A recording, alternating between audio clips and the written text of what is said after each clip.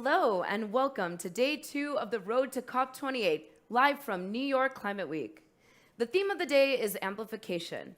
How can we expand investment, awareness, action, and passion for the climate through smarter investments, new initiatives, and by leveraging the informed expertise of the scientific community, as well as a smarter communication strategy to make each of us climate advocates in our own right. We've got some exciting sessions planned for today, such as a discussion with the members of diaspora, an organization dedicated to assisting and enabling greater climate and social action for Indian communities, both abroad and in the United States. We've also got a fantastic sit-down session with TED Talks and Aspen Ideas, where we'll be looking at the importance of platforms for climate dialogues, much like ours. The climate crisis is not simply an environmental challenge anymore. It's a threat to our well-being as a species.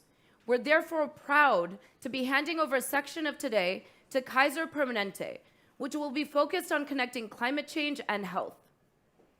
As the climate crisis worsens, so do the incumbent health crises that it poses to, and the risks it really poses to communities and to large numbers of countries across the planet. So we're very excited to hear from the experts on how we're going to solve this emergent issue. Nick, we've got a lot of really exciting conversations today. So what are you most looking forward to? Well, I'm looking very much forward to meeting Adam Met, the musician, and hear from him and his team about this initiative, Planet Reimagined. But I'm also very keen on the session that Mercer are involved in on how do we actually speed up investments into Africa. We know Africa is the fastest growing continent in terms of the growth of population. If we don't intervene now with sustainable infrastructure, renewable energy, all these kinds of things, then we are storing up another ticking time bomb in terms of climate emissions down the road. So we really need to sort that out for the people of Africa, but for the people of the world. Yeah, I'm looking forward to that too. Well, let's kick things off. Let's get into our first session for the day, which is all about international scientific collaboration for smarter climate action.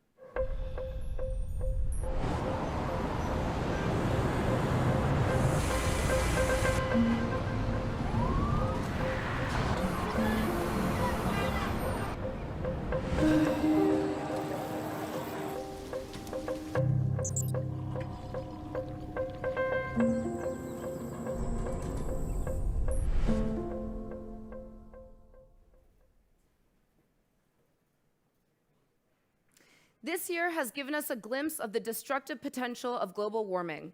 From the wildfires in Hawaii, Canada, and many parts of Europe, to the extreme flooding in Libya, Greece, Hong Kong, and Turkey. Of course, the scorching record temperatures that registered on continents around the world as well. These extreme weather events are not only destroying the lives and livelihoods of thousands upon thousands of people, they're also damaging the economy, killing crops, disrupting industries, and impacting the lives of millions. According to Forbes, 2023 is already the worst year on record for billion-dollar climate disasters. We need to mitigate and adapt, which means leaning on scientists more than ever. We've got to connect the dots between all these international scientific groups and organizations. They must team up, share data, work together to give us more information that we need to take action on a global scale.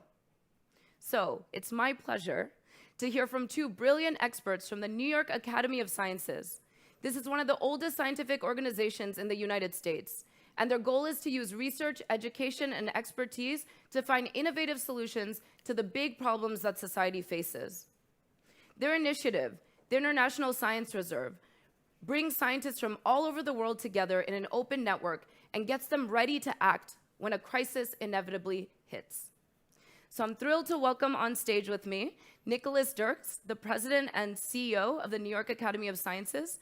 Nick is both a historian and anthropologist, and he has led the New York Academy of Sciences since June 2020. Also on stage with me is brilliant colleague and friend Mila Rosenthal, the executive director of the International Science Reserve at the Academy. Mila is also the co-founder of Planet Reimagined, an organization that we'll be chatting to later on today. A warm welcome to you both. Thank you for joining me. So Nick, I'm going to start with you. Tell us about why international collaboration in the scientific and academic communities around the world is so crucial in this day and age. Indeed. Well, it's great to be here, and thank you, Shata, for recognizing both the work of the New York Academy of Sciences and in particular this new project that we began, the International Science Reserve. The Academy, although it began in New York, we're a global city, has from its origins been committed to bringing scientists and others together across any kind of border, whether borders of disciplines, borders of institutions, or national borders. And now, of course, we know that this is more important than ever.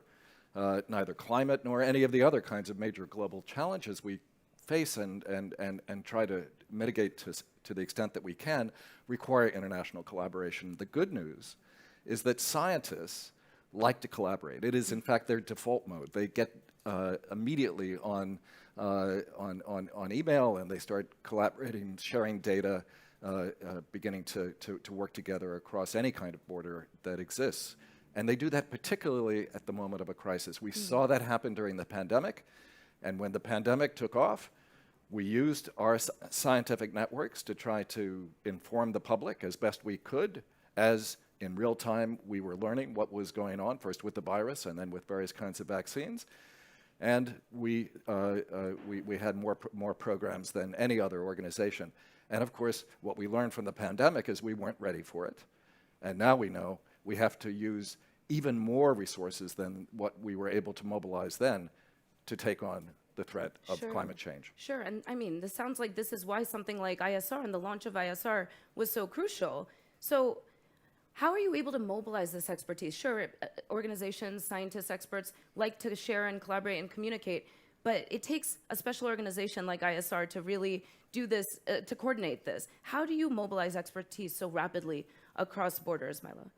Well, the most important point is to be prepared in advance. And that's really difficult because once a crisis passes, people turn back to their daily lives, scientists turn back to their work. And so the question is, how do you keep a kind of culture of preparedness and channel that concern that everyone shows in the midst of a crisis so that everyone is prepared for the next one? So we connect scientists from around the world. Through the International Science Reserve, we give them a chance to get to know each other in advance of the next crisis, to run crisis simulation scenarios where they can see how their expertise across all disciplines can apply in different kinds of, especially major climate-linked crises. And what we found is that, especially because of the resource disparities, so for scientists from low and middle-income countries, that the chance to work with scientists who come from higher resourced environments to be able to collaborate across those borders is very empowering, and that they really welcome the chance to be connected. And I want to get into climate specifically. I know you cover a host of issues, but given the impacts of climate, given that it's Climate Week in New York, which is happening simultaneously alongside the United Nations General Assembly going on right now in New York, what have we found to be successful with collaboration as it relates to addressing the impacts of climate change from your vantage point, Nick? Well, we certainly have found that there is a growing awareness of the urgency of dealing with climate issues. And one of the things that, even though we began the ISR around the pandemic and around the whole need for better pandemic preparedness, we shifted so quickly into climate-related things is because, of course, the whole world has been experiencing the effects of climate change in a way I think that perhaps is unprecedented. And because of that, there is a kind of general commitment on the part of the scientific community internationally to work together to see what can be done, both in terms of finding ways to encourage the public to better understand the risks, to prepare for those risks, but to find potentially different kinds of scientific solutions. But the worry, of course, is that we've known this is coming for a long time, and now we can perhaps work together in a new kind of way with new urgency. But we know that it's not something you can just reverse on a dime. Right. At the same time, that even though the public is aware in a kind of broad sense that there is a climate emergency, we know there are still many political figures and many members of the public who don't fully trust what scientists tell them and how they communicate the urgency of the kinds of challenges we're facing. This is also one of the things that the ISR is mobilized to address, which is to communicate to the public, try to recruit greater trust on the part of the public, because scientists are working together because they're committed to doing so. They're doing so pro bono in the ISR, and they're doing so in a way that is meant to connect and unite rather than divide and alienate. Yes, I love that. I could talk about trust with you all day. That was my personal research when I was looking into why is there such a polarization in this country? Why aren't facts and expertise trusted, and why is it sitting squarely on a political ideology when it really is for all? And so we need to find that cooperation, and that's something that ISR is really able to do. And because of that cooperation, it seems like some of these challenges that have been perceived as unsurmountable are becoming something that we can overcome. So do you feel that way, Myla? I imagine you working in this space is because you do think that we are going to be able to solve the climate crisis and so many other challenges, so many other global crises that we are collectively facing. What's your take on it, based on what you're saying in terms of cooperation across the globe? I think we should have lots of reason for hope. I think the enthusiasm with which scientists have greeted this opportunity to be able to work together is tremendous. The network has been growing at a rate of 10 to 20% a month since we started it. It's beginning to snowball as more and more scientists get involved. And I think the diversity of the network is part of what helps to build trust. So when people see that scientists from their communities and from their contexts are part of the solutions, it helps them to feel like those solutions are really targeted for them. Exactly. And then there's still some challenges here, though, and we know trust in science is potentially one of them. What else, Nick, do you want to highlight that we could improve upon so that we have better information sharing, so that we have better collaboration? A group like ours, we don't have time, we communicate, we're building trust in different audiences to experts like yourselves and those in our networks. So we're doing our part. What else do you need us to do? What is your call to action? Well, I think our call to action is that we collaborate across the kinds of activities and institutions that are working on these issues. I think there is a tendency to assume somehow that because the COP meetings keep happening, that nations are working together, that corporations, because of ESG, are beginning to actually take these issues seriously, and so on and so forth. But I still believe that there is something fundamental about the way in which scientists who simply collaborate with each other across borders can exemplify the best of what we can perhaps do as a collective human species to take on the challenges of the planet. And here I believe perhaps the most important thing that the ISR does is it shows what scientists can do working together. It's not just that we have to tell our story better. It's not just that we have to find different ways to communicate science. We have to do all of that. And I think in the domain of climate, we have to do that in a kind of urgent way. But we also have to show that we're really committed across all these different kinds of national, ethnic, racial, geographical divides to a solution that works for everyone on this planet as well as the planet itself. Well, I hope you're part of the UN negotiations. This is exactly the type of input we need, right? To have these different cultures, countries, and diverse perspectives come together and work together. And Myla, you have been. You were at the UNDP, who's a key partner of ours. And what do you hope to see? Let's go to bigger picture. What do you hope to see the UN accomplish during this General Assembly and as we look forward to COP28? Wow, we have to speed up action. I mean, the ISR is poised to respond to major crises, but it's always better to prevent them. And this is the time for that change, and we need to see it now. Would you agree with that, Nick? Well, I mean, we should have been doing much more a long time ago, but I think the challenge for us is, on the one hand, the urgency is clear to us all, and we know that there's such a long lead time when it comes to actually seeing the effects of reducing the burning of fossil fuel. But by the same token, we have these immediate crises, and we have to deal both with mitigation and with prevention and ultimate reversal of the dynamics of climate change. And that is going to require a commitment to a long-term as well as a short-term, and that really is a tricky thing. So what do scientists need as representatives of this global network of experts? What support is needed at the highest multilateral levels, from the UN all the way down to local policy?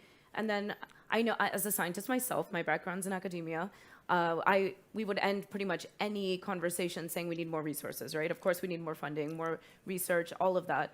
And I'm going to challenge you to not, that goes without being said, for sure. What else do we need to support these academic institutions and the experts that reside in them around the world to be able to do their work efficiently? Well, I am going to answer resources, but a specific kind of resource, which is scientific and technical resources. And there are, again, in a time of crisis, there are a lot of institutions that are willing to say, here, this is what we have available, who's going to make good use of it? It was one of the things we saw during the pandemic was that a whole host of American companies in the tech sector who had extra capacity in terms of high-performance computing said, who wants to be able to get access to our computing power, and let us help shape different projects that are going to help in dealing with the disease. So what we can see is that when a crisis hits, those kinds of companies and institutions are going to be willing to open up those resources again. So I think that's one of the key roles of the ISR, is to create a platform where companies and institutions can come together and say to scientists, here's a kind of resource that we have available that we want to make sure is put to good use.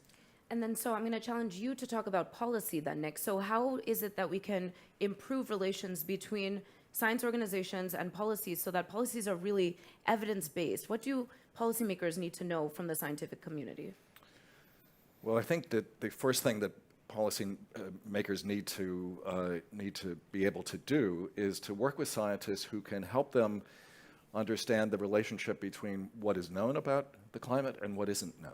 And I think one of the real issues that has been part of the debate about the science of climate change has been how much of this is known, how much is settled, and how much is unsettled. And that and the kind of ways in which scientists often will debate this fact, that fact, keep updating their view of the world and so on and so forth, can sometimes give way to a public understanding that, oh, they don't really know it. It's not really going to happen. I'll wait until they're all settled. Mm-hmm.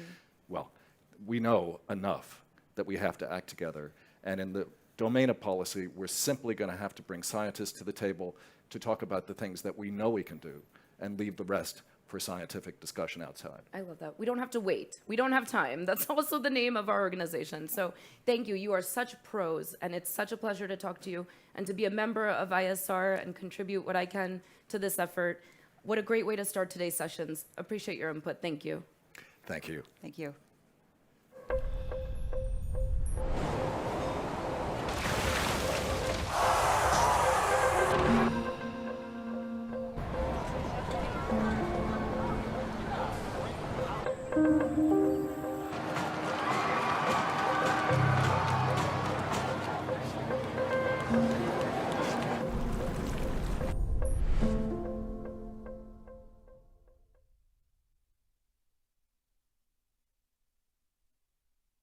Planet's climate isn't going to be won solely through science and policy. We need ways to galvanize large numbers of people into action by leveraging our platforms, our personalities, and our unique insights. Joining me now on stage are three people from an organization that is balancing science, communication, and media to fire up hundreds of millions of people to get involved in climate action. And that organization's name is Planet Reimagined. The first person in this, well, they're all in the studio. So we've got Adam Met, who you may know from AGR, a hyper-successful band with profound climate messaging in their lyrics. But he's also the founder and executive director of Planet Reimagined. Joining him is Caleb Johnson, a climate active fellow at Planet Reimagined, co-producing a research and advocacy project called Amplify, building a fan-based climate movement. And his early career experience as a music director in religious spaces provides unique insight into the practice of harnessing the power of collective musical experiences to bring about change. And alongside them, we have Lee Ya Ma, who is Climate Research and Communications Fellow at Planet Reimagined. And Lee Ya is a climate organizer, an educator, a mindfulness teacher, and she's currently working with Planet Reimagined to build this fan-based climate majority. She's also the host and producer of the podcast, The Green Path, Our Climate Stories, focusing on human stories and building connections. So absolutely delighted to have all three of you here today. Yeah, let's dig into this. So maybe I can start with you first, Adam. Where did the inspiration for Planet Reimagined come from? First of all, thank you for having me, and thank you for having all of us here today. Planet Reimagined came out of my obsession with academia and my obsession with music and my unwillingness to trade off one for the other. So over the last decade, I stayed in school while I was touring the world. I did my undergrad, then my master's, and then my PhD pretty much from the back of a tour bus. But being on the road also gave me this unique viewpoint. And when I was doing my PhD, I focused on human rights and sustainable development, looking at the human implications of climate change, specifically large-scale energy projects. And a handful of years ago, I started working with the UN because they saw this need to engage people who have a platform. And starting then, I was thinking about, okay, how do we effectively use platforms to mobilize people for change? Because everyone thinks that it's good to engage a celebrity or somebody who has a lot of followers, but nobody really knows how to do it effectively. Nobody has studied what's the right way to engage a celebrity to be able to use their audience. So that's how this project, Amplify, was born.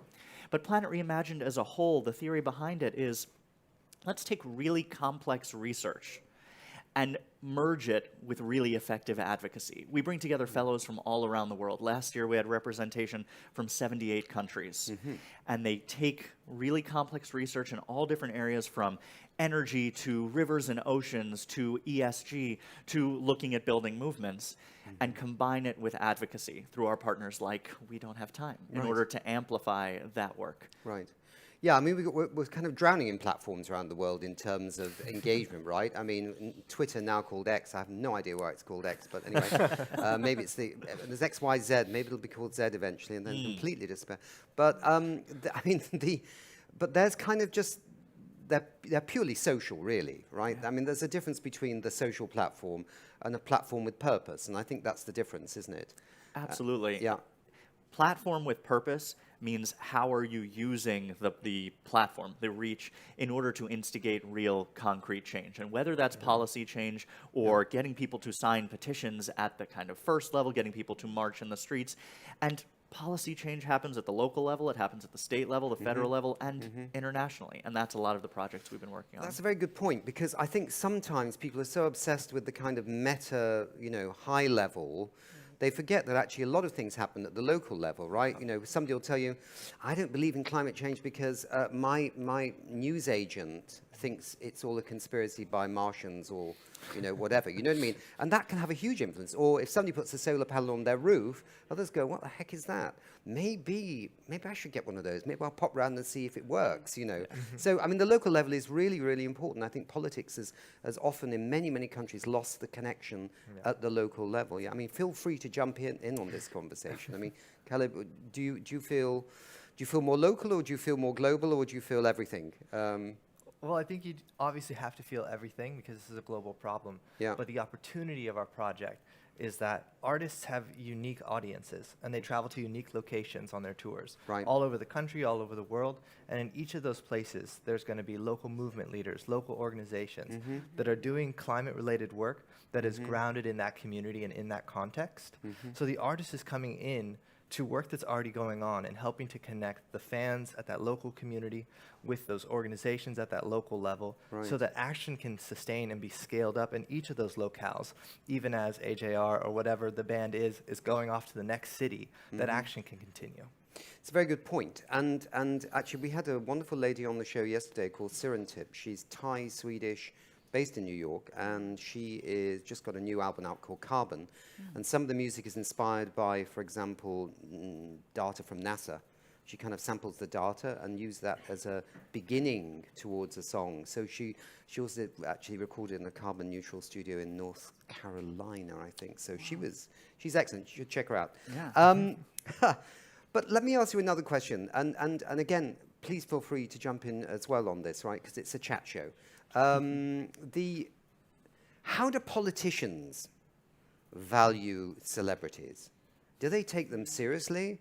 Or do they think it's just another selfie opportunity and, yeah, they're going to talk a bit about climate change, doesn't matter, I can have the selfie, and then they're gone and I just look good on the social media channels? I mean, do you feel when you engage with the policymakers and the political system that they actually get through the celebrity into the concrete stuff? It's interesting that you ask this question because I've spent the last year, a lot of my time has been in Washington, D.C., in both the House, the Senate, and the White House, working on a project around permitting renewable energy in a new way.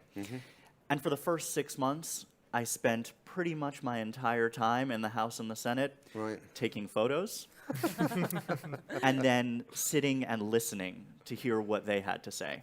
I was not promoting my own agenda. Yes, I was pushing for the passage of the IRA, before which I'm so glad we passed, but to listen to both Republicans and Democrats gave me a unique perspective to be able to go back in 6 months later and said, I heard what you were saying about this, and I heard what you were saying about this, and this solution that we're bringing to you takes into account what the Republicans are looking for and what the Democrats are looking for in terms of energy security, in terms of new jobs, in terms of reducing greenhouse gas emissions, and in terms of pulling carbon out of the atmosphere. For me, I think so many celebrities use their platform in order to preach, in order to say, I know what I'm talking about. I've spent a decade learning as much as I can about this, and I still don't know what I'm talking about. So I spend so much of my time trying to hear what engages people, what people want to be working on, and then create a solution and use my inroads at being, a musician who has a platform in order to make change that way. Of course, invariably what happens with celebs is that, I mean, when I worked at the UN Environment Program, we had goodwill ambassadors. Giselle Bundchen was there. And she learnt about the Amazon from her father, who was planting trees in the Amazon. That's how she got involved in this. And but yet, there was always a point at which somebody would go, yeah, but look, she's got a big house with and she's got the 3 cars or something. And then people would kind of use that negativity to kind of trash everything else that she did, right? Which, not fair, right? Because it's not fair because everybody's on a journey, nobody's perfect. And if we were all perfect, we'd have solved climate change and everything would have been sorted out, right? So, I mean, one has to walk the talk if one's a celebrity, but at the same time, a criticism of over 1% of your behavior is simply not fair if you're actually doing 99% good in other ways. And this gets into the point of the study that Caleb and Leah have been working on for the last 6 months, understanding the ways celebrities should be engaging. Leah, do you want to talk about the project? That's interesting, Yeah, and so basically our project is looking into how celebrity can utilize the concert space because, imagine when we go to a concert, we're happy to see Taylor Swift or to see any celebrity or singers that we're so happy about. And so that space create a sense of unity and sense of community that when we enter that space, we're just not thinking about anything else, right? This fan identity is the most important thing in there. And then so within that 2.5 hours, sometimes 3, right? We're thinking about, how do we actually use this opportunity to get most out of it? And then for the artists, it's pretty much the same thing, right? They want to present the best of themselves. They want to perform for the fans. But then a lot of artists are actually really interested in how to use this as a platform to engage fans. And so we're looking into how to merge the climate action into their performance, and so it becomes seamless and as a part of the fan engagement. And then one thing in our literature that we actually found is that the vast majority of Americans actually care about climate change. They are worried, they're concerned, and they care, and they want the government and big corporations to actually do something, right? But the truth is that not a lot of people are engaged, but I believe, and we believe from the literature, a lot of people actually want to be engaged. And then this is the great opportunity for artists to really think about, well, this is their legacy, but how do they engage fans to be engaged locally and involved locally for the good and the environment and for their community. And this study is the first of its kind. No one has Okay. ever done a study like this before. And we've measured down to the most minute details. How can we be engaging at a concert? When? Is it in the car beforehand? Is it while people are waiting online for merchandise? Is it while the opener is on? Is it through their phones? Is it in person by engaging local nonprofits? We've also measured down to the minute detail what specific actions people are willing to take. You know, it's Climate Week, and everywhere I go, we hear people talking about we need to meet people where they're at. I hate that. We don't need to be meeting people where they're at. Nobody's doing enough. Why would we be meeting them where they're at? Yeah. We need to meet them 5 steps in front of where they're at and incentivize them to get there. And that's what this project does. So over the course of the year, we have this study, which is a baseline. And then the next step is Caleb and Leah will be traveling around the country, going to concerts, instituting the programs that came out of the results of this study. Right. And then we're applying it in the music space, in the sports space, in any kinds of places where people come together to create large group action. Because one of the most impressive statistics is that it only takes 3.5% of a population to mobilize Yes, I in know order that to number. get real Yes. concrete action. People don't realize, actually, it's Yeah. a relatively small number. Once you get a certain critical mass of 3.5%, right, you're on the fast track, yeah. And over 100 million people attend concerts every year. Yeah. That's more than enough. There we go. Yeah. There we go. Right. Exactly. Tell me a little bit. This is so fascinating. We could talk about this all the time, right? But then I'm looking at the clock and it says 12 minutes, 28 seconds. So there's a reality there as well. What is the Action Research Center, this Yes. academy? Yeah. What is that? So the theory behind Planet Reimagined is this idea that research traditionally lives in the academic space, lives in universities, lives in think tanks. And even for me, when I did my PhD, you know how many people read my PhD? I know you read it. Your professor read it. Okay. Mum and Dad? 3. Literally 3 I people mean, your read. mum didn't read it, right? Just your No. dad? Okay. Yeah, she skimmed it. She skimmed it.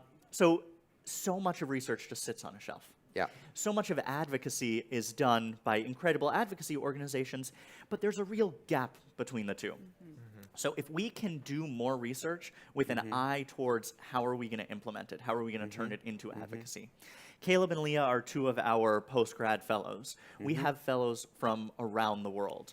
And like I was saying, with representation from 78 countries. We bring together people with very diverse experiences. In some of our fellowship groups, we have architects, climate scientists, engineers, politicians, activists, and we've found that when you take people who have all of these really different kinds of expertise and bring them together over a specific kind of solution, you get 1 + 1 = 10. Because think about it. If you have an indigenous fashion designer working with an architect, and you try and find the overlaps between those two, you get so much more creativity, as opposed to having 5 climate scientists in the room together, which is great. Don't get me wrong. We Sorry, need more climate climate science. But at the same time, you have really creative solutions. And our fellows have come up with new ways of approaching urban rooftop gardens that we've already applied right here in New York City. They came up with a new approach to siting renewable energy on top of former oil and gas land to incentivize oil and gas companies to move faster into renewable energy. They've done things around ESG. They've done things around rivers and communities. And the whole point is, when you take people from all different countries with all different expertise and bring them together around these topics, there's so much more creativity in the climate movement. Sure, and then they go back to their own countries with some of the new ideas they picked up. which Exactly. is very important. I suppose the big challenge we're all facing is that it's fast tracking from the idea to the implementation of the idea to the scaling of the idea, isn't it? I mean, Yes. you know, I'm old enough to remember as a journalist in London that solar and wind was like $50 a unit of electricity in the 1990s, and everybody smiled. You know, it's nice, but it's a niche product. Then you realize that solar and wind were actually invented, 50 years or even 100 years before, right? And then suddenly now it's fantastic. It's taken off. Required a bit of a subsidy at the beginning from governments, but now it's actually brought down the price and it's scaled up. But we can't wait 20 years for a good idea to become mainstream. And Yes. how you actually shorten that distance is really quite critical. Absolutely, and that's where our partners come in. Yeah. So, for example, on this project, we have so many partners. Do you want to talk about them? Yeah, we're kind of We wanted to building- hear from you, Caleb, by the way. You're nodding and looking and agreeing all the time, but you need to come in at some moment. All and give right, us- okay. I'm here. All right. So there's a bunch of partners that are already trying to do this work, and we're helping to basically take it to the next level of not just behind the scenes greening tours, not just educating fans, but from our literature, again, connecting the advocacy and the research. A lot of Americans are already well aware. The awareness, the care, the concern, that's not the area that we need to be addressing. People want to take action, but the two things that are in the way, they don't know how, and nobody asks them to. It's a really low hurdle, but it stands in the way. So we can work with our partners like Reverb, Climate Outreach, Ticketmaster, all these organizations coming together to provide those opportunities to give artists some strategic plans that are research-backed, that are going to lower the risk, lower the uncertainty, and allow them to engage in their fans to produce action, so that those fans feel like they are being authentically asked by this artist that they really admire to take an action that makes sense to them, that's grounded in their community. And it really builds, again, on the backs of all this work that our partners are already doing. Have you got to that point where you have approached some artists to say, okay, it's time for you to step up your game on this issue with your fans, with the way you communicate? Are there some that have grasped the opportunity, or we're going to hear about them next week or something? But I mean, can you mention anybody, or is there? So there are a lot Apart of from yourself, of course. I'm more than willing to. So there are a lot of artists who have already started to engage with this issue, but at the same time, going back to what we started with, nobody really knows how to do it effectively. People have done conferences, people have said on stage, you need to take climate action, but the results of this study, which we're going to make free and open source to everybody, is the thing that artists will be able to use to say, okay, how can I talk about climate without feeling like I'm going to lose fans? Yeah, because right. it's such a fine line, you know? Like, if you're And in America, people say in America, if you tell them they have to give up something, they go, I don't want to get involved in that, right? You have to give them something. This is a bit different in Europe, but in America, there's a distinct thing about, I have to give it up? Yeah. Oh, okay. And we've already seen this, right, in the results of the study? Yeah. Right, a little bit. So far we have some preliminary results. And basically what it says is that, you know, a lot of fans are already engaged. Like a lot of the things that they can do more of like in the private side, like at home, you know, talking to their family and friends, you know, changing their own personal lifestyles. Those things are really engaged already. But like what Adam mentioned, we don't want to meet people where they are. We want to take them 5 steps ahead of time, right? Like, you know, so here are the things that you're doing great. Let's actually help you realize how much more impact that you can actually make with your favorite artists together, right? So I don't want to name too many other options, but like things that, you know, that can add on to really create big changes, like contacting your elected officials or, you know, being involved in organization locally. And I want to really emphasize on the importance of local community because I came from a background with local organizing. And what I hear from the volunteers all the time is that we understand this big picture of solving the climate crisis. But at the same time, I'm just this one little person in my own church, in my own school, in my own community. What am I supposed to do, right? And then so usually my approach to that is that, well, tell me what's your superpower. Tell me what's your community. And then changes really start locally and then spread from your local community. And then so what artists can do really, they tour, right? So that when they go to different cities, they can connect the fans with local organizations that are working on water issues, soil issue, renewable energy, engaging people, or even education. And there's so many opportunities that local communities and cities and towns and you know churches, anything that people already have existing infrastructure to start from there. What about venues? I mean, there's an interesting thing in the UK. There's an NGO in the UK called Julie's Bicycle. We had them on yesterday. Yeah. And they've worked with the Arts Council in England to make it almost a total responsibility that you will not get funding for a theatre project or a music project or whatever project unless you have a clear climate plan for this project and you report on it. And that really concentrates minds, because this is one of the biggest pots of money for artists in not maybe pop stars, but for the theatre scene and other kind of projects. Is that something that fans could also get involved in with artists, like, you know, making sure the venue is like greened and meets the highest standards of energy efficiency and renewables on the roof and stuff like that? I mean, it's a bit more long-term or medium-term, but... Yeah, I mean, if you think about it just like any sort of consumer advocacy at that level, obviously the decision with venues is going to be in the relationship between the artists and their teams and booking and choosing which venues do they want to be in business with that are standing up for those same climate standards. Right. But you could imagine the same degree. Let's say we have a petition that the artist is trying to get signatures for that's actually demanding some changes in the venue industry, demanding that, you know, we put green roofs and solar panels, or that we have composting instead of having all of that food waste from the venue end up in a landfill. So there are ways in which the artists and the fans could work together to try to apply pressure to that other partner in the industry. And it strikes me, if you've got community around the venue as well in the city where you live, right, then the community is going to love that venue more than anything else, and they're going to come more to whatever's going on there, right? So there's actually a sort of mutual beneficial kind of ricochet of all this. The key for me and for sitting in the middle of the music industry and in the middle of the sustainability world is that musicians are scared. Musicians are scared that they're going to lose fans if they start talking too much about this. And what we want to do with the results of this study is to be able to prove to them, with the thousands of people that we've polled, that people actually do want to engage on this issue. Yeah. Actually, Adam, you really raised an interesting point, because I talked to this artist, Sirentip, yesterday, and she's had 30 albums. Oh, no, not 30 albums, but quite a few albums out.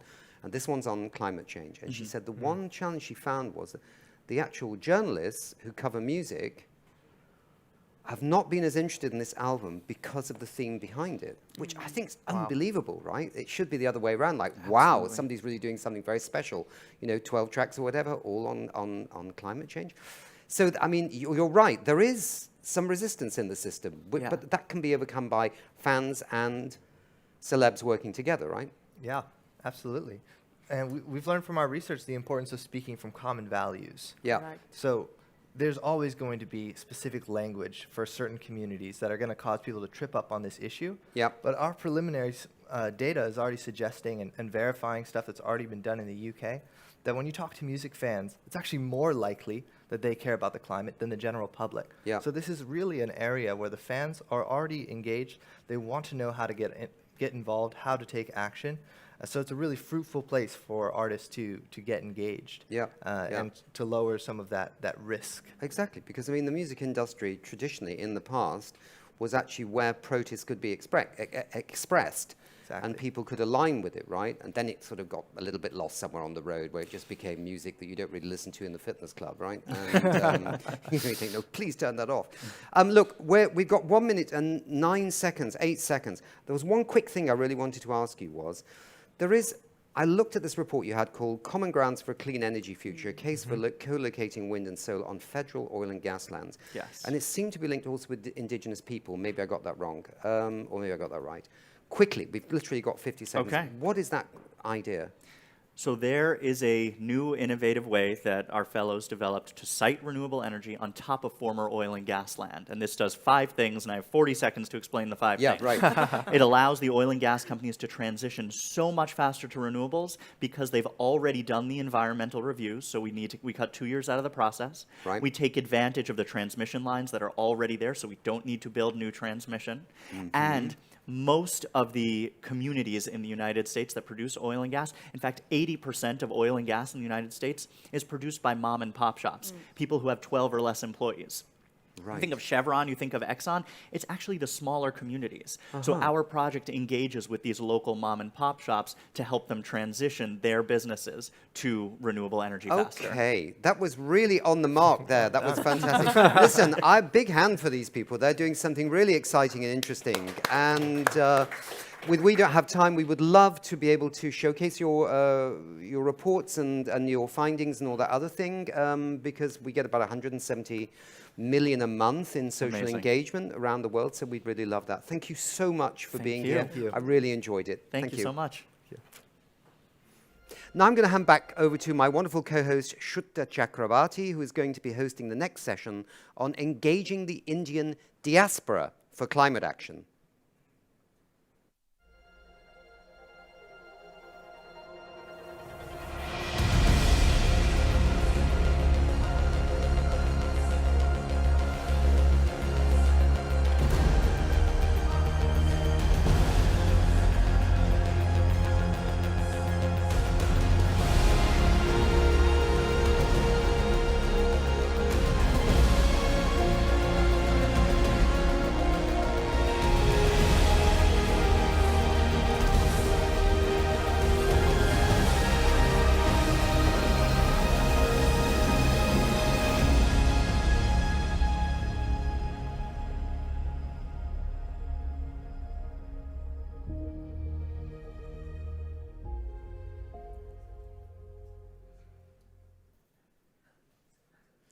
As we all know, climate change is not an issue in isolation.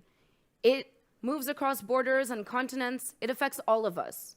And this is why it's vital that we understand and champion different perspectives on this issue, so that we can really find the solutions that suit everyone.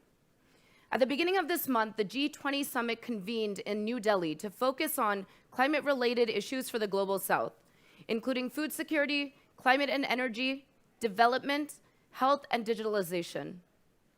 India has in many ways now become the leader of the Global South and plays a crucial role in leading these developing nations to a sustainable future.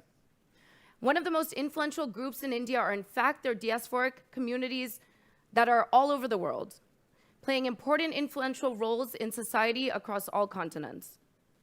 We wanted to hear from 3 high-level members of that group, each of which is a leader within a crucial sector related to climate change, to hear their insights in what role their groups play in affecting true change.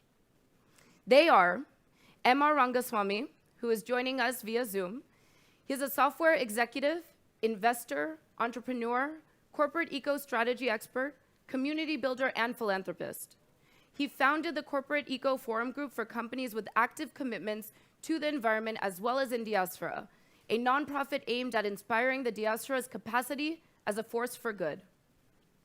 On stage with me is Ashish Shah, CEO of North America at Give, a philanthropic giving platform in India that facilitates donations to a variety of social and environmental causes in India, and they've now actually partnered within diaspora. Also on stage with me is Rupin Desai, who is the CMO and venture partner at Unaterra, a company that is involved with a fund that is involved with lucrative investment opportunities that are also creating prosperity for people and the planet. Rupin has an extensive career in marketing, which adds a unique component to this fund. So it not only supports climate tech companies in reaching commercial viability, but it also supports their longevity through branding and communication support. I am so thrilled to have the 3 of you today. This is going to be an exciting conversation related to a country that we all originate from, and that is really at ground zero for the impacts of climate change. We are really lucky that MR is here with us today, and he's coming in, thank you, bright and early from California. We really appreciate you getting up early for this. You were with Diaspora in India ahead of the G20, and you just returned. Let's start with you then, sir. Your reflections on India hosting the G20, what it means for India leading global sustainability efforts. Thank you. Thank you so much, Shweta. Great to be with you. Again, we had our G20 forum ahead of the G20 summit in New Delhi. We had a full house of 300 diaspora with representing 26 different countries. As you know, the Indian diaspora is the largest in the world. There are 30 million of us living outside of India. And the earlier panel suggested that if you get 3.5% of that community as part of a movement, you can really get forward very quickly. So all we need is to get 1 million of these diaspora involved in climate action. And so we had, like I said, 300 leaders there to get a start. We discussed everything from agriculture to renewables to all building management to all kinds of issues in terms of how India can take action and show leadership. Again, as you know, India also is a great IT hub for the global South. So it's not only just, climate technologies, but it's also all the software and all the other assets that go in order to reduce and mitigate climate risks. So we came away from that very optimistic that India can play a leadership role and the diaspora can truly help India accomplish its goals. That's so critical that we are able to mobilize this community, and we mobilize them to bring resources, capital, and philanthropic funds. So Ashish, let me turn to you. What role will philanthropy specifically play in India being that leader in transitioning to a clean energy future? Yeah, so let me start by talking about the Indian diaspora in the US. The Indian diaspora in the US is now 1.5% of the US population. It is a community that is growing. It is a community that is very wealthy. But I think from a philanthropic perspective, it is really the timing and the opportunity of where the Indian diaspora is in the US. What I mean is that if you look at the 70s and 80s, where the community started moving from India to the US, we talk about the decades of the 70s and the 80s as the decades of accumulation, where people were coming to the US, they were focused on working hard, becoming successful, bringing their families over. And so while philanthropy was on their to-do list, it was not a top priority. And now the same community has acquired the wealth. Wealth has crystallized in the US. They are looking to engage. They're looking to giving back. They've had kids in this country who are growing up with a very different lens. They are engaging with philanthropy very differently. And so I think the opportunity for the next 10, 20, 30 years, if we play our cards right as intermediaries, is incredible. And I think the beauty or the strength of philanthropy is that philanthropy capital is patient, it is a gap filler, it is flexible, and for the most part, it is unrestricted. Even though it is a drop in the bucket given public finance and government finance and private finance, I think the power of philanthropy capital is really to provide that risk capital or seed money where you can prove an intervention and then governments and private sector can kick in. So really excited about the prospect. And I think I'll talk about the intersectionality of climate in a bit, but I think that piece has really excited the Indian diaspora. Yes, definitely. So philanthropic funds, and then the policies that support them, and then same with capital. We need to make sure we have capital and investment to also address the climate crisis, to bring technologies to commercial viability. Talk to us a little bit about why investment is going to be so key in solving the climate crisis. Shweta, you see, when we head to COP, it'll be 32 years since the first COP. And sometimes as you reflect back on the conversations that were had 32 years ago versus today, it's a bit disheartening to hear that we're in an echo chamber where all of us are having similar conversations about similar challenges around the world. And one of the learnings we've had is that the financial capital has a huge role to play in unlocking the challenge. With good intent is great, but if it is blocked by financial capital, which looks at a unilateral view of financial return for the shareholder, then we're all doomed. And I'm an optimist, more importantly, a father to 2 young girls, and I refuse to accept that narrative of the only objective of financial capital is to create a return for the shareholder. So one of our ambitions with Una Terra is to unlock financial capital to generate financial results, obviously, but also generate human results, planetary results, social results, community results, and therefore our view of investing is based on a ROI of human capital, financial capital, planetary capital, and manufactured capital. And the ambition is by doing so, we are able to prove the value that financial capital, whether it's catalytic, whether it's philanthropic, whether it is purely shareholder linked. All of this can play a huge role in unlocking the actions needed against the worst travesty our children face heading into the future. Sure. I mean, that's ultimately why we're doing this, right? And Emar, you have background as a venture capitalist, and you recognize that the diaspora is a great source from which to mobilize this capital. So based on what Rupen was saying about the importance of this capital and this investment, why is it also, let me go a step further and ask, why is it that we're counting on the diaspora to really be the source of this capital? Yeah, so let's step back. I said there were 30 million of us who live outside of India. This group, Shweta, in the past year, in 2022, sent $110 billion to India as remittances. Just think of the power of this community. let's say that 110 billion was sent to India. What if we used 1% or 10% of that capital towards climate action? Just imagine what leverage that would have. So I think the diaspora resources need to be tapped.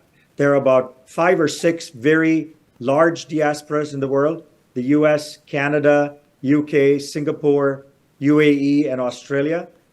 These are the wealthiest diasporas, and they can even commit much more capital.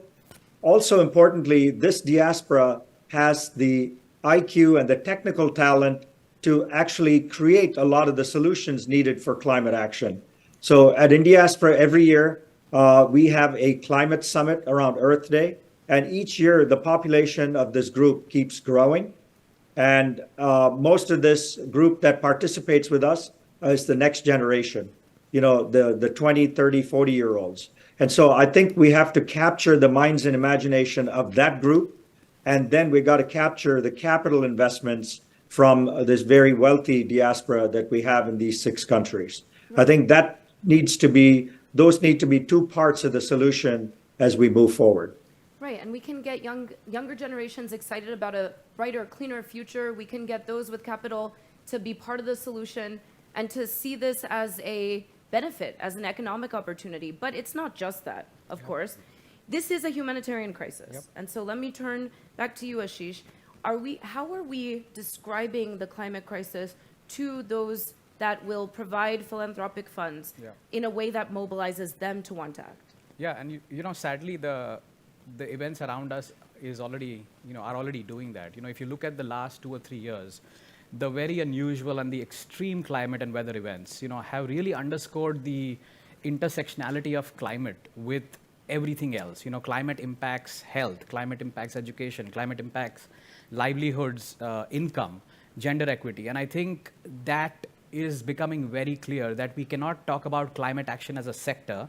Climate action is really a horizontal that cuts across all sectors. And we need to start talking about climate as a lens or a filter that we apply across all SDGs, because otherwise it's going to be too late. I think especially in the India context, what is very important is for a developing country, we want to make sure that we take the 1.4 billion people with us. And so I think the climate narrative in India cannot be decoupled from the human well-being or the socio-development narrative, because otherwise it defeats the purpose. I think everything we do, we have to make sure that communities are at the center of it, whether it is adaptation, whether it is resilience, whether it is mitigation. At the end of the day, for a country like India, we have to make sure that people are at the center, communities at the center, and that is what is resonating. I think the intersectionality of climate is really resonating, because the same people who are giving to education, the same people who are giving to health, now are seeing this, and it's the multiplier effect of their philanthropy as well. It's very early days. I think the amount of funding going to climate, whether it is the diaspora, whether it is coming from India, is still very low. And it needs to significantly go up, but I think there is a lot of momentum, and we need to double down on it. Let's hear from Ruben. Yes, go ahead.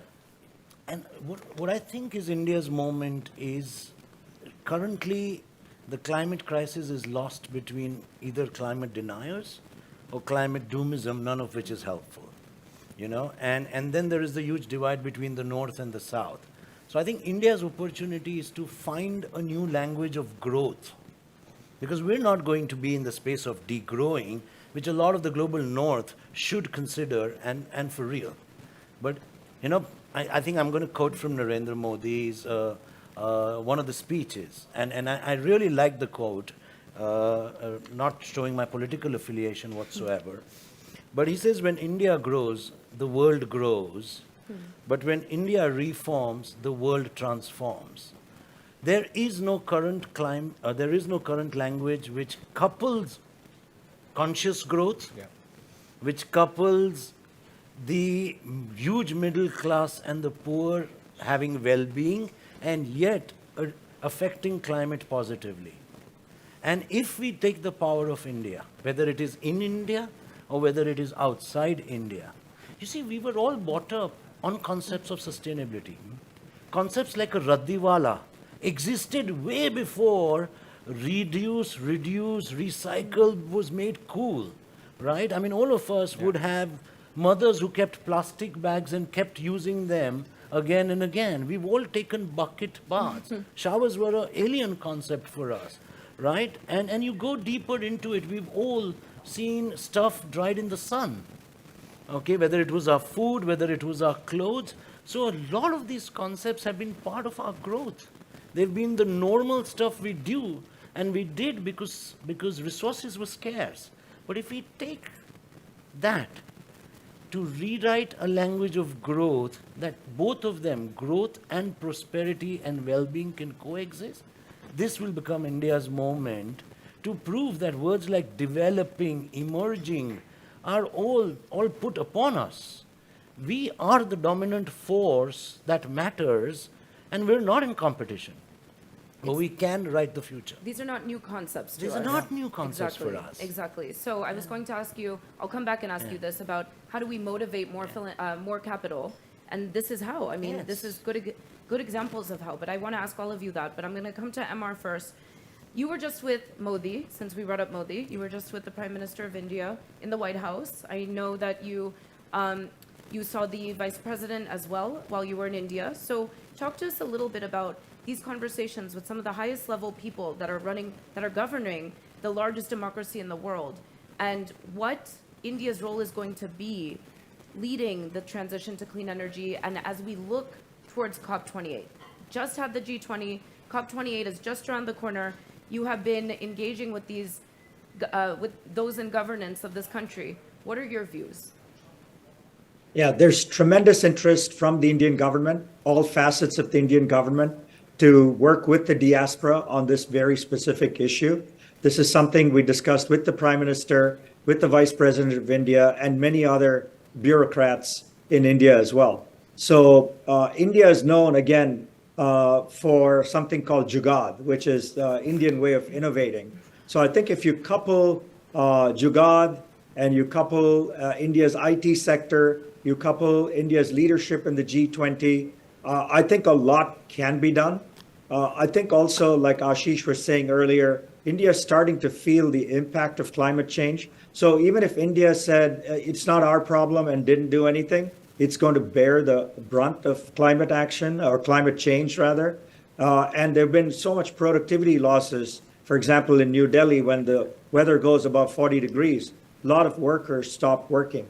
So this is very much something apparent to the politicians and the bureaucrats living in New Delhi as well. So I think there's a tremendous amount of interest. Now that needs to be translated into action. And that's what we look for at COP28, is to really see what India is going to do in terms of its next steps. Having given up the G20 leadership, what is next for India? And I think India can seize the moment by taking on climate as one of its big new action plans.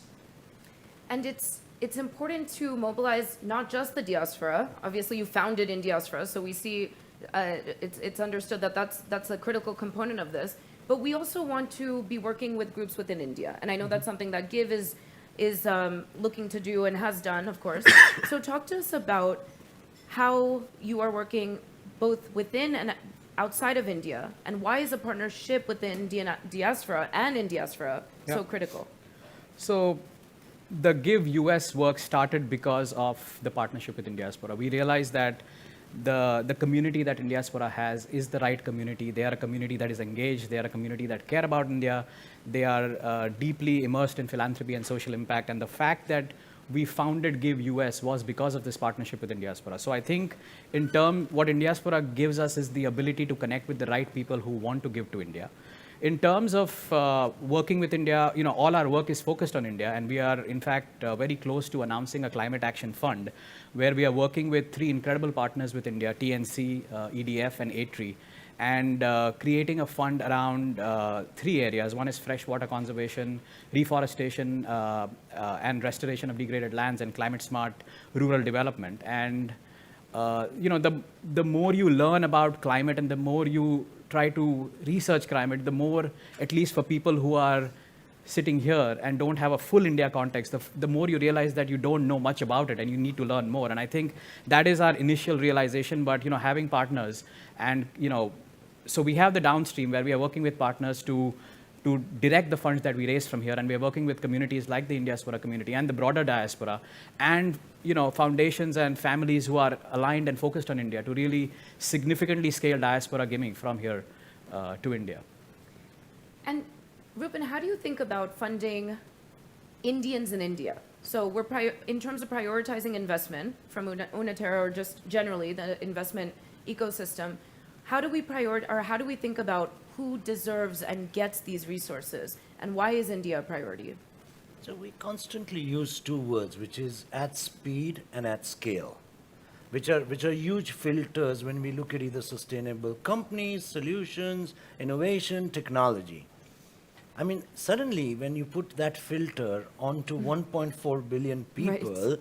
Okay, you're having a very different conversation than a 20 million population company or a 30 million population company. And you see, unless we start influencing solutions at scale, solutions that affect billions, I mean, technology in a weird way has failed us, because what the Facebooks of the world or the Googles of the world, and some of them are led by Indian leaders, were meant to bring as change to Africa, change to India, change to the Indian subcontinent, hasn't yet happened. I mean, San Francisco is not a model of a community thriving, even though those tech companies are there. But then, if the same technologies are applied at scale to 1.4 billion people, if the same solutions are applied, the same money, whichever capital, wherever it comes from, is applied to those solutions, the change will be dramatic and exponential. Because the linear change takes us to 2073, which is when we are destined to reach the Sustainable Development Goals. So the exponential will only come when 1.4 billion of us, which are ready, which are growing, which are thriving, which are loving. I don't know if you've ever been to India recently. The energy is palpable. Yeah. Everyone's optimistic. Yeah. And we need to use that energy to transform the rest of the world as it needs us to, Shweta. Well, the person who was most recently in India was Amar, so let's Yes. turn to him and see how he felt about the energy there at the prior to the G20. And I missed that opportunity. I should have been there with you as well. But what do you think in terms of excitement of the population of India to see this transition happen, to get excited about the technologies, to get excited about the role that India is playing on the global multilateral platform that is the UN and that is COP28? Yeah, the situation when we were there was emblematic, was the fact that we watched the Chandrayaan moon mission landing live at our forum. And if India can pull something like that off with just $75 million of capital, just imagine the types of innovation, the types of development it could do around climate. So I'm hoping that that's a stepping stone for India to really take on a lot more, use that moment, the Chandrayaan moment, to now say something big about climate.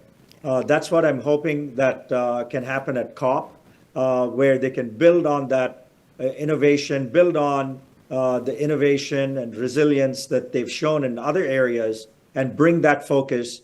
And like Ruben said, there's 1.4 billion people. This country can lead the change. The diaspora can be a spark, if you will, but the action really has to come from on the ground. And the people I met there, absolutely very optimistic. They are very looking at the future very brightly. And so I think it's the time that the leadership in India and the diaspora should all focus on how we can solve the climate crisis.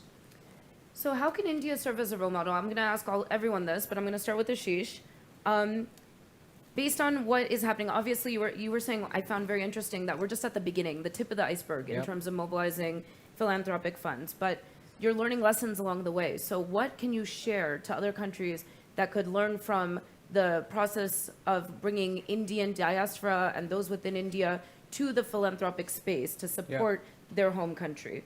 Yeah, How is it a role model? I think the one thing that is the biggest standout for me and is really the human element. I think if we humanize the whole talk around climate action, yes, India is vulnerable to climate change. It has long coastline, high dependence on agriculture, high dependence on coal, and there is a lot to be done. But I think if we can talk about how addressing climate action can improve outcomes in gender equity, in health, in education, in income, and livelihoods, and get people more productive, I think that will energize the community, it will energize the philanthropists, the donors, and I think we will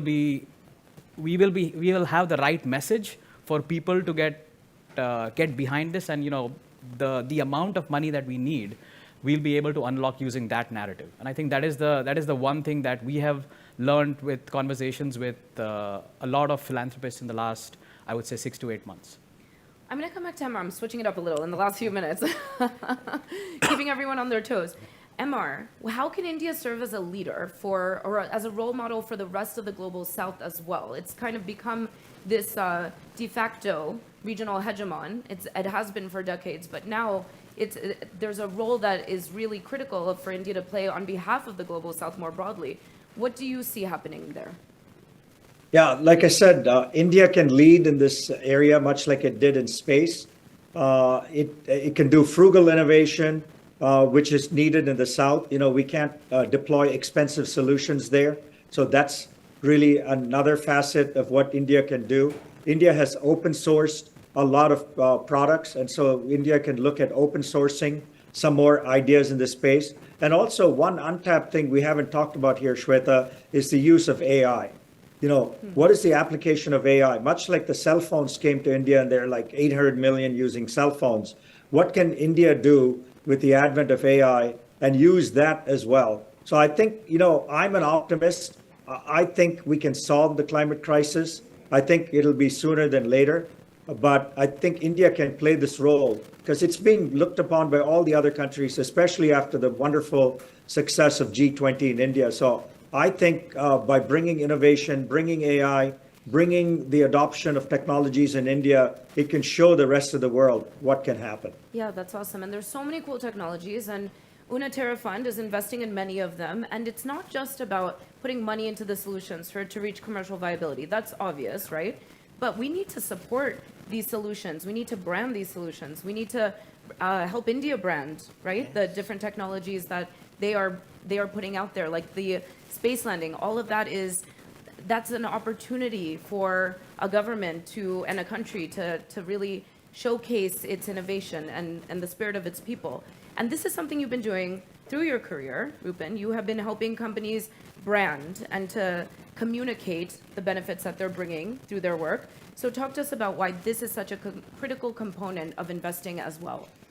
So picking on some of the themes that have already been discussed, I think there is a need for India to embrace the culture we've always lived, the jugaaduness, Emar, as you referred to it, the resilience that we've all come up with, the adjust Karlo, as we would call it, in a seat of 3, 7 would sit and still be comfortable and end up being friends at the end of, or working space missions with budgets that are dramatically 1/10, 1/20th the size.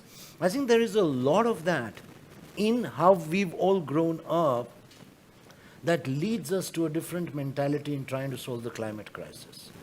And then finding the new language, which is about well-being, which is about prosperity of 1.4 billion people.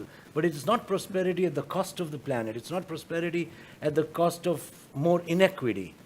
So that that language, that optimism, that new way of how it should be done at an exponential scale of $1.4 billion is actually the branding that India should take on. It is already taking it on, doesn't need somebody from Singapore actually telling them to do so. They're already taking this on. But all of us in our own respective superpowers should help unleash that so that the larger crisis is solved. And currently, if we can do it today, we shouldn't be waiting for a tomorrow or a day after. Well, I'm feeling motivated. Yes. I'm part of this community as well, and I want to encourage those that are part of the diaspora to pay attention and get involved and to support. This is ultimately the ground. Unfortunately, for better or worse, it is ground zero for much of these climate change impacts. And if we don't mobilize, we are going to see widespread suffering. And that is why GIVE exists, is to curb that suffering.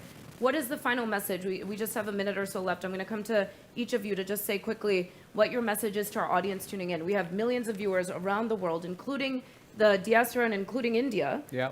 what do we want to tell them? My message is, I guess, we cannot leave anybody behind.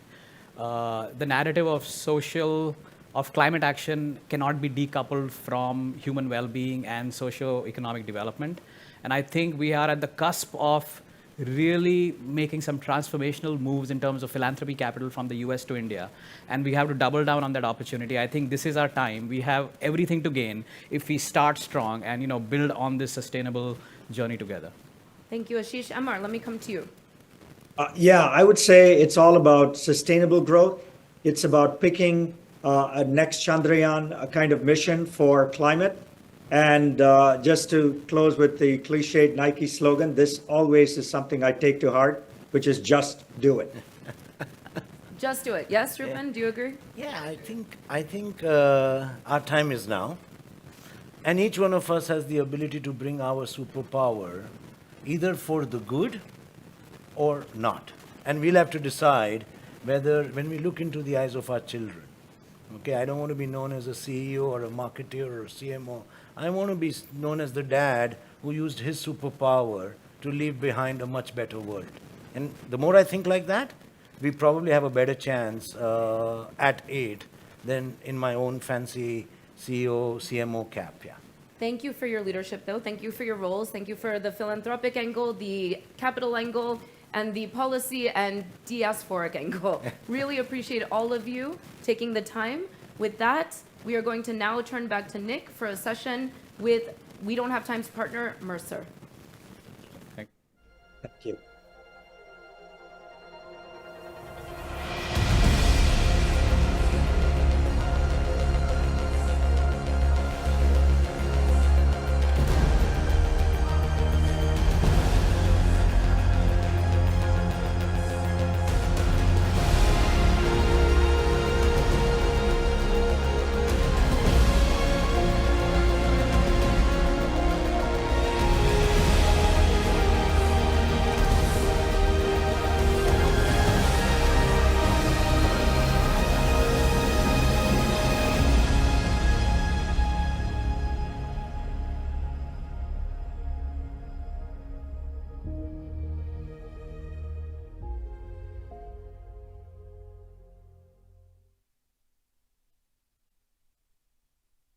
Africa currently stands at over 1 billion people, and it's set to grow to roughly 2.5 billion by 2050, accounting for more than a fourth of the global population.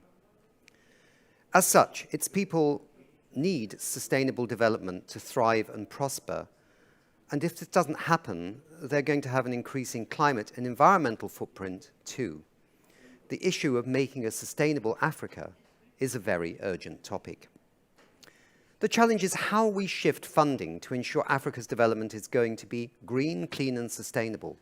And to shed a light on this topic, we have on stage Max Messervy, who's head of sustainable investment for the Americas, Mercer.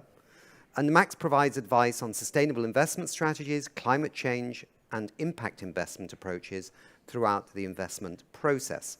And with him is Amerik Saha, who is CEO for MEDA Advisors, which I understand means mobilizing institutional investors to develop Africa's infrastructure.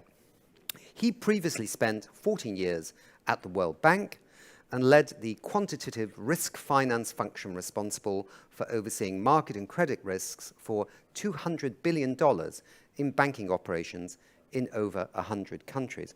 That's quite a lot of money.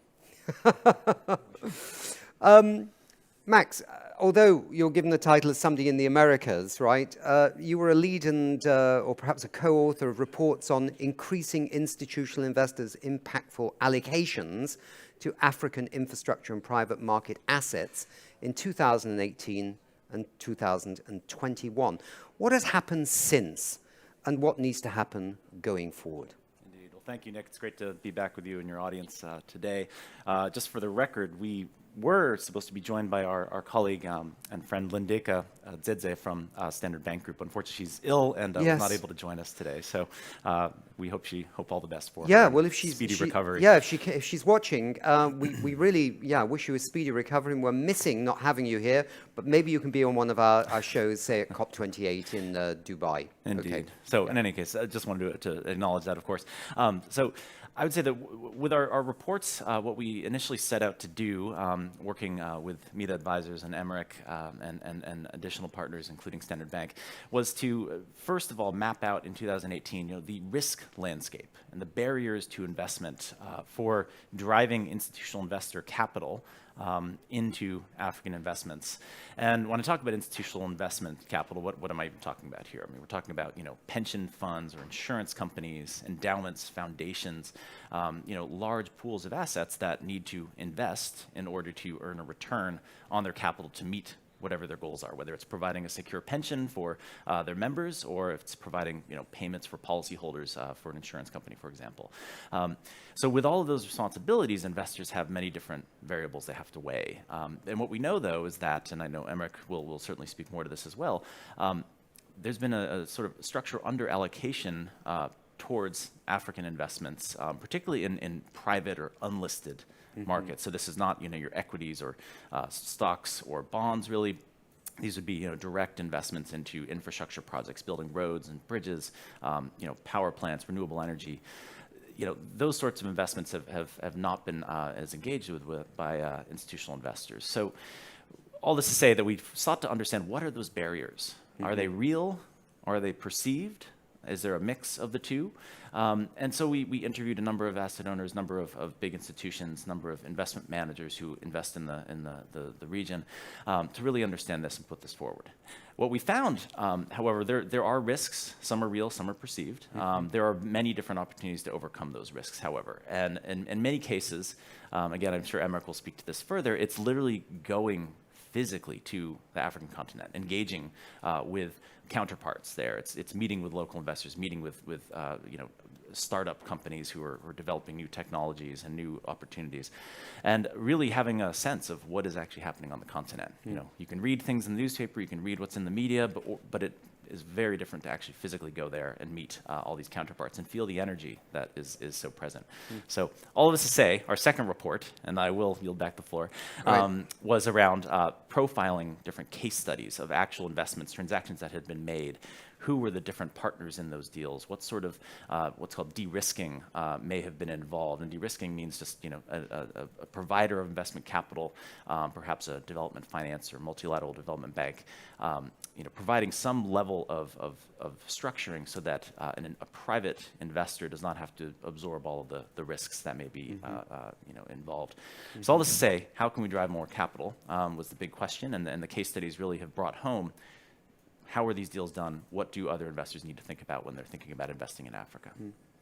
Africa is obviously not one place, right? So, it's a massive continent, a wonderful continent of many different countries with many different backgrounds and, development paths, historical legacies, all kinds of things that play out on the African continent. Are there some places in your report, are there some countries or regions within Africa that seem to get more institutional investment than others?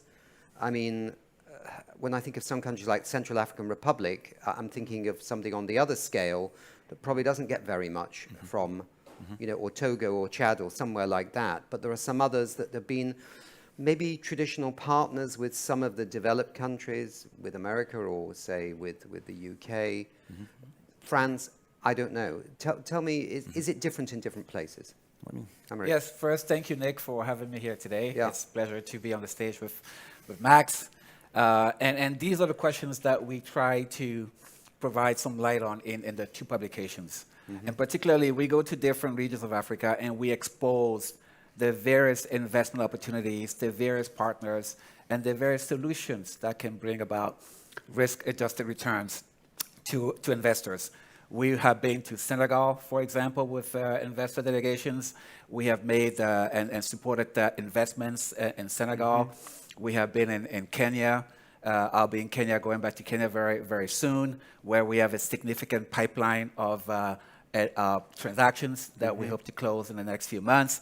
We also will be in South Africa. It's a major financial hub where you see a lot of major organizations investing throughout Africa. So there are many, many countries in Africa that are doing quite well. But as you said, it's a very diverse continent. And we would not suggest that you are investing across all countries using the same solutions. You really have to understand the dynamics of each of the different continents, but also the different assets. You know, we are doing housing in West Africa, we're doing power in East Africa, so there are different asset classes, there are different dynamics, and there are different solutions. I would like to say that MEDA initially was set up by the Obama administration back in 2016 during the US-Africa Business Forum, whereby various African leaders joined the US administration to see how they can help mobilize more US investments in Africa, and we've been focusing on infrastructure, including housing, including power, but also including SMEs that are doing amazing work and providing great returns. So we think that it's a way for US investors to diversify into a region that is growing and that is very dynamic. Max, you mentioned de-risking. I think when we've been on this show before, it's always been one of my passions. Who does the de-risking, right? Who are these people? I mean, we were just chatting before, and we've mentioned Kenya here. I mean, I remember when I was at the UN Environment Programme that they'd had a little geothermal power station on the Rift Valley, which I think had been put in by the British in colonial times, right? And it was chugging away, producing green electricity. Nobody really thought about actually expanding that. And then the UN Environment Programme, working with the Global Environment Facility, of which, of course, the World Bank is part, with UNDP and whatever, de-risks some of the drilling technology that you need to hit the hot rocks of the Rift Valley to find steam to generate the geothermal. And since that has taken off, and now you see companies down there from Iceland and China and many other parts of the world, you know, extending this. And in fact, I heard the other day from a friend in Kenya that they've now got a surplus of green energy and they don't know what to do with it. Actually, now they've just got some electric buses. So, I mean, there are different stories out there, but somebody in the beginning did de-risk the beginning of the geothermal and also the Lake Turkana wind farm, which is very big. Whose responsibility is this? It's a great question, and a tricky one, and I think that de-risking means many things. And when you think about an investment, you can think about the various different risks that could be involved in producing a piece of infrastructure, building it. There is, you know, development risk. Just, are you finding the correct site? Do you have the right support from a technological perspective to assess what is the, say, wind energy resource at a given site? You know, and then there's technology risk. Will your, you know, will your wind turbines, you know, produce power in the way that they're supposed to? Are they reliable enough? You know, given the circumstances and the conditions where they're set up. But really, when it comes to Africa and other emerging frontier market regions, we're also thinking about country risks, and there's a term called country risk premium, essentially, which is essentially it combines a lot of different risks that are, you know, specific to a country, and this could include, you know, political risk, you know, instability of governments or instabilities of policies or regulation. It could include, you know, unclear, you know, ownership rights for different investments that one might make, and, you know, for investors to bring money and currency out of the country back to wherever they're located if they're international. And so additional risks that we have to think about. So all of that gets kind of bundled together into this term called country risk premium. And so it's that risk, and I should also mention currency is a huge, currency risk is a huge element as well. If you know, you're an investor in the United States, you're operating in US dollars, obviously. But if you're investing in South Africa, and you've got the South African rand, is the currency that the project is being done in, and Emma can speak much more knowledgeably to this than I can, I should say.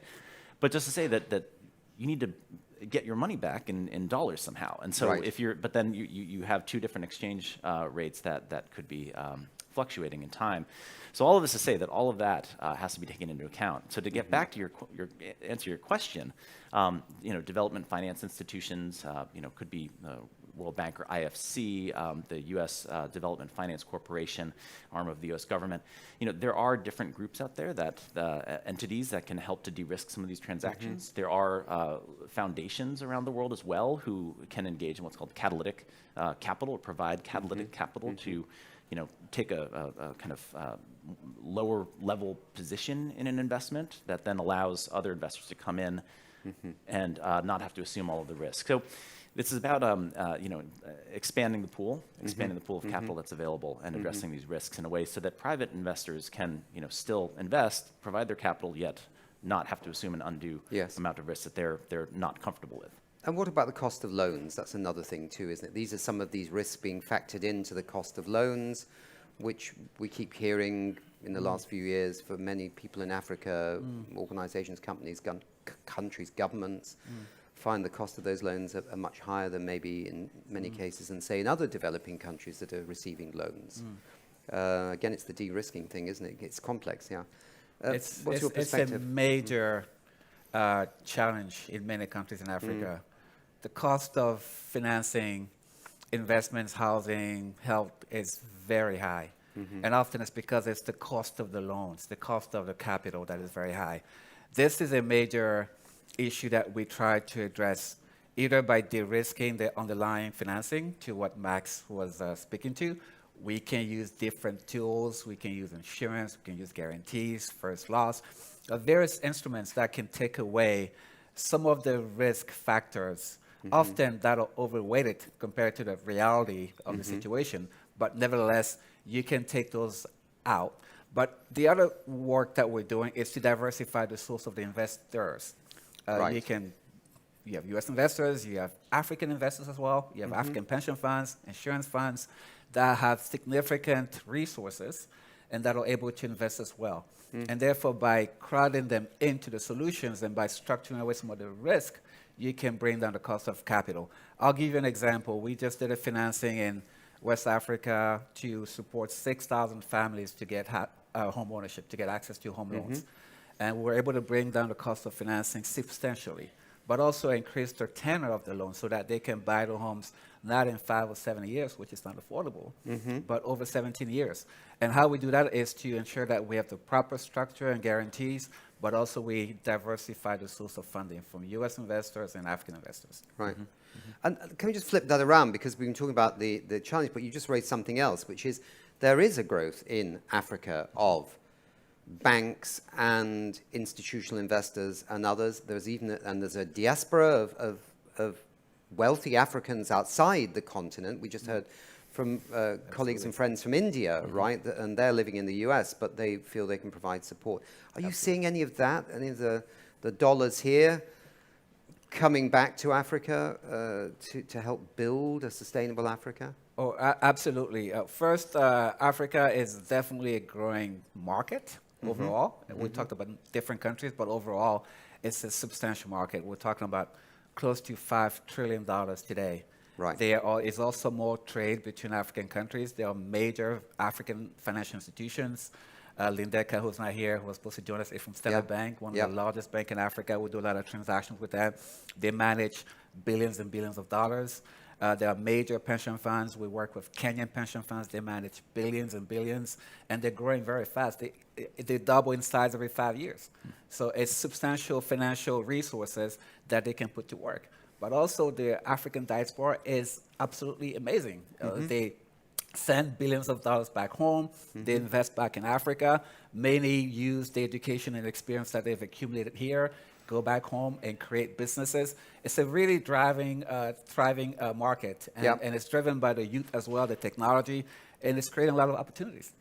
I think it's important to reflect on that, because actually there are still lots of people in Europe, in North America, ordinary citizens, but maybe, wealthy people too, who have this complete blind over their eyes of what Africa is. They still see the Africa of maybe 40 years ago, right? And think nothing's changed, right? And I think it's important to hammer home that message, because some of this is optics, right? How things look. and perspectives rather than sort of, the reality of a situation, which is this is a booming thing. This is going to be a large population of people, which, as we said at the beginning, if we can get it right with sustainable infrastructure and development, could be a beacon for the rest of the world. So they don't have to go what Europe did and North America and China did, which was grow in a dirty way and then have to kind of retrofit, which is more expensive at the end, to get into a sustainable pathway. So there's a huge opportunity here for that. Max, I wanted just to ask you a bit here. So Mercer has just launched an online investment platform called the Catalytic Investment Exchange. For the first round of deals, Mercer will seek to facilitate connections between deal or project sponsors and direct investors focusing on green infrastructure in Africa. Tell us how it works, or is going to work. Sure, thank you, Nick. No, it's an extremely exciting new initiative we've just launched yesterday here at Climate Week in New York City. And there's the platform and what it does, but I think the reason why we have launched this and why we think that it meets a need, I think is important to just explain as well. So we've been discussing investments, discussing de-risking opportunities, of course, growing investment opportunities, but what we're finding, though, is that there's many deals, and this gets back to, I think, what you were talking about, sustainable development questions, pathways that countries can take. There are many deals out there, or projects, let's say, that are what's called bankable, or they are structured in a way so that they can provide a return for private capital investors to invest into. If they're happening in countries where there isn't a very robust internationally connected financial system, maybe they'll find some financing from local banks, but we won't have international capital necessarily finding those projects in the sense of whether it's kind of private equity investments or infrastructure. And so what we've tried to do at Mercer is, as an investment consultant, we sit alongside asset owners, pension funds and insurers and others, but we also have very strong connections with investment managers, those who manage funds, invest capital more directly, whether infrastructure or others. And so what we've tried to do is to use our position and our visibility in the market and global reach and perspective to connect those projects that are being developed with initial focus on green infrastructure in Africa to international investors who can help provide that capital that's needed for us for Africa to develop, for the sustainable development trajectories to take shape.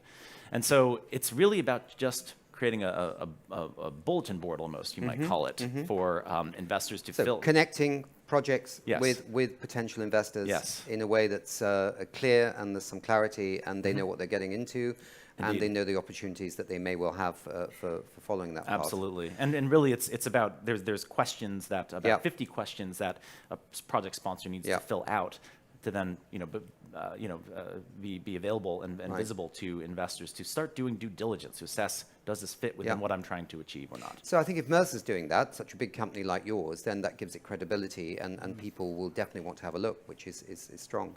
The time has rushed by, actually. I can't believe it's rushed by. I was enjoying the conversations earlier, right? But maybe there were some questions I should have asked which I haven't done yet. Oh, my God. But COP28 is coming, right? I mean, we can't pin everything on the future of the planet on COPs, but they have this magic sort of magnetic attraction. The last COP was in Egypt, as we all know. It was meant to be the Africa COP. I don't know if you felt it was the Africa COP, Americ, or whether, okay. But what are you looking forward to the next one? I mean, can we get, more of the Africa investment story into the next climate conference?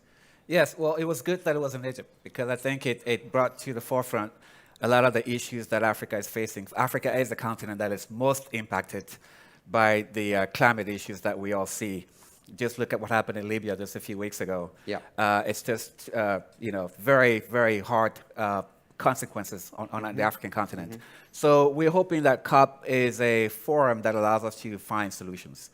It needs to be a just transition, which means that Africa needs to be able to use some of its resources to transition. It is a continent that has lack of power, the most lack of infrastructure, and a very young population that needs to get to work. And therefore, we need to ensure that Africa is able to work with the developed community to get a just transition, including some of the pledges that we are still waiting to help with the transition that have not yet completely come to fruition. But we are quite excited that COP28 is addressing those issues and hoping to seek those solutions. Africa, at the end of the day, is a continent that will be representing more than 1/3 of the global population by the end of the century. And therefore, anything that happens there will affect what happens here, and what happens here will affect what happens in Africa. So we need to think responsibly about how we address these issues. Key point. Well, we've run out of time, but it's not a conversation that just ends here. We hope that you will be either at COP28 and we can have you on the show, get your perspectives about how things are going with a sustainable infrastructure for Africa and investments. And if you're not at COP28, we can also bring you in remotely through the magic of Zoom. Indeed. Thank you. Thank you very much indeed. Thank you so much. So, thanks to my guests, we're going to show a few interviews that we conducted at the Nest Climate Campus and the Clinton Global Initiatives over the last few days. I hope you'll enjoy that. And after that, we'll hand over to our friends at Kaiser Permanente, who are hosting their dedicated session on connecting climate change and health.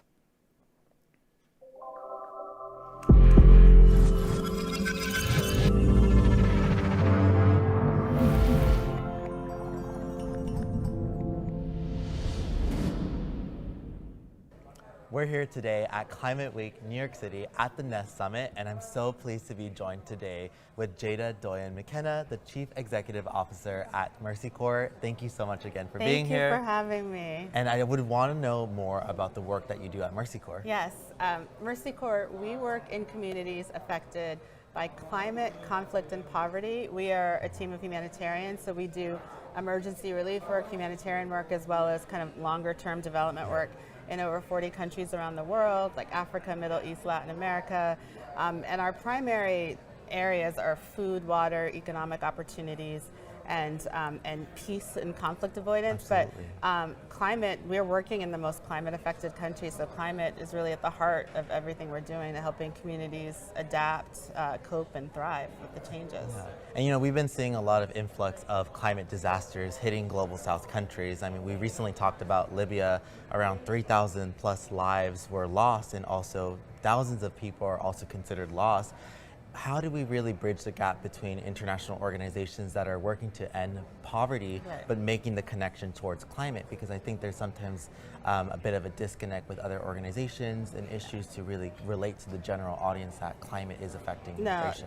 That's exactly right. And it's all intertwined, right? Climate, poverty, conflict, all those things, because the people that are affected the most by climate change, the most negatively, are the people that did the least to contribute to it.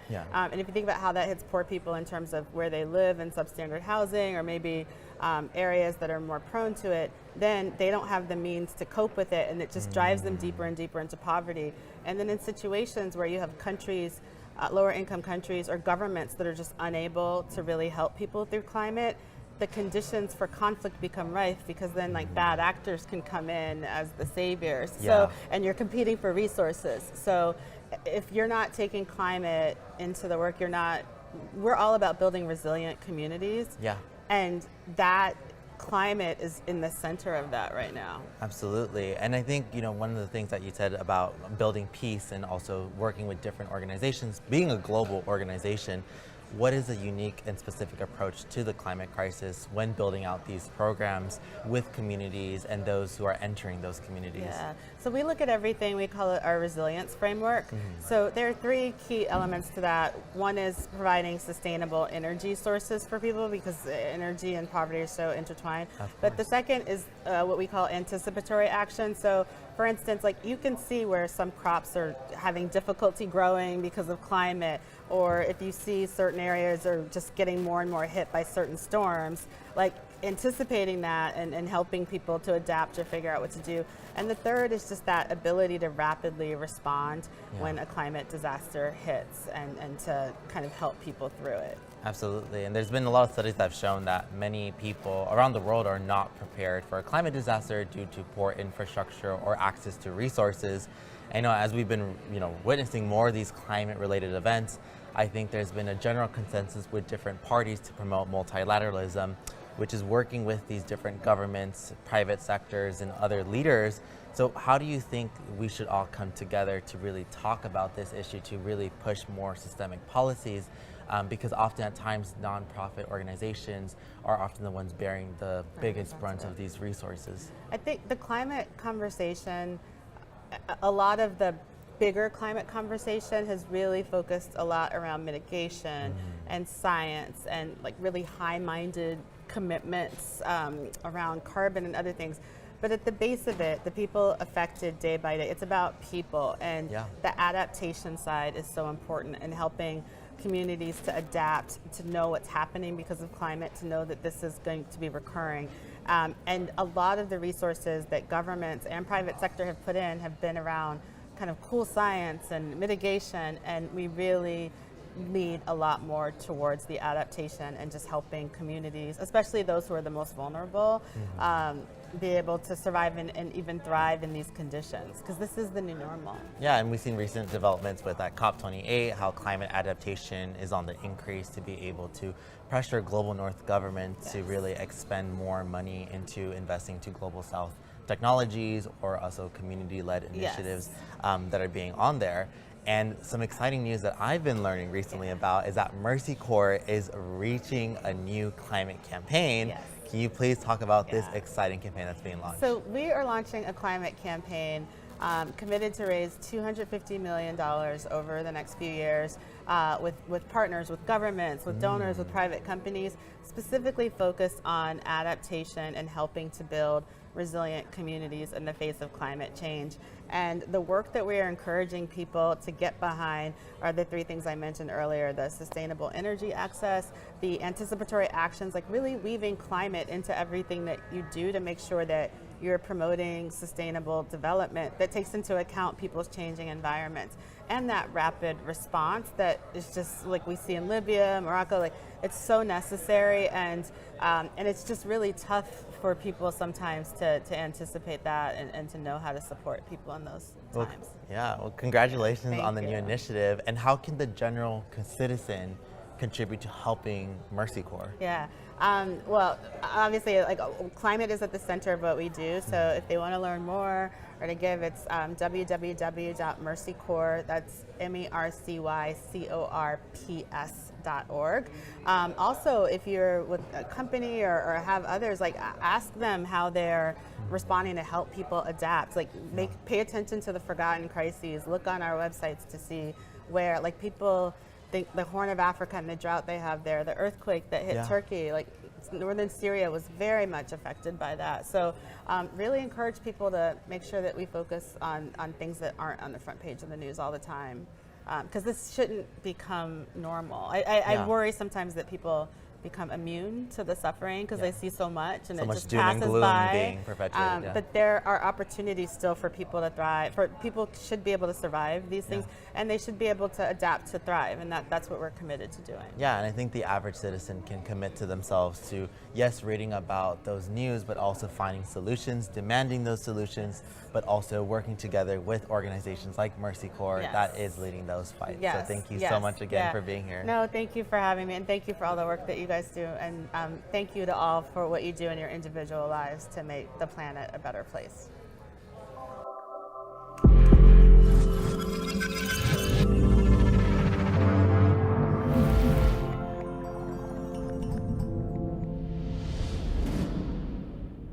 I'm here at the United Nations General Assembly. It's also Climate Week New York, and we're at the Nest Climate Campus, having incredible interviews with leaders and climate champions across the spectrum, ranging from fashion to transportation to food and agriculture. With me is a fashion climate champion. We have Amina Razvi. She is the Chief Executive Officer of the Sustainable Apparel Coalition. Amina, it is such a pleasure to have you with me today. Thank you for joining. Thank you so much for having me. It's really exciting to have this conversation. Yes, and it's really needed, right? Because as I mentioned, we have partnerships and conversations around what's happening in heavy industries and aviation and food, but we're not talking enough about fashion. And Fashion Week just ended in New York City. Yeah. And so we really need to pay attention to how that sector can transition. And you're really leading the charge in this. you're all about collaboration. You're about creating large-scale change in the apparel industry. And so collaborating with major players like Walmart, Patagonia, that is core to SAC's mission. Talk to us a little bit about why collaboration is so key. Sure, absolutely. Well, for us, when you think about the fashion sector, I mean, fashion contributes anywhere from 2 to 8% of global emissions, right? Which is, to your point, staggering. And it means that we not only have a huge responsibility, but we have a huge opportunity to drive change. The history of the Sustainable Apparel Coalition is really interesting. And you picked up on, this partnership between Walmart and Patagonia, which were two very unlikely partners who got together about 13 years ago, and they actually brought the industry together from a pre-competitive standpoint. And at the time, it was because they felt like the industry wasn't actually making enough progress, right? Companies had their own proprietary assessments, they had their own tools, their own programs, but they were working in silos and they weren't actually addressing some of the real issues. So they brought the industry together and they said, we need to collaborate on actually assessing social and environmental impact from an apples to apples perspective. Sure. And over the past decade, we've actually been working across the industry with brands, retailers, manufacturers, NGOs, and academics to develop the Higg Index, which is a suite of tools that measures social and environmental impact end to end. So it looks at the materials that are in a product to how those products are actually made to brand and retail management practices. So for us, collaboration is inherent. It's inherent in our DNA in terms of who we are and how we started. And we believe it's ultimately necessary to drive progress, not only in this industry, but also across other sectors as well. Our sector contributes to carbon and emissions, but so does every other sector. Sure. And therefore, we believe that collaboration is essential and it's critical to drive change. Oh, absolutely. And that's why organizations like yours are so important, to be able to bring actors together within the sector, across sectors, everything you just said. And this is very much aligned to what you're hoping to achieve through SAC. What is it that drives the mission today? What do you hope to accomplish through all of your efforts going into COP28 in Dubai, going into all of the various benchmarks that we've placed on ourselves? What is the role of SAC in this? Absolutely. I mean, for us, we believe it's to drive collective action at scale, right? So over the past decade, we have brought the industry together. We comprise almost 50% of the industry across 36 different countries. We've got almost 280 members spanning every part of the value chain. And we've spent the past decade working on building these tools together. But now, today, we just launched our new revised strategic plan, and our plan focuses on how we evolve to drive impact. And ultimately, it's taking this incredible foundation that we've built around these tools and leveraging the data and the insights to drive collective action. So it is not enough for a company to be measuring and benchmarking or setting their own goals and driving improvement. That's necessary, but it's only part of what we believe is critical. And so for us, it's about how do we take all of this data and this information that we've been collecting and use it to drive collective action. So we just recently did a project where we were looking at some of the data and identifying hotspots. And we found that looking at almost 1,500 facilities, that comprised about 78% of the emissions. Wow. And so if you can actually take a look at and identify hotspots through the data, you can use that data and those insights to actually inform collective action between brands and retailers and manufacturers to drive decarbonization efforts. So our role really is to look at kind of 3 pillars in our strategy. One is decent work. So how are we looking at social labor practices and ensuring a just transition? It's around nature positive. So how are we looking at circular product design? And it's around decarbonization. How are we ensuring that companies are not only setting and achieving science-based targets, but that we're ultimately working towards decarbonization efforts together as an industry? All of this is music to my ears. It's very much aligned to what we're hoping to achieve through the Global Commons Alliance that really brings together all of these different component parts. For example, the Science-Based Targets Network and Earth HQ, so that we can actually communicate in a way that is consistent and reaches audiences around the world. And fashion is what really connects people everywhere, right? It's something that, if we're introducing people to the climate and the impacts of climate change, fashion is a way to draw them in. And most companies get this now. But what would you say? Is that the case, or are you still finding you're bringing on some actors, some players to join in on this effort? Where are we in terms of actually bringing companies on board? I think, It's interesting because I've been reflecting on SAC's own kind of progress over the past decade, right? And I mentioned that when we first got started, the industry felt like we weren't doing enough. And, you know, fast forward a decade later, and we're at a tipping point, and inaction on climate is at this point unacceptable. And so companies do need to be doing more.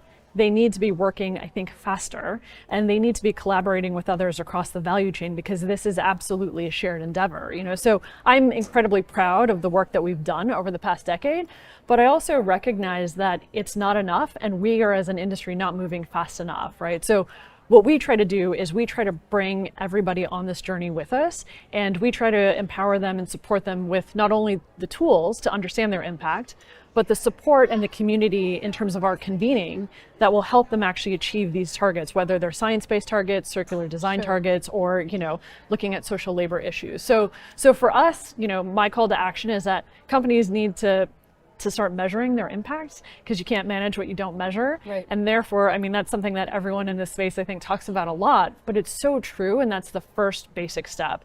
And then I think companies really need to be working together, not just with brands and retailers, but with their manufacturers, because most of the carbon, most of the emissions are in the supply chain, right? So this is absolutely something that has to be done hand in hand. Well, SAC is so critically placed in the middle of all of this, and with leadership like yours, I see that transition from fashion to a future that is clean and green happening that much more accelerated. So thank you for your contribution to all of this, and please keep up the good work. Thank you so much.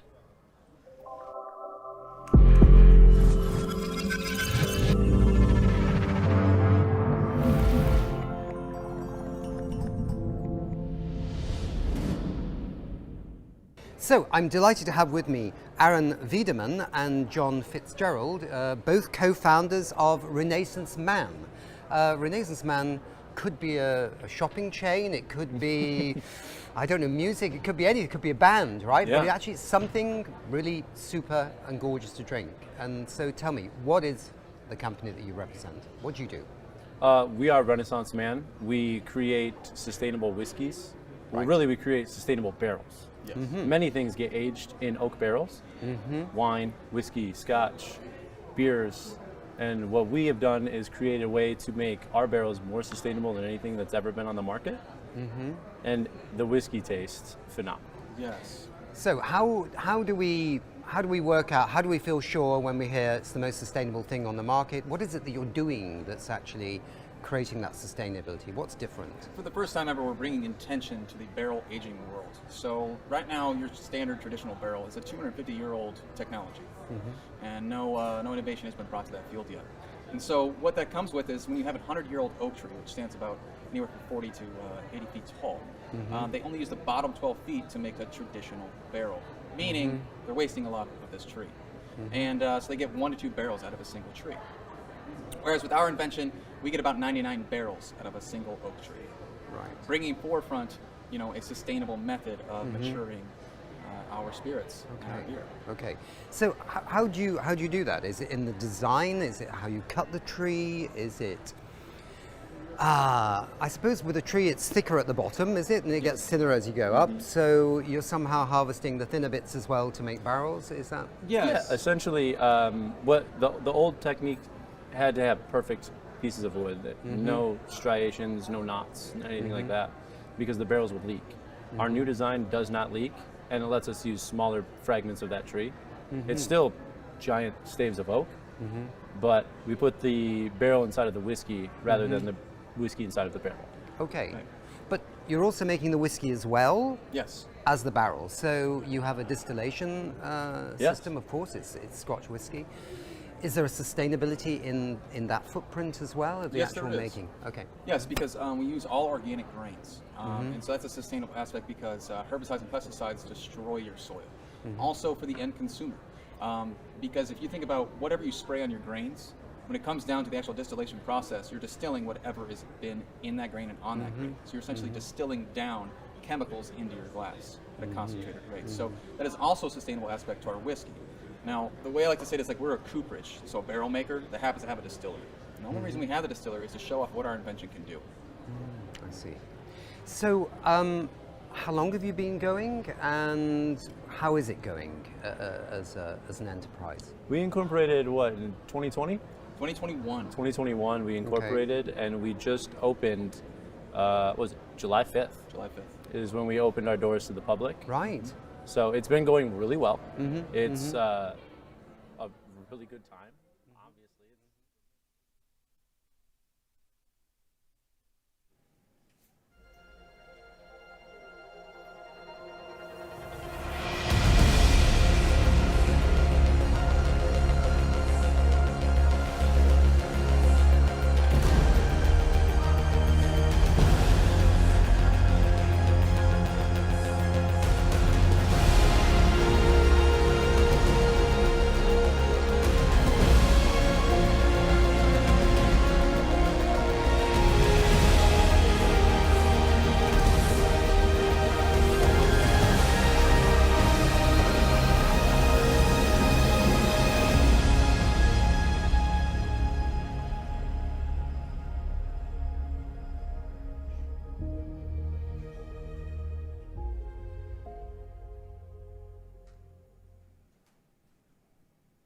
Welcome everyone in studio and tuning in from around the world to the We Don't Have Time Climate Week New York broadcast. Up next is today's broadcast is Connecting Climate Change and Health. This session is the second event in a panel series presented by Kaiser Permanente and the World Economic Forum, which is focused on putting health at the center of climate action planning. Today's Connecting Climate Change and Health event will have a special focus on accelerating research and innovation that deepens our understanding around the climate change as a key driver of health inequities. We have some amazing speakers lined up, and I'm excited to kick off this very soon by welcoming on stage Bishara Shukhair. Dr. Bishara Shukhair oversees Kaiser Permanente's efforts to address the social health of its 12.7 million members and the organization's work to improve conditions for health and equity for all 68 million people living in the communities that it serves. He is responsible for the organization's environmental stewardship work, leading Kaiser Permanente in becoming carbon neutral by 2020 and pledging to reduce its greenhouse gas emissions by 2030 by 50% and aiming to reach net zero emissions by 2050.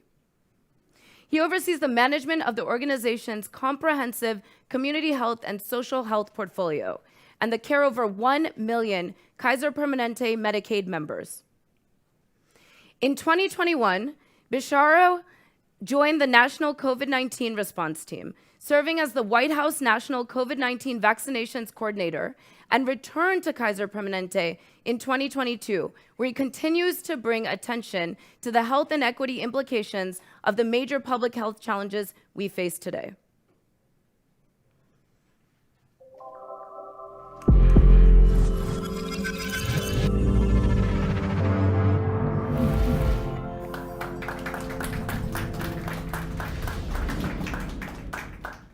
Thank you, Shara, and thank you all for being here in person and virtually. There is so much energy here for Climate Week 2023. It is so inspiring to see. And I am so thrilled to see Kaiser Permanente and the World Economic Forum coming together to lift up the important conversation about the connection between climate change, health, and health equity. I wanted to highlight 3 key messages today in my opening remark. 1, there is no doubt that climate change and health are inextricably linked. And every day, that connection is becoming more and more clear. Sadly, this is because more and more people are experiencing that connection every single day.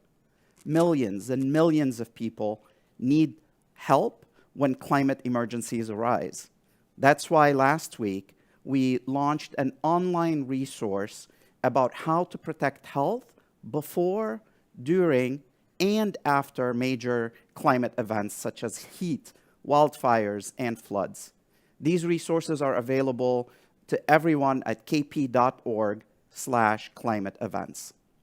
The second point I wanted to highlight today is that climate change doesn't impact health equally or equitably.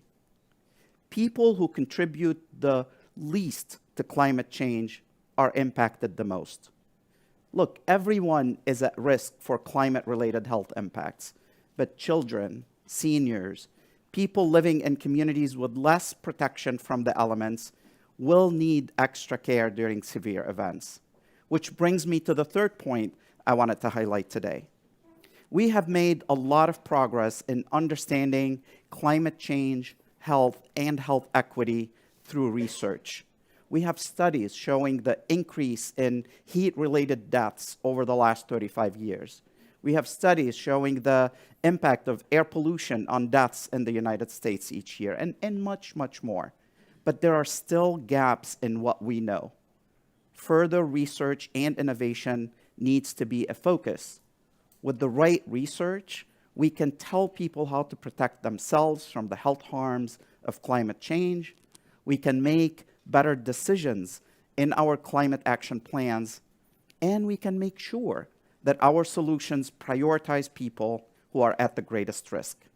That's why I'm thrilled that Kaiser Permanente will be partnering with the National Academy of Medicine to develop a clear inventory of existing climate health research and evidence, to identify gaps and opportunities to conduct further studies, and to create a public resource where all of this information can be shared to help communities, help policymakers, and researchers pursue the most effective solution.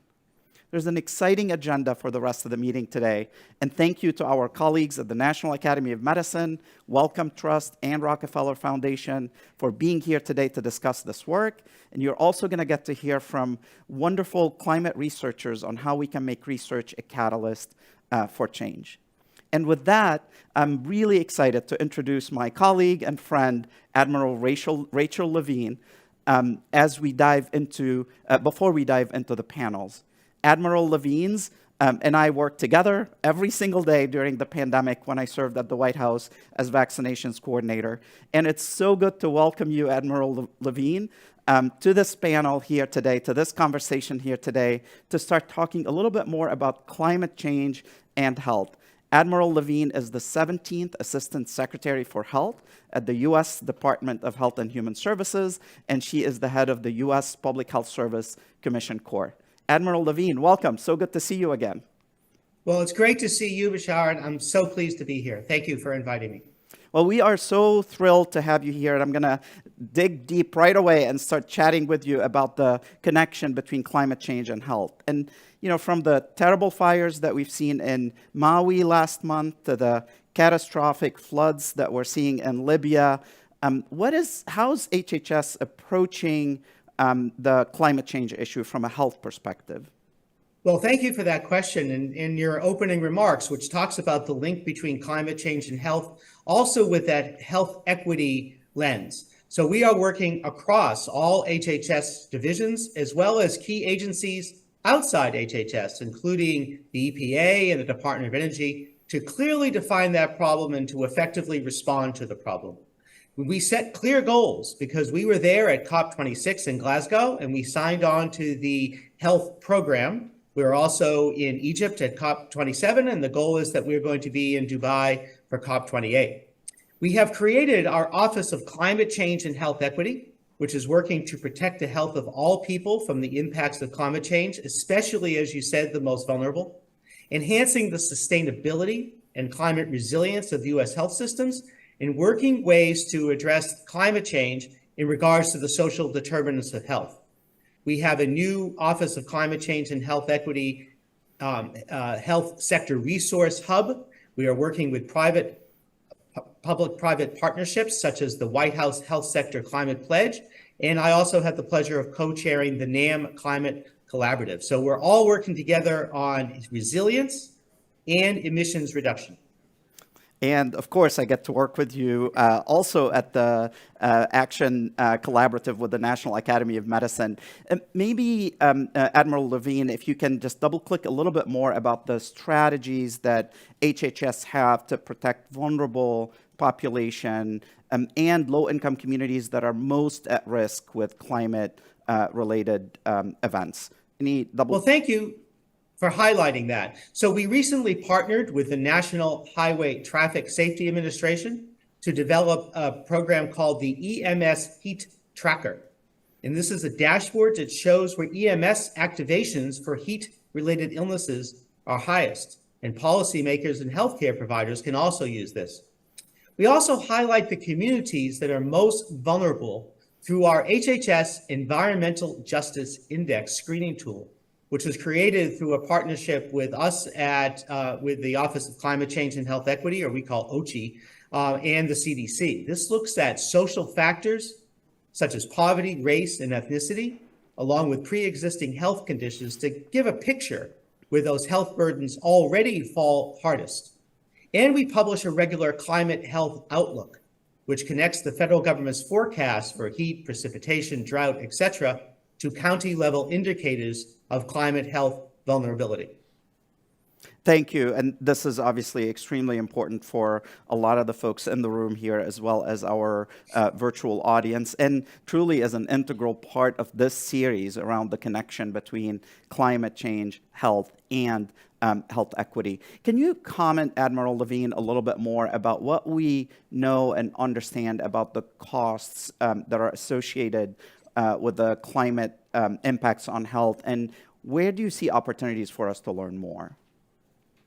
Well, thank you for that question. You know, President Biden has spoken very clearly about how reducing climate risks can also save us money. We do not have to choose one or the other. And so we are working hard to publicize the benefits of the IRA, the Inflation Reduction Act. This law makes investments in solar energy and other renewables more affordable, and it creates opportunities for organizations, including healthcare organizations, to make upfront investments in climate resilience and sustainability. The savings generated by these investments and the energy efficiencies that they create will help mitigate costs associated with climate-related damage and energy inefficiency. More research is also necessary, and our Office of Management and Budget recently did a study on potential costs to the Medicare program, but this is just the beginning. So we need to understand the operational costs of these catastrophic events that we've been talking about and lack of preparedness, as well as the costs to payers, purchasers, and society at large. Thank you for sharing that. And obviously, this is a critical part of that research landscape that we need to understand and help us understand where the gaps are that are still need to be filled. And I want to shift the conversation a little bit about how HHS, particularly you and your office, are supporting health systems in this country in addressing addressing the impact of climate change. That's a very important point. So we're supporting the healthcare sector by raising awareness of the health threats associated with climate change and working to set ambitious goals that providers can meet through initiatives such as the White House HHS Health Sector Climate Pledge. More than 1,000 federal and private sector hospitals have made such commitments, which represent more than 15% of U.S. hospitals. And we're offering a number of rich data sources to help providers meet these challenges through our OCHE Health Sector Resource Hub, with key tools and access to a growing number of webinars. The hub directly connects the health sector to resources available across the federal government. We also offer a program called IRA Quick Finder that distills the Inflation Reduction Act into provisions that directly relate to the health sector. I think this provides transformational opportunities for investments in clean energy, building efficiency, and resilience. Our summer referral guide helps frontline clinical providers refer patients to critical human and social services. And we're enhancing our health sector resilience programming across HHS through the Hospital Protection Program and Risk Identification and Site Critical Tool. And we are revising the Sustainable and Climate Resilient Healthcare Facilities Toolkit. So lots of work in that area. It's a lot of work indeed, and as someone who's working with you and your office every single day and with multiple departments within Kaiser Permanente on how we continue to play our role in addressing climate change, I know how tall of an order that is and how important of a body of work it is. I do want to shift us just a little bit outside of the healthcare industry. And what is your perspective on the role of industries that are not healthcare? What can they do to make sure that health is at the center of their climate action plans? Well, I'd like to refer to the supply chain. So we're working with healthcare industry leaders, both in the United States and in the United Kingdom, to reduce the environmental impacts of supply chains. And other industries need to do the same. Each industry has a workforce at risk from climate change disruptions and health threats. And so whatever business you're in, you can partner with and support your healthcare providers to protect your facilities and your workforce. You know, the private sector has a unique opportunity to raise public awareness about climate change and health. This is the time to be vocal about the steps that you're taking to become part of the solution. And thank you for your leadership in the space. This is obviously something we're very interested in as well. We've partnered with BSR back in the spring, and we're identifying a cohort of businesses to work with and learn from to make sure that health is at the center of their climate action plan. So we're really thrilled to see a lot of alignment here.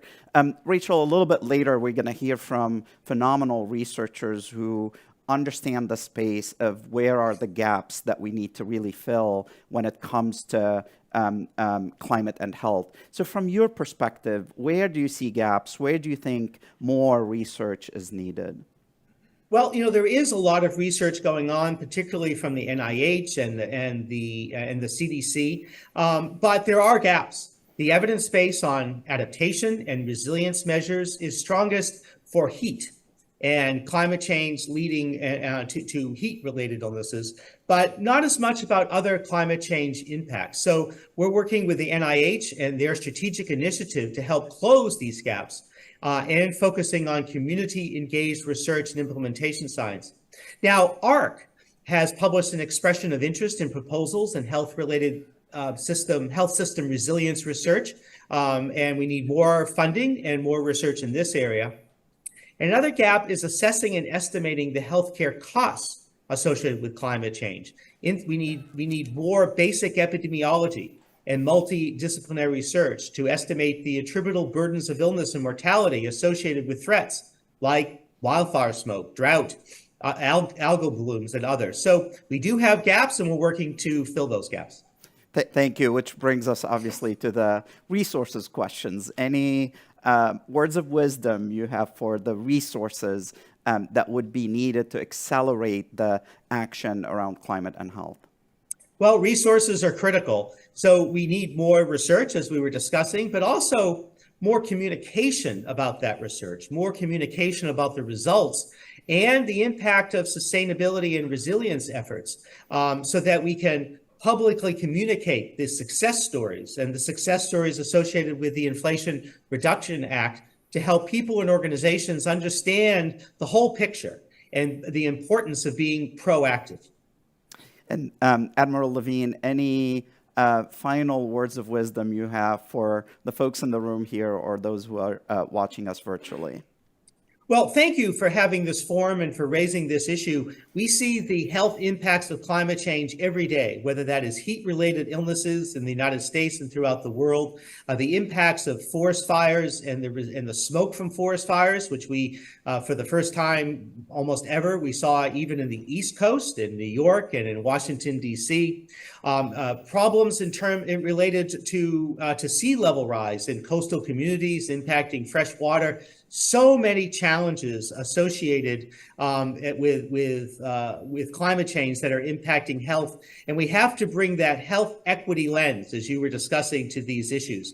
And this is a problem that we all need to work to solve, including health systems. And we are committed to working with health systems and working across the board to help address these issues. Well, Admiral Levine, thank you for being here. Thank you for your leadership. Thank you for your counsel. Thank you for always returning my text messages and calls. And I truly appreciate your voice in the space, and we promise to continue to work together to really make an impact. So thank you again for joining us, and we really, really appreciate everything you do. My pleasure, and thank you. All right.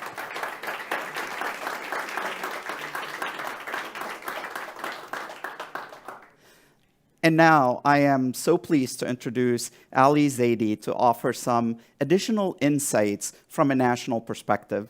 Ali Zaidi serves as President Biden's National Climate Advisor.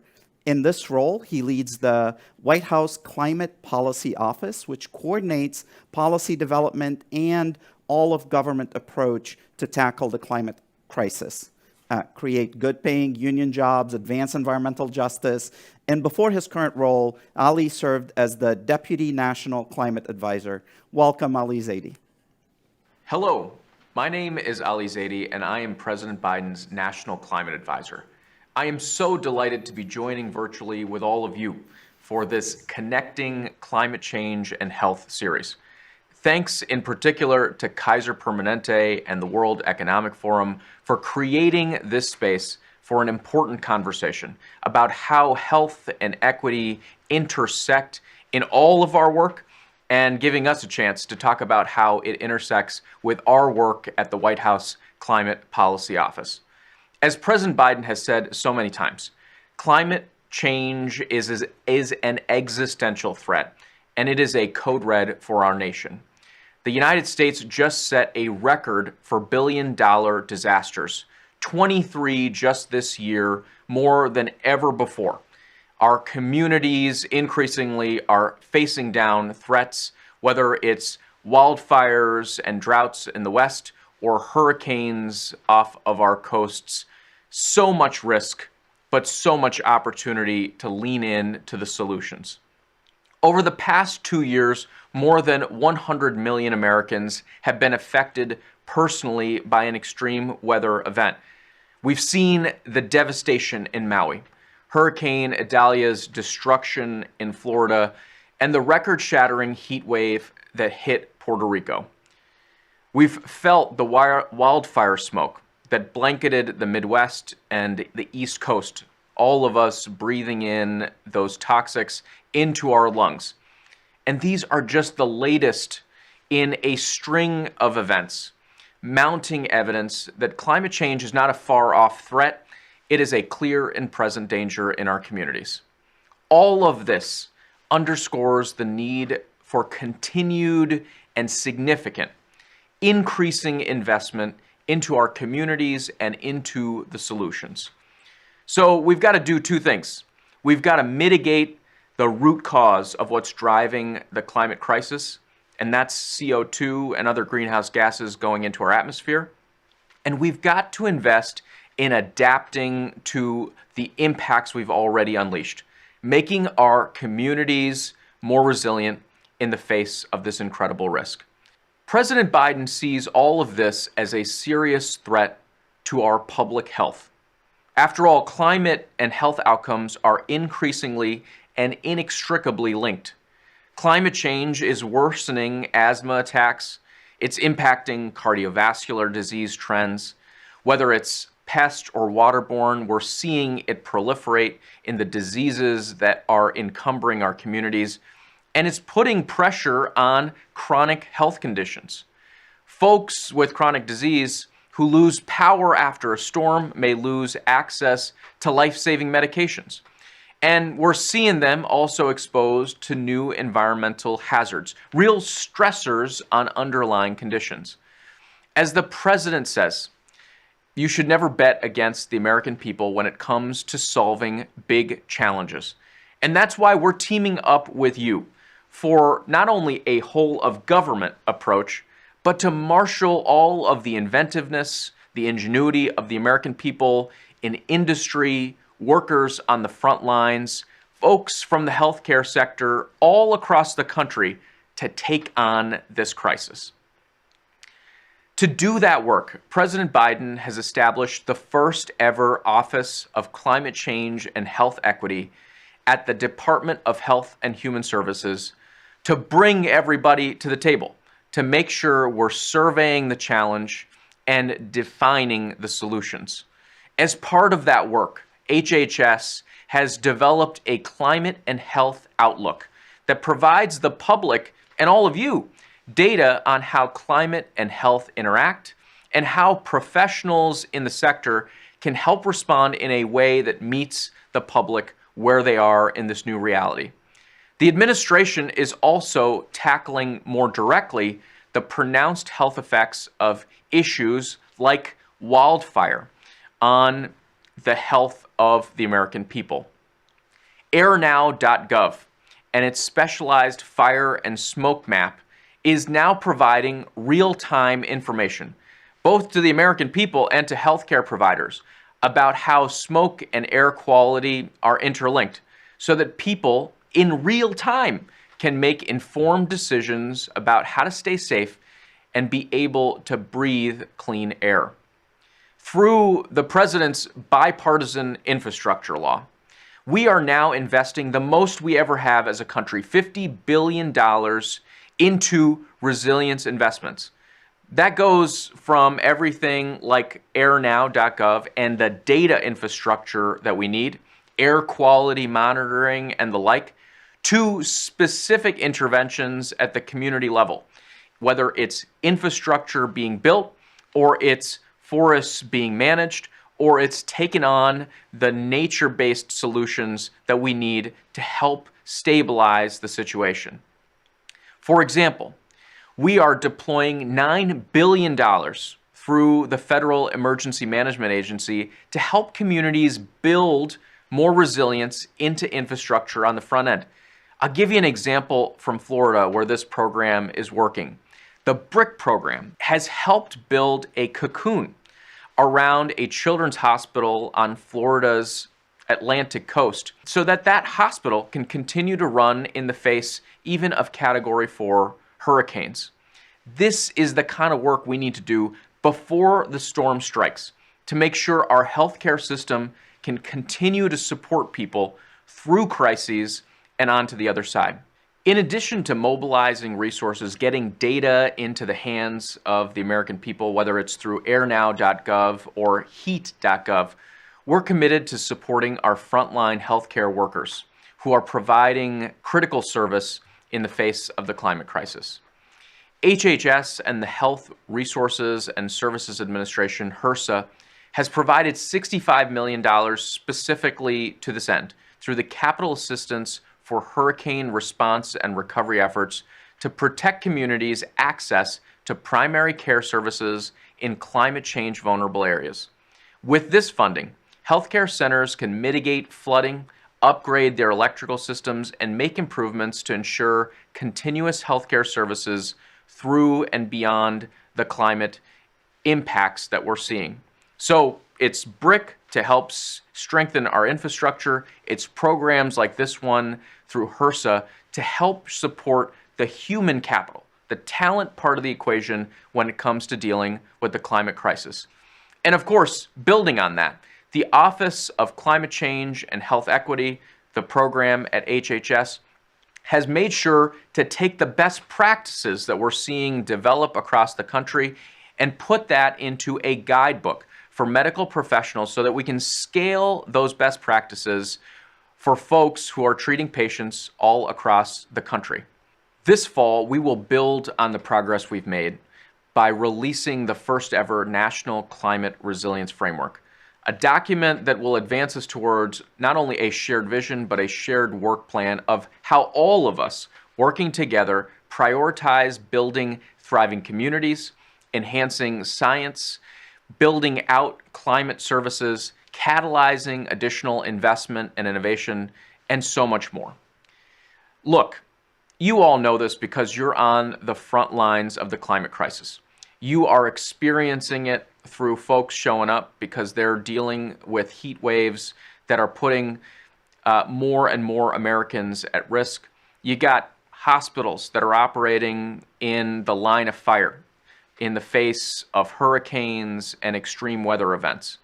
You are spending your time, your talent, your treasure, not only in building resilience and adaptation, but also in reducing your own contribution to the root cause by driving down greenhouse gas emissions through our partnership with you and the Health and Human Services Department. We are incredibly grateful that you see, as we do, not only an urgent crisis, but an opportunity for us to come together in partnership and deliver solutions for the American people. We will meet the moment in this decisive decade for climate action, and we'll do it because we're working together.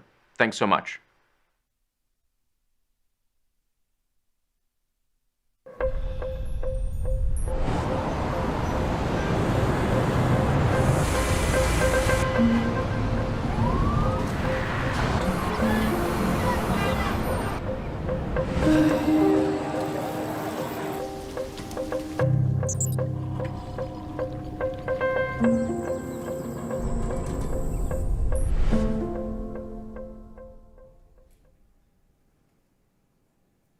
Thank you for those remarks, Ali Zaidi, and thank you, Bishara.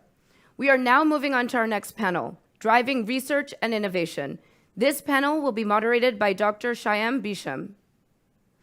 Dr. Bisham is the head of the Center for Health and Healthcare and member of the Executive Committee at the World Economic Forum. This includes leading various initiatives covering digitalization, equity, women's health, health system transformation, mental health, and relevant to this event, climate and health. Dr. Bisham has more than 25 years of global experience in healthcare, public-private partnership, strategy development, M&A, and business development. He comes from the forum from the Bill and Melinda Gates Foundation in Seattle, where he was a regional deputy director for 7 years and was responsible for partnering to harness advances in healthcare to save lives. Shyam, please join me on stage.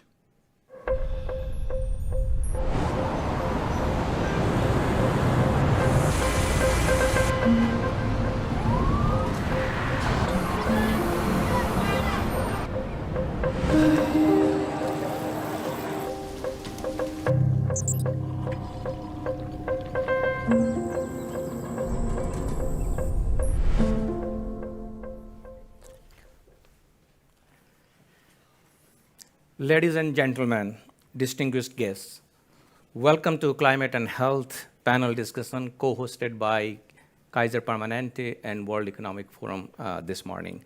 In this segment, as you know, we will focus on research and innovation. Much has already been said by various speakers before me regarding the impact of climate change on health. So I will be brief, but I do want to emphasize a couple of points or re-emphasize a couple of points before we move on to panel discussion. We all know there is a critical need to drive research and innovation centered on understanding of climate change and human health. We heard rising temperatures, extreme weather events, and shifting disease patterns are among the myriad of consequences of climate change we face today. We know that rising temperatures can exacerbate respiratory illness like asthma, and escalate the spread of infectious disease through expanded range of disease vectors such as mosquitoes and ticks. Furthermore, the environmental changes brought by climate change can disrupt access to clean air, water, which are both essential for good health. The urgency of this situation cannot be overstated. But within this urgency lies an immense opportunity for research and innovation. Research into the health impacts of climate change can provide us with knowledge needed to make informed decisions and develop effective strategies for mitigation and adaptation. It can help us anticipate health threats and develop early warning systems. So research is critical. Innovation, too, plays a pivotal role. Technological advancements can help us reduce our carbon footprint, which we know is essential in this area. Innovation in healthcare, such as telemedicine, resilient healthcare infrastructure, can better equip us to respond to climate-related health emergencies. So I think it's very clear that if we focus on research and innovation, we can come up with some good solutions. I believe fostering interdisciplinary collaboration is essential. As you know, World Economic Forum provides a platform for public-private partnership. We bring public and private sectors together with academia, together with civil societies, to solve some of the pressing global issues. Public and private sector must collaborate on this issue as well, working with our key partners like Wellcome Trust, Kaiser Permanente, Rockefeller Foundation, and National Academy of Medicine, WEF is trying to bring scientists, policymakers, healthcare professionals, and community leaders to explore solutions in this area. Now, to discuss all this, I am joined by experts who are deeply engaged in this climate and health work, who are working on research and innovation. Our distinguished panelists this morning are Dr. Victor Zhao, to my left here. Victor is the president of National Academy of Medicine. Next to Victor is sitting Dr. Cheryl Moore, Chief Research Program Officer, Wellcome Trust. And last but not the least is Dr. Naveen Rao, Senior Vice President of Health Initiative at the Rockefeller Foundation, based here in New York. So let's get started with the conversation here. Victor, since you are next to me, I will first turn to you and ask you some questions. You are working with the government very closely. My questions are going to be related to policy for you. Okay. How can we leverage evidence and best practice from other industries, such as transport, energy, and others, as examples or models of how to bring about and enhance policy change for climate and health? Thank you, Shyam, and excuse me. Thank you, Kaiser, for inviting us. It's great to be with my colleagues and good friends, Naveen and Cheryl, on this issue. And Bachari, thank you. Terrific. This is an interesting question, and I would say to you quickly, the expert is sitting in this room, and that's John Balbus. Mm-hmm. He's the acting chief of the Office of Climate, Health, and Equity at HHS. Mm-hmm. But you asked me this question, I think about what other sectors, so for example, energy sectors, transportation, right, and others. Clearly what we need is both stick and carrots, right? Incentive and also ability to regulate as well. So if you look at the energy sector, certainly there's a lot of recent policy in the use of federal spending initiatives to actually look at tech transfer faster than the usual R&D mechanism. The infrastructure bill provides major technology funding to hydrogen and direct air capture. So the idea of creating incentives. Electric vehicle, but also more funding into ways to reduce greenhouse emission, as well as also increasing fuel economy of the lighter vehicles. So clearly these incentives are very important, in my opinion. Air pollution, everybody knows about Clean Air Act and how we are monitoring, measuring, incentivizing, but also having consequences of those who don't follow. So I think the real issue in learning is the incentives and regulation. Now, where are we in healthcare? Well, you know, we think about healthcare in the broad sense of not only hospitals and care delivery system, but also supply chain and private sector. And in fact, we know that scope 3, a lot come from private sector. So clearly we need to now think about standards and ideas incentivizing along with, in fact, expectation regulation. As you know, the SEC is still working on something, guideline, but a lot of private sector are acting. But what I hear from private sector is they say, well, look, we need more incentives. But as we become more innovative, the regulation is so daunting. Even if I change a little bit of something, you know, whether it go through FDA or whatever, even the same drug that is going from inhaling to an oral prep has to go all over again. We need to make innovation and regulation a little bit easier. I think for the hospitals and others, talk to my colleagues, CEOs, and they say, oh my God, more money, more investment, more regulation. How are we going to do this? So there again, it's so important to have those incentives.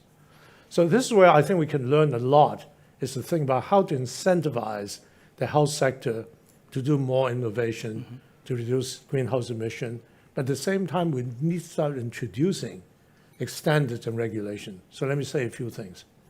To John's credit, for example, the microgrid waiver. There's a old, what is it called, NFPA 99 that says that emergency sources of energy healthcare facilities need to be generated by battery or other systems. But they're able to say, look, we're going to allow microgrid and cleaner sources of energy. That's really important. That opens up the whole door of a different way of really looking at energy, right? Liz Fowler, along with Don Berwick and John Perlin, are on our collaborative, which is called Incentive, Metrics, and Financing as one of the working groups. And this Fowler is talking about, value-based care. Why can't we look at this as part of value-based care, right? Environmental determinants of health. So I think all those things should be really lined up in a way. And finally, John Perlin, who joined our collaborative, who's the head of Joint Commission, saying, I think we need to start to have standards for hospitals and others. So at least he's starting with certification. So I guess what I learned is a combination of incentive and regulation, if not some form of governance, so that we know people are doing the right thing, they incentivize the right thing, it's financially actually effective, but at the same time, if they're not, in fact, we do know, just like patient care safety and quality, the ability to measure, to report, to know where they're doing the right thing. Thank you. Thank you. Thanks, Victor. So it's incentives. It's about carrots, our old friend carrots and sticks. And little sticks. Thank you. Thank you. I might come back to you, but I know we have limited time. So let me move on to you, Cheryl. Wellcome Trust has focused on research and innovation for a long time, and very much so in this area of climate and health. What promising research? I'm sorry, Inflation Reduction Act. Oh, I need to talk about that. Yes. It was mentioned already, so I don't mean, but I just want to make sure I put it in there, because John says there are many ways we can help health facilities to take advantage of it. So we'll come back to IRA. Yeah. Okay. So Cheryl, just going back to you, what are the promising areas of research that exist at the intersection of climate and health, and how can they be supported and accelerated? What can this society, what can people in this room and beyond do to help you? Thanks, Shyam. This is a critical area for Wellcome. So Wellcome invests about $2 billion a year into research in 4 areas of focus, and one of those is the intersection of climate change and health, the health impacts that are occurring because of climate change. So for a long time, health has been left out of this conversation, and I'm thrilled to see the conversation today because now people are recognizing that this is the greatest threat to human health in our century. So we need to move aggressively to quantify the impacts of these health changes. So at COP28 this year, I'm really happy to say that we will have an entire day dedicated to health. And this is the first time we've had such a focus. So the community is really coming together, including the people on this panel, to make health a real priority. We also saw at the first Africa Climate Summit just recently that President Ruto delivered the Nairobi Declaration, which included a significant emphasis on the health impacts of the people of Africa. So talking about early warning systems, which you mentioned and others have mentioned, and climate and health research. So there are some really important areas that we want to focus on. Wellcome also invests in infectious disease research. And there are some key intersections between infectious disease and the climate change impacts. So one of those is, one of the opportunities is in modeling, to understand how to model where we're likely to have outbreaks. So we've had conversation already this morning about new modeling tools. We have been working with modelers across different fields. So there are climate modelers, and there are infectious disease modelers, but you talked about bringing disciplines together. Yeah. So it's about bringing policy people and all sorts of people, but also different types of modelers who think about things in a very different way. So we funded some work to help do that, to identify the opportunities to avoid outbreaks. Particularly in Vietnam, we're working in the Mekong Delta region to predict outbreaks of malaria and dengue, and help the Ministry of Health dedicate scarce resources to the areas most likely to have outbreak and potentially prevent. If we can really accelerate that type of collaborative work, we can change the impact on human health and we can save lives. Other things that we're working on are maternal health. We've had discussion today about the impacts of heat on workers, the impacts of heat on mothers and pregnant women. We're funding research that looks at how higher temperatures are affecting preterm birth, how higher temperatures are affecting nutritional content of breast milk. If we start to understand those impacts, we see that this is going to go into the next generation. So for these reasons, we're investing significantly to continue to identify the biological bases, to quantify the impacts on health so that we can all together start to take action. Great, thank you. Thanks, Cheryl. So my other related question was that you see you have HHS here, you got private sector here. What do you want from the government, from the private sector that's present here, and as I said, beyond, to how do they help you? What do you want them to do? Thanks for that. We have to all come together, right? Yeah. So what we need is to implement policy that takes into account the things that we're learning, right? We need to understand that humans will be affected, and we have to protect human health. There will be costs to health systems. We need to bolster health systems here and globally to make sure that the changes that are coming our way, we can handle. Climate change is going to result in significant migration of people. As those people move, we will see spread of infectious disease, and there will be tremendous need for health care for those people on the move. So we need to make sure that we're ready, and we need governments to come together and plan in advance. Thank you. Naveen, let me move to you, because we only have another 5 minutes left here. Thank you very much. So, the tough question. Well, Rockefeller Foundation has now focused solely on climate change. And obviously, you are in charge for climate change and health, the impact of climate change on health. So it would be great to get your perspective on a couple of things. The first one has to do with collaboration. COVID-19 pandemic highlighted the importance of global cooperation in addressing health crisis. In fact, it was very good. We were able to come up with vaccines within 10 months of identifying the sequence, which is fantastic. I mean, access was a problem, but that's a different story. We'll come back to that another day. But it was a great example of international collaboration. How can research and innovation foster international collaboration on climate and health issue? Naveen. Thank you, Shyam. Thank you for the opportunity, and Kaiser, thank you for the invitation. So let me start out by saying, in the way I see it, is that health is the human face of a climate change. That every image that you see of a climate crisis is a health crisis in the making.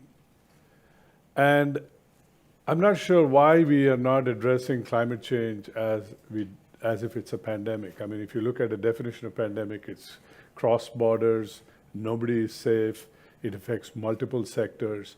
If you look at it that way, we are facing a pandemic, and it's just, we should come together and face it as we did COVID. Philanthropy has a unique opportunity in this space to make a difference when it comes to research and innovation, because the philanthropic sector can take risks and fail and go to places where private sector and public sector cannot or are hesitant to get into. And what we do is we bring capital, we bring our convening power, but we also bring this mindset that research and innovation is necessary for us to come out of this. So with that, let me give you two examples. A yesterday example, which deals with COVID, as you asked, and a tomorrow example that will amplify what the other panelists have talked about. So I'll take you back to the situation during COVID. There was a time when we didn't know vaccines would come out as fast as they did. There was a time when we were locked down. And if you look historically, the fastest vaccine that ever came out earlier was 4 years. So we were in this really dark time, and at that point, we had closed and locked down everything, including schools. And we realized that that school lockdown was causing inordinate life-changing effects on parents, on the children. So the question was, can we reopen schools? Can testing be the way to reopen schools? So we stepped into that space, Rockefeller Foundation. We got a group of the schools together, we got the federal government, we got the test manufacturers, and we convened them. We did some pilots to show exactly how frequent should we test the kids, how frequently should we test the teachers to keep schools open, was it safe?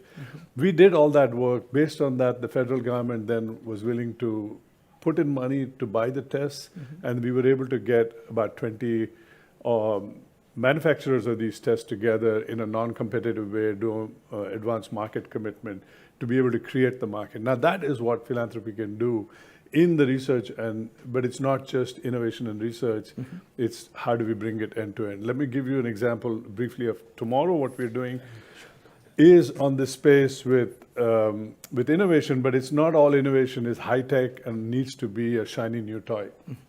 Look at wastewater surveillance. And this goes back to what we were saying, is how can we help communities that are climate vulnerable? The migrants, the people who live in informal settlements, the indigenous population.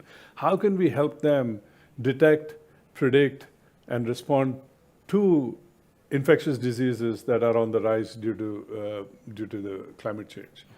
And wastewater surveillance is an old methodology, but it's got new implications and new adaptations. For example, we can now use wastewater in airplanes coming into a country to dipstick and see what pathogens have come in on that flight. We can look at vaccine delivery and see whether it's effective on the load. Because these are populations that don't go to the clinical and the medical system, and there's no way of getting information other than when we go to them and their communities and do dipsticks. So wastewater surveillance is one. I just want to end by one point. Let's be clear that climate change is not going to get new diseases to us. There's no new disease that's going to come because of climate change.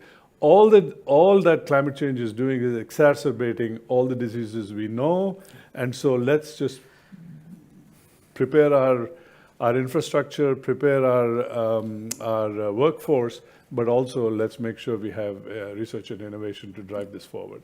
Excellent, excellent, right on the dot. But I know, Victor, you want to make a quick comment. Well, you never asked me a question on research. Yes. No, I'm going to make very short. Yeah. I think my colleagues have been just terrific in setting the agenda, looking research. I do want to recognize Naveen, Rockefeller, and also Kaiser for asking us to do a research gap in the agenda. So in the midst of analyzing for US and globally, what are the research gaps? And what should we set as an agenda? Thank you, Vachera. And so it's very clear, as you mentioned, an important part is community and equity. So we really need to focus on that and engage people on the ground, affected communities, to collect the science and collect the information and to co-design and have the information. I just want to end by saying, here to my funders, and Vachera as well, and you, a good friend. Yes. I mean, you can see we're all working together collectively. That's the key message. Exactly. It can't be done by one sector or one part alone. We all have to do it together. And that's the only message. Thank you so much. Thanks, Victor. And thank you, Naveen, Cheryl, for joining us this morning. We need to move to the next segment, which is about looking at the academic part of it. I think I'm going to be joined by Sidhu Witherspoon. And maybe I will hand it over to you, and then you can take it to the next segment. Thank you. Thanks very much for listening.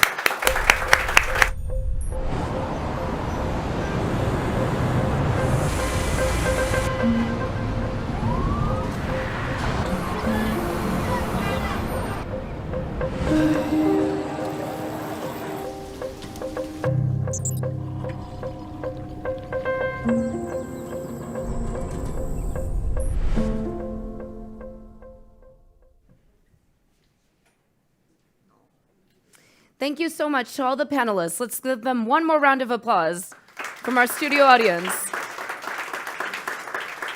And to the millions tuning in from around the world, the energy in this room is palpable, and we hope you are experiencing equally incredible time tuning in from wherever you are in the world. We've heard now about how we can drive research and innovation and the importance of making research accessible to the community and to policymakers.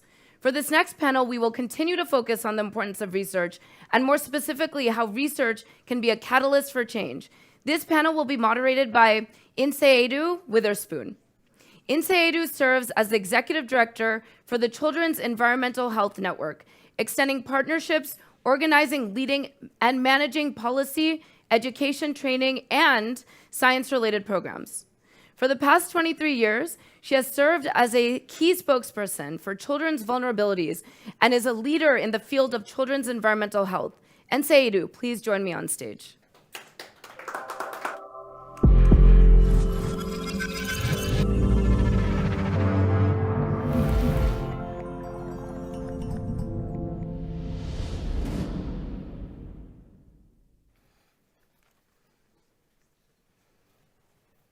Thank you so much. It's a pleasure to be here today.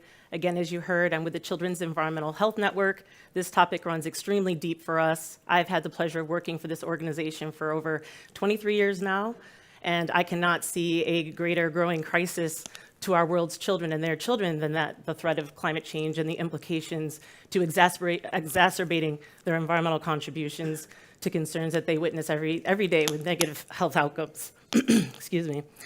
A good amount of our work is based in the science that we're talking about today, the peer-reviewed science, and lived experiences, that of our marginalized communities across the world.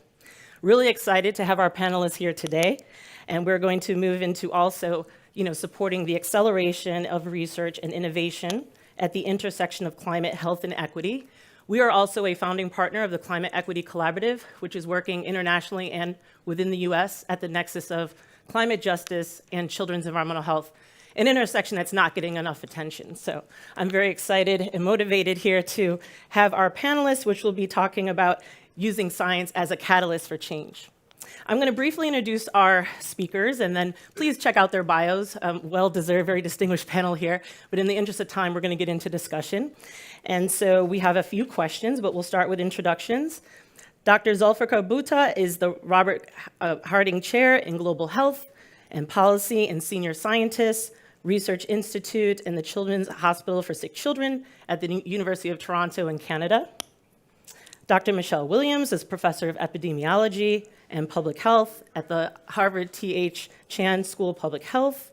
And Jake Barton is the founder of Local Projects and Emerson Collective Climate Fellow. Really honored to be with you all today. We're going to start with Zulfikar.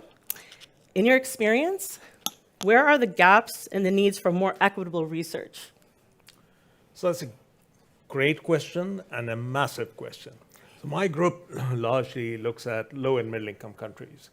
And in order to answer this question around where are the gaps, we actually undertook a very specific gap map exercise about 2 years ago, looking specifically at where was the evidence around associations, but importantly also around interventions. Interventions looking at resilience and adaptation across the entire spectrum of climate, whether it's heat, whether it's disasters, whether it's long-term impacts on nutrition. And we were surprised at what we found. First of all, across low and middle income countries, particularly the bottom billion, and you can also throw in the next level, which is the lower middle income countries, another 3 billion. For half of the world's population, the evidence around association is largely derived from models. There's virtually no information actually from studies done on the ground. And when you move to interventions, you find also that for a large proportion of the impacts across the conceptual framework of how climate, particularly heat, and also long-standing climate change impacts health and developmental outcomes, much of the evidence is also indirect.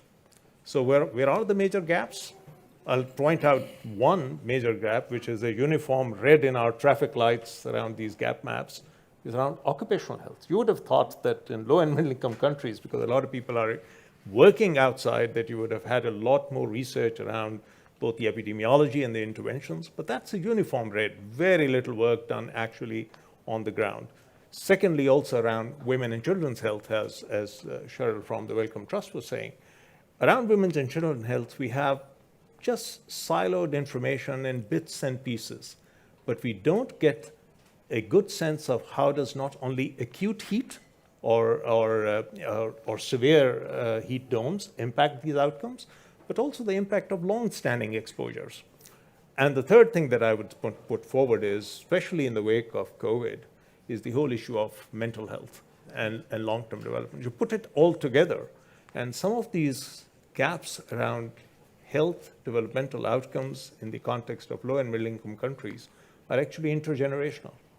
And they have a net economic cost, as you've heard from several of the members since the morning, which probably make this a much greater priority right now than many low and middle-income countries are investing in. Thank you. Very important. Identifying gaps in children's environmental health, maternal health, occupational exposures, and mental health. Very important. Michelle, as a public health leader, regarding the unknown impacts to climate change, as some might say, on health, and considering your experiences, how much do we really know from your angle? Thank you, Nsé. That's such an important question, and it's a very big one. And in the interest of time, and in the interest of protecting friendships and making new ones, I will focus my response to some of the research that's helping us appreciate some of the unknown or underappreciated impacts, health impacts of climate change. So we're all aware of the massive disturbances, floods, fires, drought, extreme temperatures can cause. But what we are not fully paying attention to are the less dramatic changes that are happening in plain sight. So for example, our faculty at the Harvard Chan School of Public Health have been looking at the impact of increased CO2 on the nutritional quantities of micronutrients in staple crops like wheat and rice and soy. And what we know and what makes us concerned is that decades of work to improve micronutrient status of populations in low and middle income countries, to make sure, for example, cognitive development, vision impairment are brought down because we are increasing the amount of micronutrient in the diet. That could be vitamin A, could be zinc, iron. Under the conditions that we are seeing today with increased CO2, these staple crops are being stripped of those micronutrients, which begins to raise the concern that the benefits that we are seeing from interventions that we've had in place are going to be rolled back. And in fact, they are being rolled back as we speak.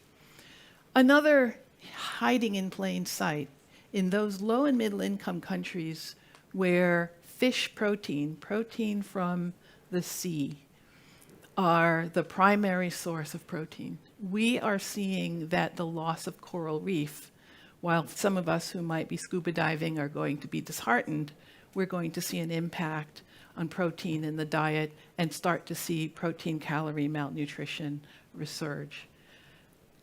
These are subtle but very important and very diffuse health impacts of climate change. Another one, and I'll move away from biological and ecosystem disruption to health systems disruption. We've already seen in COVID how a pandemic can bring down our health systems, where NCDs prevention, vaccinations are disrupted in massively diffuse ways. And so a knockoff health impact will be those chronic conditions and vaccine preventable diseases that are currently being controlled. As our health systems are disrupted by acute crises brought on by climate change, we will see what Naveen Rao just said, and that is we're not looking at new outcomes, we're just looking at the exacerbation of outcomes. Thank you, Michelle, for reminding us about the importance of micro and macro focus here, and the fact that our crops are being stripped of their micronutrients, which clearly, again, has a direct implications to child health development today and into future generations. Very important information. Jake, how do you see AI contributing and being used in conjunction to driving research? It's a great question. I think typically AI is applied to problems that have large data sets and some form of feedback loop, right? And so research obviously is focused exquisitely on that for a variety of different issues. And I think a lot of those mechanisms are being deployed. But the point that I would make is to sort of zoom out and think a little more constructively in terms of research and its application in the larger communications challenge that climate and, frankly, public health faces, not just now, but has always faced, right? How do you take these amazing insights that these different institutions are putting together and leverage them to make a larger argument about the palpability and, frankly, the changeability of our climate crisis? That, to me, is the biggest issue, particularly now in an age of information overload and in a moment where information disinformation campaigns are arguably the largest public health risks that we face across the board. And we saw that in particular with COVID and in particular with disadvantaged communities. So I think from an AI standpoint, looking at AI communication tools to basically combat disinformation and, frankly, taking onuses as a research organization to think not just about, in and of itself, completing the scientific rigor and evidentiary approach to research, but always going the next step to having a communications plan that can identify how what you're researching can apply to ordinary folks and make direct arguments to them, not just around adaptation, but around mitigation. Right? The old adage in communications where I'm from is 1 million people suffering, that is a statistic. 1 person suffering, that's a tragedy. Humans are hardwired to empathize with individual narratives and with stories that compel them about their own experiences. So I think the larger question is, how do we put a layer of storytelling acumen to leverage this incredible insight and make impact on them, again, in a moment where we need storytelling to move the needle on climate change?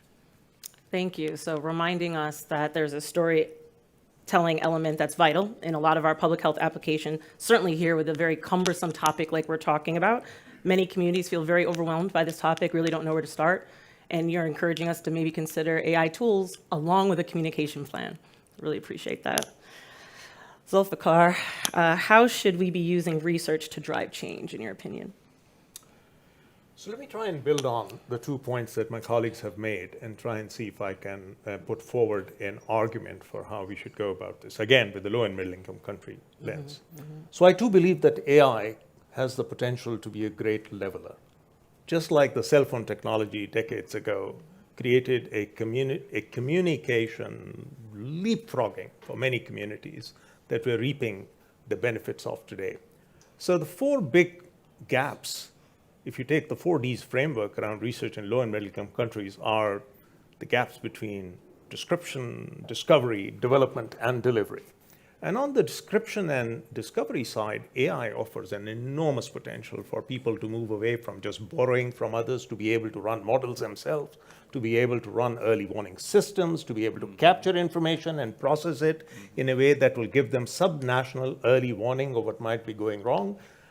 I believe if you dissect out many of these recent disasters, the lack of that local capacity was also behind lack of reaction and lack of really foresight in terms of putting preventive strategies in place.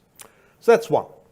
The second thing that I would say is there's enormous need, both for the globe at large, but particularly within LMICs, of contextualizing some of this research. So learning from local populations, community-based strategies on how to move forward with resilience and adaptation,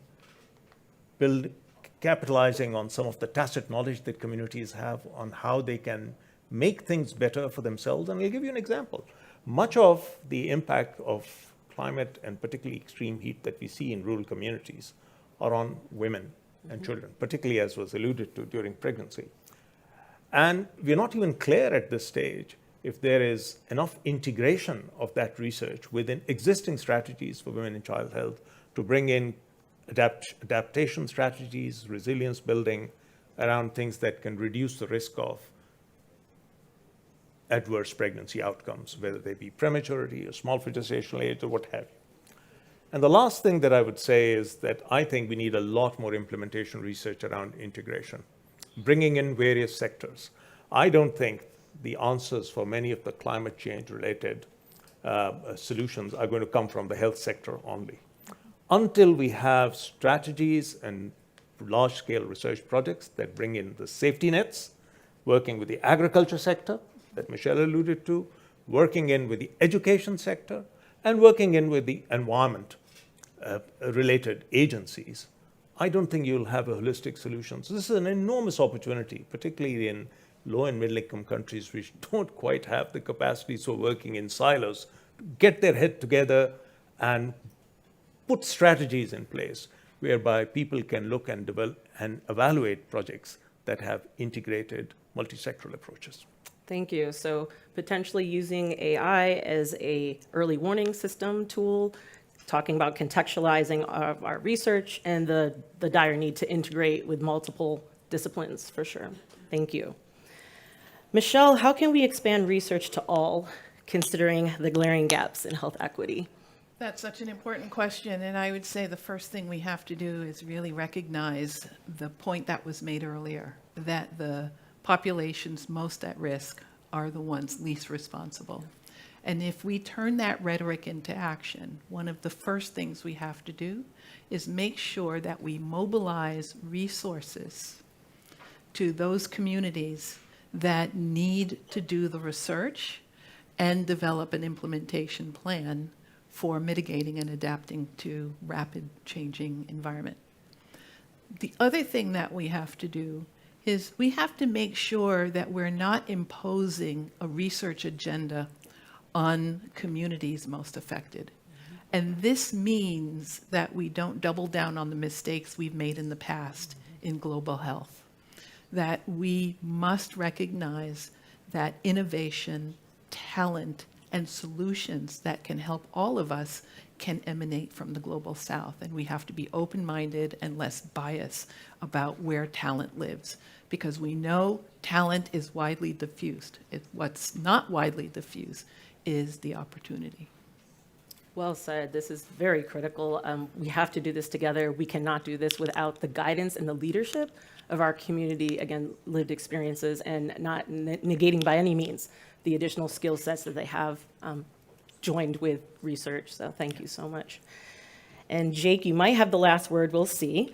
How can we translate climate and health data to be more relatable to a broader audience?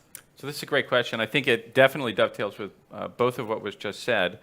There's an interesting aspect to climate where, even as it's totally true, everyone is feeling the effects. And in fact, those least responsible are feeling the most effects. On the flip side, some of the folks who are the most responsible are feeling the less pressure to make changes to their behaviors and to the systems that they live within. I find it astounding that people are themselves at risk for asthma, for heat stroke, for mental health issues, and they are not clamoring for change to the degree that they should be. So this is where I think, honestly, this system of incredible health professionals has both an opportunity, but frankly, a responsibility to do the level of teamwork and consensus building with other communicators to make larger arguments that climate is not a he said, she said question, right? 90%, at least in America, agrees climate change is real. That battle has been fought and won. 2/3 of America feels some sense of mental distress, sometimes acute. So there's a mental health crisis that we are facing, right? And yet the people and or the systems who are making action are in the low single digits. That is the gap that we need to close. And in particular, health systems, research, and all of the stories that are embedded inside of there have a huge role to play. This is you. This is your children. Yep. So not so much stories, at least in my mind, about other folks, polar bears, etc., unless you're a polar bear, right? But tell stories about actual people directly in their communities facing the actual crises of health, heat stroke, mental health, etc., so that they then feel motivated to demand action of the systems that they live within. Thank you so much. That demanding of action, I mean, this is we are beyond urgent times, right? I would offer too that we have never seen the kind of system that we're talking about, a system that places equity first, our most vulnerable first. We have never seen a healthcare system like that, definitely not seen an economic system like that, and we can go on and on. This is something that our youth, and I just want to impose our youth leadership that is growing, if that's even the right word, our professionals coming behind us. They are innovative, they are creative, they are full of energy, and they're frustrated. And they're angry, and they have every right to be, and that includes my own 4 children. We have discussions often about this, so really appreciate this very important intersection that we've all throughout this morning worked hard to integrate, and Michelle's point about this cannot be exclusively within the research community. It must be hand in hand. That also involves building trust. There have been many mishaps. I'll start with public health that have been unfortunate, that have caused pause. We don't have the time to waste. We have to be building these genuine relationships to get to these tangible actions that communities are desperately looking for, but also very much equipped to be a part of and help lead. In the last couple seconds, any final words of my wonderful panelists here? I'd just like to underscore the importance of partnerships. I want to thank the Rockefeller Foundation for creating a platform where people could air things that affect the globe at large. I don't think we can handle the climate crisis or find solutions just by working in silos with the high income settings, the funders, and the utilizers at one end. I think this requires a very strong partnership, a collaboration of academic centers across the globe, civic society organizations, technology tools, and advocates. I think that's a perfect way to end. Thank you, Zulfikar, Michelle, Jake. I look forward to partnering with each of you and finding ways to do that. Thank you so much for joining us today. Thank you. Thank you. Thank you.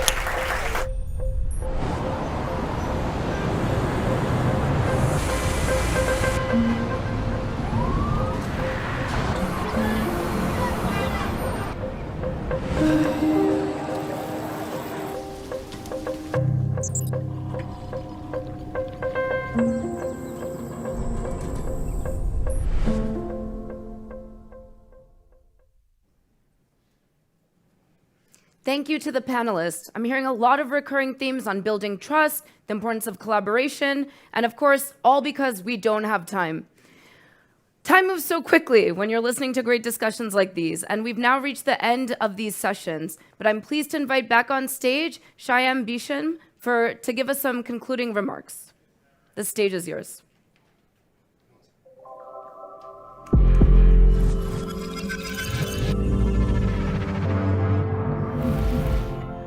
Over the time limit.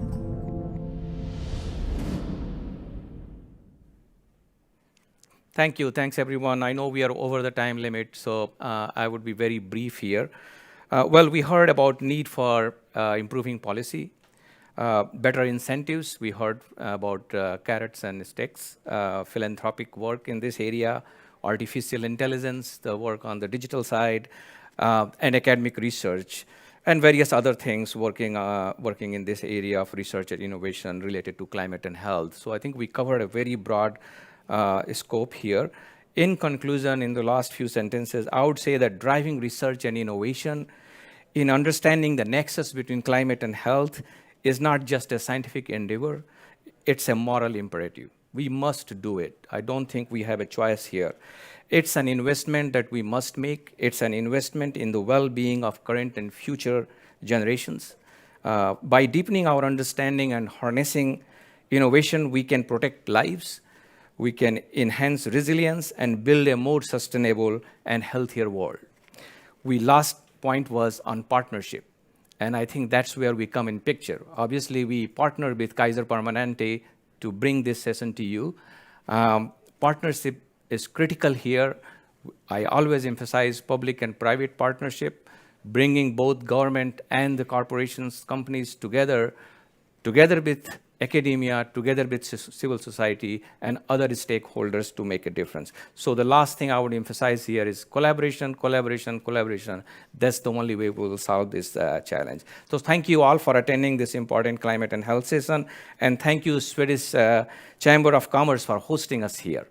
Thank you, it's a pleasure to be here. Bye-bye.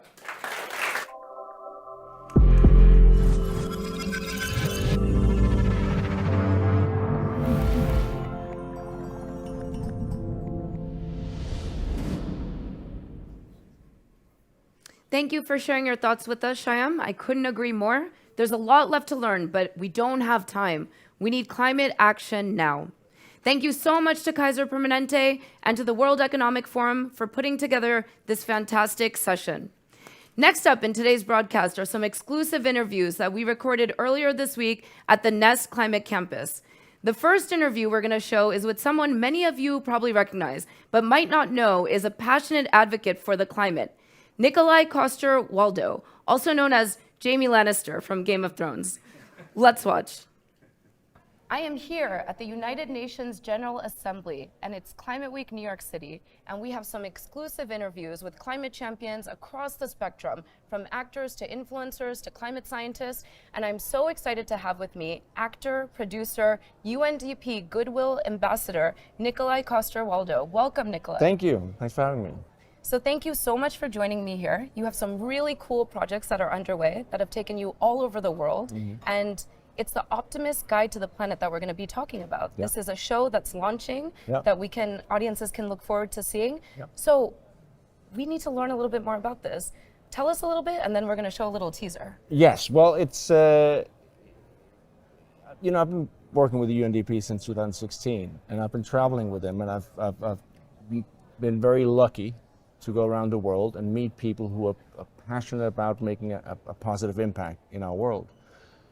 And I always went away from those trips just full of inspiration and energy and hope. And then sometimes when you follow the news coverage of these topics, to me at least, it becomes very doom and gloom. It's like just last year, 2 years ago, there was this survey that 50% of 18 to 25-year-olds in our part of the world don't believe in the future. A lot of people won't have kids because they say, well, what's the point? There's no hope. Might be guilty of that. And I don't believe in that.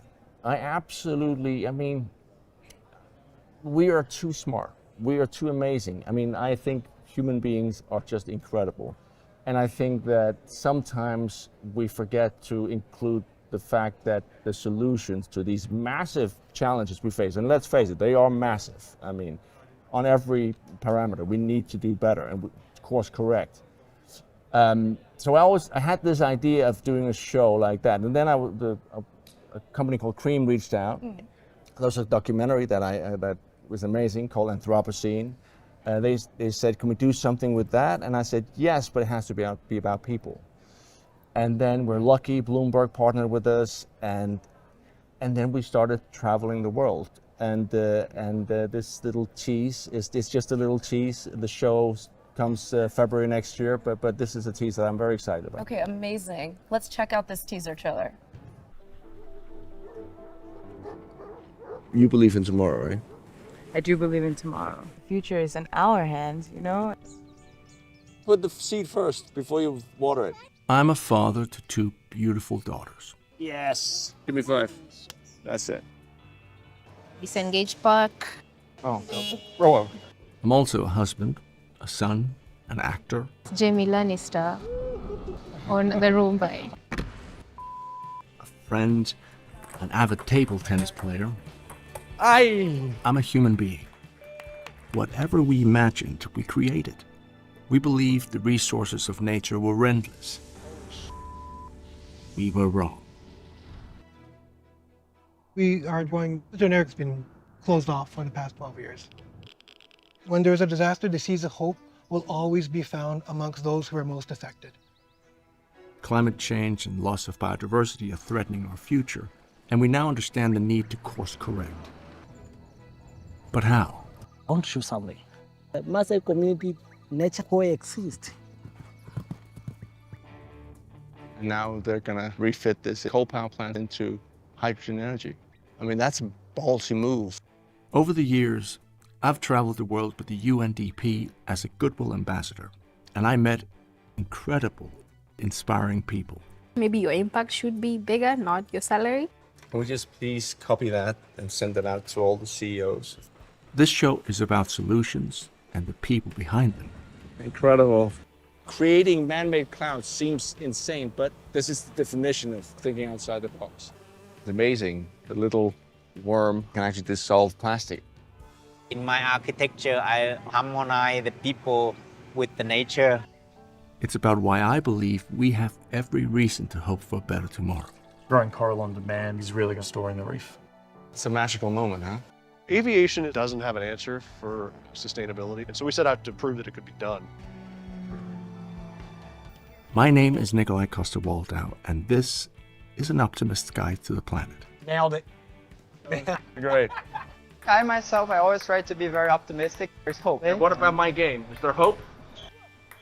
No, I'm joking. No, there's so. How cool was that? That was cool. That was very cool. Yes. You have been busy. You've been to almost 20 places. It looks like you met some incredible people. Yeah. Tell us a little bit about what stood out to you this year. Well, listen, I think everything exceeded my expectations. And I think sometimes it's, for me anyway, it's very healthy to get a little perspective. Sometimes we can all find ourselves, especially I think in our part of the world, in these little echo chambers where we confirm each other's beliefs and how the world is.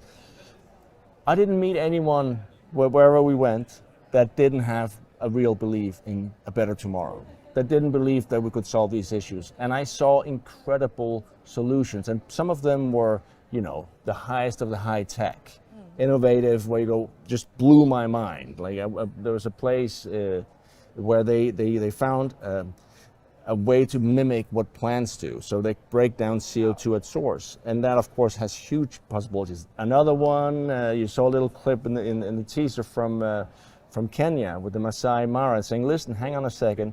Sometimes look back, look over your shoulder, see what we used to do. That actually worked really well. And it's all about what they call nasholai, which is balance between, man and nature. We have to find balance. Sure. And just the reason I want to make this about people is because I think a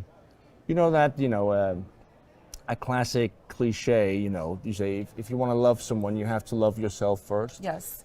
We want to save nature. We have to remember, we have to love each other. Yeah. We are so dependent on each other. Like humans need humans, and we're not that different. That's what I love about this. You can connect to anyone, everywhere in the world.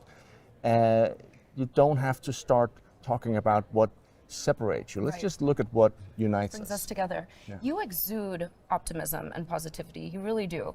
And some would say that traveling the world might actually move that in the opposite direction, but you are proof that that's not the case at all. You're ever more optimistic and even more positive about people and what people are going to be able to do. Well, I think we live in a time where there's, I also think it's important that we don't constantly put the whole future of the planet on the individual's shoulders. Right. We're very good at pointing fingers, at the shame game, and a show like this, we travel the world by plane, and it's easy. Oh my God, you want to save the environment? You go by plane. Obviously we offset all the carbon, but this is not an individual cause. This is a united thing, and we have the solutions to solve these problems, but we have to do it together.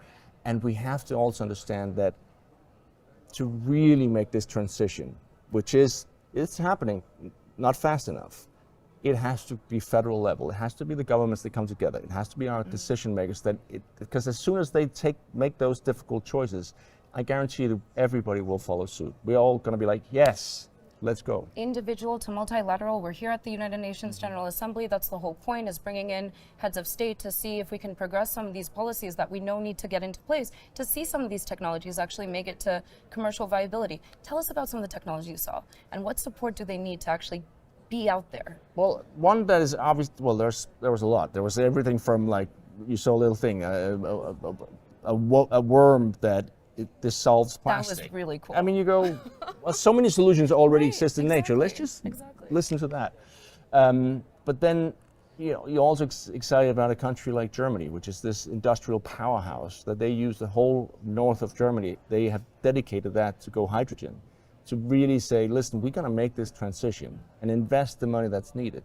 Because also we have to remember, we all want the same thing. I don't think there's any human living who's like, no, I want a worse climate. I want everything. No, everybody agrees on that. But obviously we have different paths, and we have different resources. we in the wealthiest countries have a bigger responsibility financially. That goes without saying. But I mean, there were so many. I went to Greenland, which is kind of my second home. My wife's from Greenland, my family's Greenlandic. And I met this incredible scientist who discovered, like, because in many ways, Greenland is seen as kind of the canary in the coal mine, if you will. Because we see the icebergs melting, the glaciers receding, the ice cap melting, sorry. But he was like saying, actually, every year, 1 billion tons of what they call silt is washed out. And this silt is the finest of the fine material. There's basically rock that has been grinded. It has so many qualities. It can work as fertilizer, and it's just there. It's been coming out for 10,000 years. You can just dig it up. And so we did this test where he took it to Ghana, I think, and he put it on the soil, and the response was just amazing. It was 50% more yield. Wow. And of course and on top of that, when it is exposed to heat, it absorbs CO2. So it's kind of a nature's own little thing. Listen, this is on the ground. Just take it. Use it for good. Yeah, nature-based solutions. I can't wait to watch that episode. And there was so, and then there was like when we talk about recycling, went to Japan. I'd never been to Japan before, and it was just so inspiring. There's a place called the Zero Waste Village where they literally recycle everything. That's awesome. And of course, we can't all do that, but it's inspiring. Yeah. And it's also inspiring to see once you put once it's accessible for people, we do it.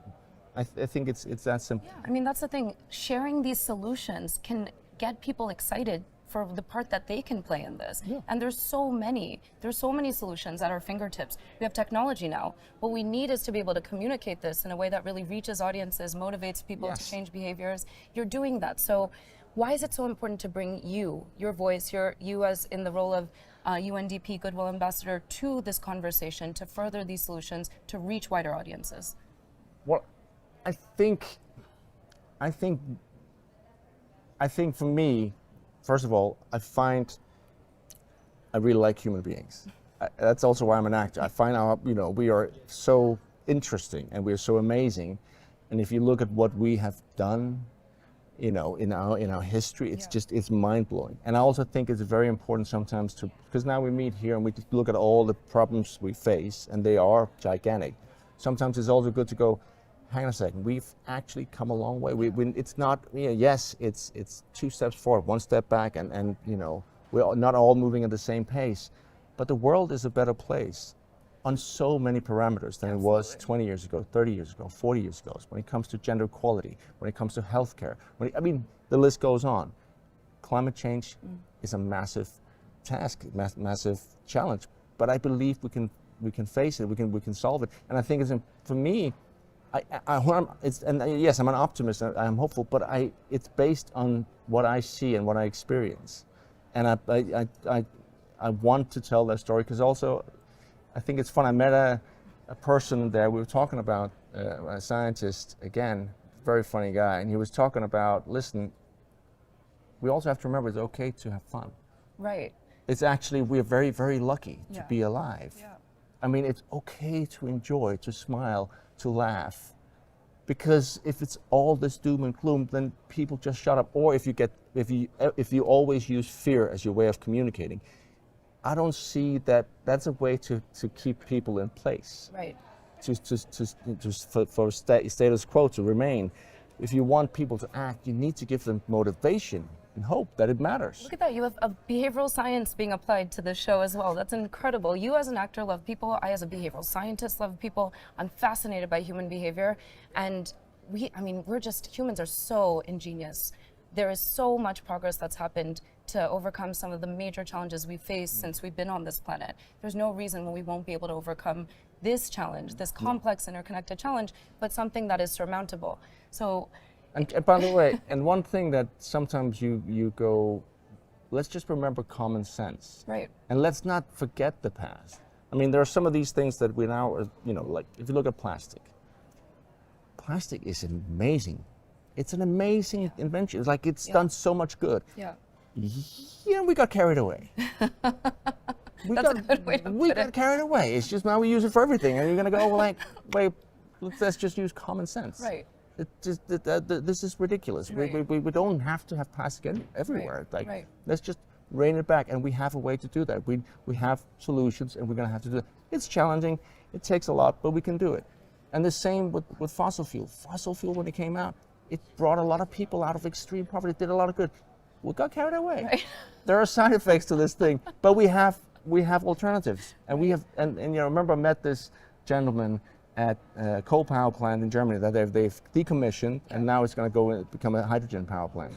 And he said he'd been in that business his whole career. And he said 20 years ago, he was just a nice guy, and I was like, 20 years ago we talked about wind power, and I was like, yeah, it's nice, but it's never going to work.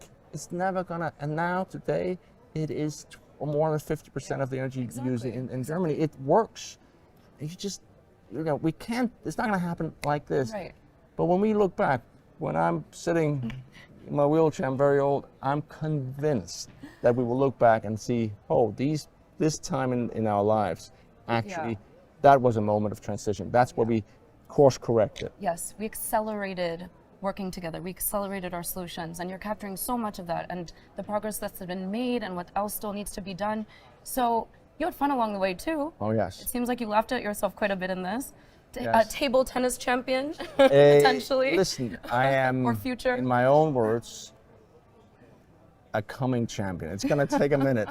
No, but think about the reason I did that, and it's because I like to play table tennis. Yeah. And I've competed the last 2 years in the Greenlandic Table Tennis Championships, and our story ends with me participating. Didn't quite do as well as I hoped, but the point of it is not just for me to have That's fun. pretty legitimate, though. But the thing is, sports, having fun, playing together instantly breaks down barriers. So wherever I went, I tried to find someone. I went on Facebook. I just looked for people to want to play table tennis. So I found whoever was ready to play, and I met them, and we played. We had fun, and then I talked to them and heard, what's your story? And I'm doing this, and I asked, and also, by the way, we don't need to explain climate change anymore. We have to stop being, just because a couple of nut jobs go, oh, it's a hoax. Yeah.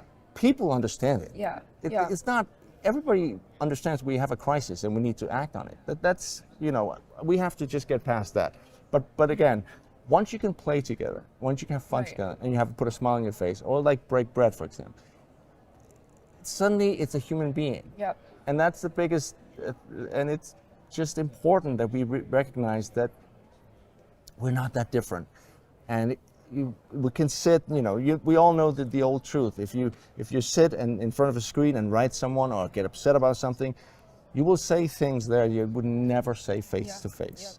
And that's, once you're face to face, you go, I can see your eyes, we have that shared value. That trust is established, right? Exactly. And ultimately, we're human. We have more in common than not. And if we remember that and lead with that, and clearly that is your show, and that's what the show is going to really share with the world, to get excited, to get inspired, and to find that common ground. And we're editing now, but it's also important for me, and I think that it's a fun show. Yeah. It's entertaining because you're going to learn something. You're going to have fun. It's a journey around the world, and I'm very proud of it. You should be very proud of it. It looks incredible. Did anyone let you win at table tennis?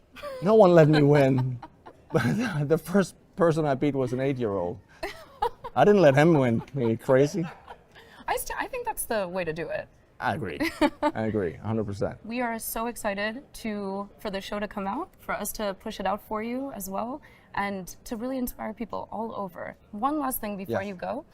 This started in Greenland and ended in Greenland. You actually, I don't know if you know this, you inspired me to go to Greenland. Oh, good. I thought it was incredible, the experience I had from Ilulissat to see the Iqui Glacier ice calving. Yeah. And that's not something everyone's going to be able to experience, right? I know how lucky and privileged I was. And similarly for you, you're bringing a lot of these experiences to audiences around the world that won't be able to see it with their own 2 eyes. Sure. Why is that important? What is it about the visuals that draws people in, that then potentially changes how they view the world? For example, I was in Kenya, and I met this incredible group, and they were collecting 10 million flip-flops every year from the beaches. Wow. And the amount of that, and of course the reason these plastic, this plastic footwear is everywhere. It's because it's the cheapest, Yeah. right? Yeah. So what do you do with it? It's very difficult to recycle. So they turn it into art, the most beautiful art. These sculptures that are just incredible. It's just inspiring, you know. And they all have stories to tell, and that's the thing. This is really what the core is about. You find solutions that some of them you can use directly in your own lives, others will inspire you, but most importantly, you realize, hang on a sec, what they're struggling with is what I'm struggling with. Yeah. We're in this together, and we have to, you know. There's just so much division in this world that is fake. I just don't believe it. If you think about in your lifetime, of all the people you've met, thousands and thousands of people, the true assholes, they stand out. No, they stand out. Yeah, and you can probably count them on one hand. Yeah. Right? Very true. Very true. Yeah. So let's focus on that instead of going, oh my God, I bet those people over there are Right. really bad and evil. No, they're not. Everybody's just insecure. We all are. No, but that's the truth. Everyone's trying their best, right? Trying their best. Okay, one more question. Okay. So who inspires you? You've met so many incredible people. Who was the motivator for you to really do this? Or many. There must be many. There's so many. I think that I'm inspired all the time. You meet someone and they say something and you go, oh wow, that, you know. Yesterday, by the way, we're here at the SDGs, the halfway point. Yep. And we're not quite there. There was something called a halftime show where we kind of, you know, took stock. But during that coming together, there was a performance. There was a guy who played a bit of music. And that thing that art can do, that can touch you in a way that you can't explain with words. But I know that everybody in that room, and in that room people came from all over the world, everyone was so affected. That inspires me and that gives me hope, because if you tell a story from the heart, you will reach everyone. You have the potential in you. Authenticity, also proven by behavioral science. There you go. I have to be a nerd at some point, come on. Balancing this out a little bit. No, we're so excited. When can the audiences tune in and watch, and where? Bloomberg all over the world, Crave in Canada, they're also partnering, and then from February, I won't say a specific date because I can't remember it right, which I of course should, but there will be, we will make sure that people know where to find it when we get closer. And you'll be watching something that is positive, and that's important because there is a lot of doom and gloom out there. So thank you for taking this angle, and it's an authentic angle for you to take, because this really is who you are. You have been a pleasure to interview as always, Nikolai. Thank you for everything you do. Thank you for your work. I'm here at the United Nations General Assembly. It's also Climate Week New York, and we are at the Nest Climate Campus hosting our Climate Week broadcast, The Road to COP28.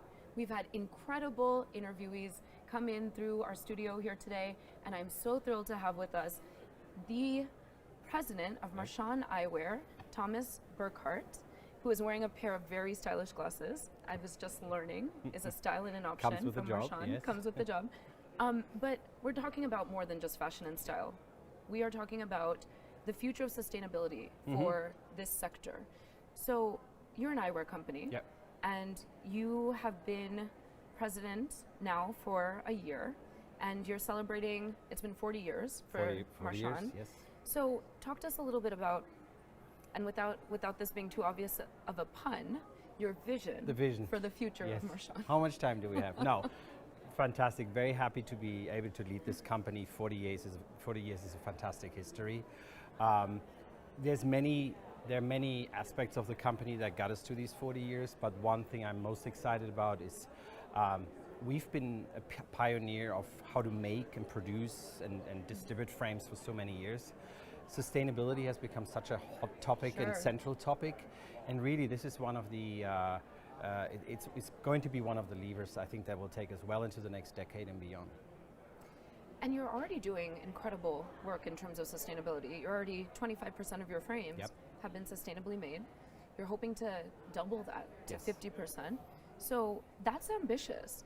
And you're seeing companies within your sector, across so many different sectors and within fashion and beyond, make these types of commitments.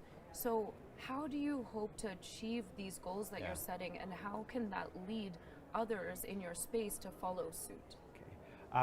Actually, I have a very simple philosophy that usually let's do first and then talk about it. So the 50% I know we can do, and that was we only went out with that when we really knew we had a roadmap to this.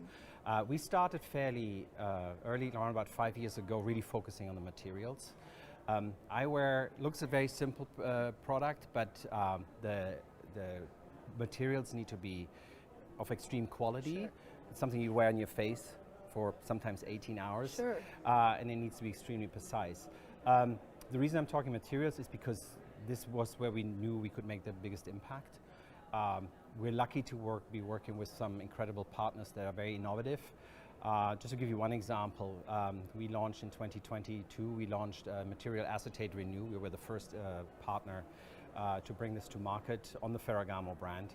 It's an acetate that looks like this, 40% recycled materials, 60% bio-based materials, and it takes half the carbon footprint to make this frame. There's a whole host of other materials that have similar proprietaries, being not fossil fuel based, i.e. bio-based, be recycled. This year we're probably going to be exceeding around about 30-35%, so I'm sleeping very well about the 50% goal. Okay, that's exciting. That's really exciting. And that's really inspiring for others that are in your space too. And Marshawn, it looks like, is really trying to lead by example, and so hopefully others will get behind what you're doing and do it themselves. Yes, and obviously there are a lot of companies already following suit, which we're very happy about, but we're also very happy about the partners that we're working with. So most of our brands are licensed. We work with world-class companies like Nike, Lacoste, Calvin Klein, Longchamp, Ferragamo, and we're trying as much as possible to integrate in their sustainability efforts. For instance, Nike is taking big leaps forwards, and launching product in conjunction with their efforts has provided to be not only towards the trade, but also towards consumer having the most impact. And so you're innovating on behalf of these brands as well. So like you said, Nike, Lacoste, Calvin Klein, what are you doing to offer more sustainable solutions to your partner brands? The goal is, as we said, 50% by 2025. The goal is really to make every frame as sustainable as possible. We're continuously launching new materials. For instance, we just launched a frame that is 91% made out of recycled stainless steel with Joseph Aboud. And then we're exploring and really going into everything that goes around the frame materials. So all our packaging material is now either recycled or biodegradable. All our Insta material is certified recyclable and made from recycled materials. There's so many aspects in our industry that we can make greener and better, and we're committed to be doing that. And as you produce these, it makes it the norm. And this is what brands will be going for. It makes it the norm. And one other principle that I want to mention is we also gave ourselves a mission to ensure that the consumer doesn't have to pay more for it. So it really comes at the right price, because that's the best point. we know we don't want to give them, don't want them to having to make that choice. Right. So that was the condition. But no, we know we can do it. As I said, the 25% ramp up worked pretty well. The 50% is well inside. And the last thing I want to mention is the nicest thing about all of this, besides doing right for the environment, besides doing the right thing, is I've never seen a company initiative in my 25-year career that creates more excitement with our employees than the sustainability piece. So you're excited for the future? We think the industry is going to not just meet the goals that have been set, but far exceed them? Absolutely. Awesome. Well, thank you for your leadership and contributing to that transition to clean energy and a more sustainable future. Thanks for having us. Thank you. Bye. So, it's my great pleasure to introduce Salah Saeed. He's Head of Sustainability at Klarna. Who is Klarna? What is Klarna? What does Klarna do? Happy to walk you through it. Thanks for having me. So Klarna is a global payments network and a shopping assistant. We're a Swedish-based company, and we help consumers to save time and money, and at the same time help them also shop consciously.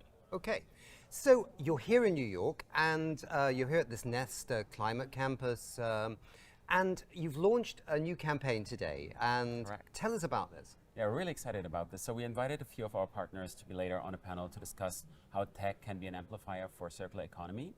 And the campaign that we're launching today is all around how can we help consumers understand that if they love their items longer, they will live longer.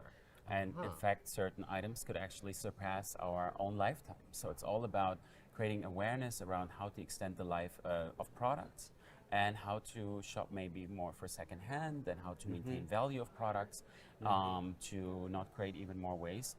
As you probably know, only 9% of the world is circular, and we hope that we can make a contribution by helping consumers to find more sustainable options when they shop with Klarna. That could be pre-owned products, but at the same time also helping them to resell certain products. Yeah, that's a really good point, because the longevity of a piece of an item or something like this is so absolutely crucial to its footprint over time. And I have to say that I'm a bit of a fan. There's a repair shop in Berlin. You live in Berlin, I live in Berlin. Exactly, yes. And there's a fantastic repair shop in the old Haus der Statistik in Alexanderplatz. Correct. Yeah, and so you know that place as well. They've got I the know the dematerialization clothing place as well there. Exactly. I think Berlin is a great hub for a lot of companies actually to consider conscious shopping, bring in repair opportunities. At Klarna, as part of today's announcement, we're launching a couple of different features, like an improved CO2 emissions tracker where consumers can track the carbon footprint of the products they purchase, and at the same time also highlight certain brands that we partner up with. So we reach 150 million consumers. We work with 500,000 retail partners. And in this conscious shopping dashboard that we're launching today, consumers can explore brands that act in a more circular way, that provide pre-owned products, that provide repair services, refurbished products, but also take-back schemes. And at the same time also highlight products from brands that act in a more sustainable way when it comes to working conditions, environmental impact, or how they treat animals. Yeah, okay, this is really important, absolutely critical. Thank you very much for telling us about that. I've been asked to ask you, what are Klarna's long-term goals for sustainability, and how is this going to work towards achieving your 2040 net zero emissions target? Yeah. I think, by the way, this campaign is also part of it, right? It is also part of it, okay. absolutely. Sorry, we run a bunch of different initiatives. I think it's so important for companies to start in their own operations. What can we do to date in order to decarbonize our own supply chain, our own emissions? Obviously, Klarna as a service company is not a large manufacturing company with a massive supply chain and a lot of emissions, so we're more on the low emitting side of things. However, we believe that if we want to have a massive impact on the world, we need to go beyond our value chain and think about how could we, use our amazing cloud of 150 million consumers and that many merchants to drive sustainable development. And one thing that we've started to do with regards to climate action, besides our decarbonization efforts, is to tax ourselves. So instead of driving climate neutrality and making neutrality claims about ourselves, we've been there. We've been climate neutral in 2019 and thought it's too easy to offset. It's really not ambitious enough. So what can we do to really have a good and effective impact when it comes to that? So we introduced a carbon tax based on the BCG WWF Blueprint for Corporate Climate Practice. And we apply this tax across all our emission scopes. This tax helps us to steer emissions reductions internally. And then the funding that we generate out of the tax, we support carbon removal companies, decarbonization organizations, but also climate advocacy projects. And all of that we call the Climate Transformation Fund. We work with a really cool environmental tech startup in Sweden called Milky Wire that helps us vet and source all those amazing organizations. To date, we supported over 20, and the investment has been above $5 million. Excellent, excellent. Yeah, so you're walking the talk. I mean, it's nice. The concept of offsets in some ways is very nice, that we want to, say, look after forests in developing countries and pay local people money, but there's still so much of a cloud, and I don't talk about the cloud, there's quite a cloud around these projects as well. So I think what you're doing sounds very interesting. I think we've got time for maybe one more question. Let me ask you on this issue of circularity. So you're right, the world is only 9% circular, and the circular economy as a concept has been around for a very long time, but it seems to be taking wing a bit at the moment, because it seems to be that we've got climate change here, biodiversity loss here, we've got plastic in the oceans here, and blah, blah, blah, and you can go around the whole thing.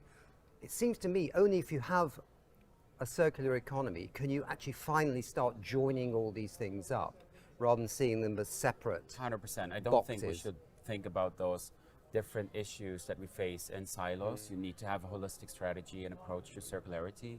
When it comes to Klarna, we sit in a sweet spot of being able to help consumers understand the impact of products and their shopping, and can really be an amplifier on how to make more sustainable shopping actually possible.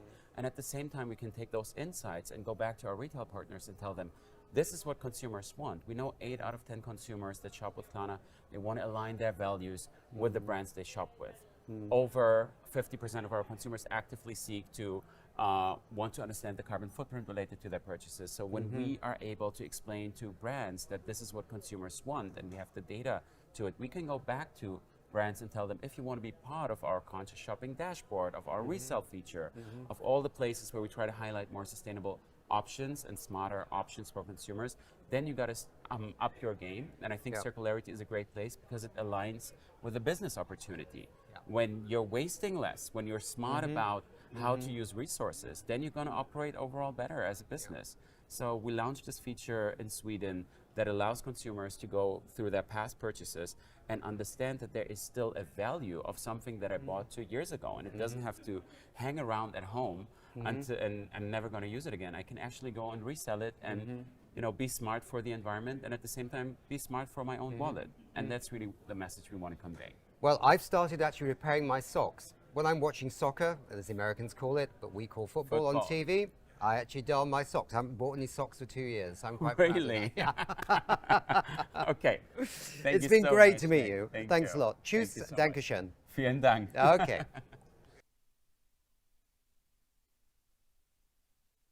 All right, so I'm absolutely delighted to have with me here today Fabrizio Di Micheli, who is the Consul General of Italy in New York. Welcome to the show. Thank you, Nick. It's a pleasure.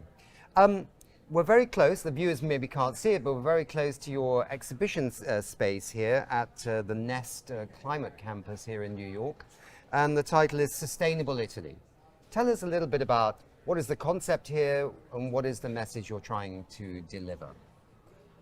Thank you, Nick. Actually, when I came to discover that Nest Climate Campus was last year, and I realized how huge here is the potential, and this platform has been growing, it's quite young.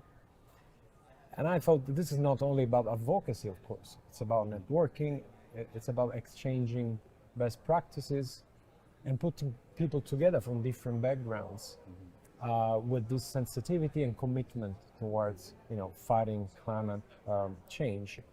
So my first feeling was we should tell more about some Italian stories about sustainability, because there is indeed a lack of knowledge, notably in the United States, much less so in Europe, about what Italy has already achieved in the past and the commitments taken. I'm not talking here about the government, which is of course by definition committed within the European Union to the Paris Agreement objectives. I'm talking about the very society and above all the economic system. So what you have here, it's a demonstration. Of course, we have picked up some companies and associations, but we're also telling through some specific panels some stories of our records in terms of sustainability. Very few people know, more people know that Italy is the second industrial power in Europe, right? One of the biggest exporter all over the world of machinery, probably the fourth. Less people know that in terms of sustainability, our industrial system is far more advanced than many others. And I can give you some numbers in terms of industrial as well as urban recycling of the waste. I'm talking about recycling industrial and urban waste. Italy is the very first in Europe with 83% plus of percentage, whereas the average in Europe is 50%. So we are really we have one of the highest rates in the world, and this applies also to energy efficiency. Right.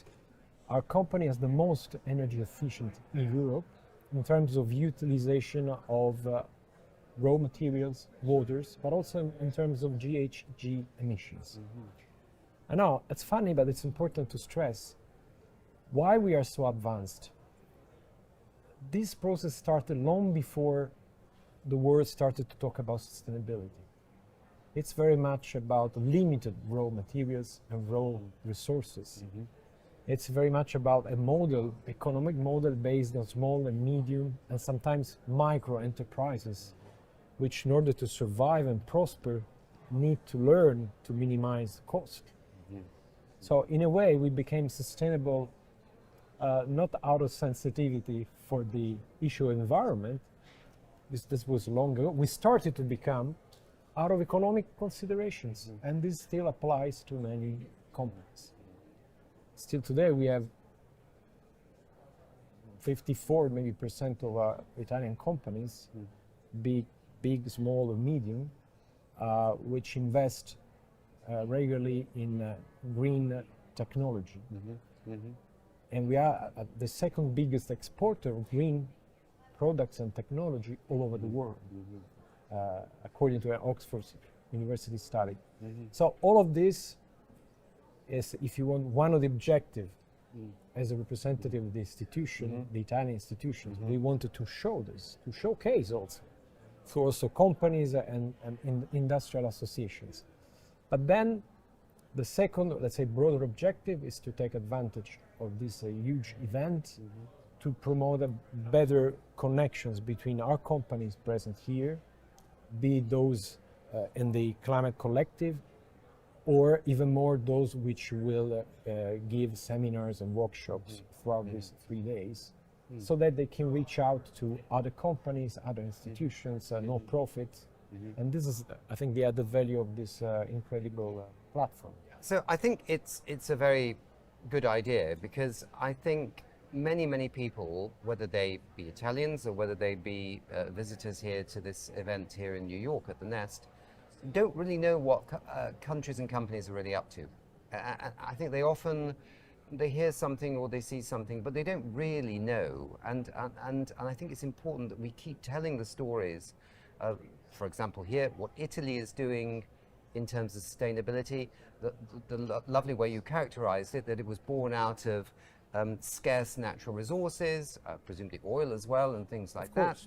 And so one had to be really smart about the way one used those resources, and by, in a sense, default, left the next generation with an opportunity to be a much more energy efficient and resource efficient economy. And I think these stories are good stories to tell, because some people are very distressed about climate change, particularly the younger generation.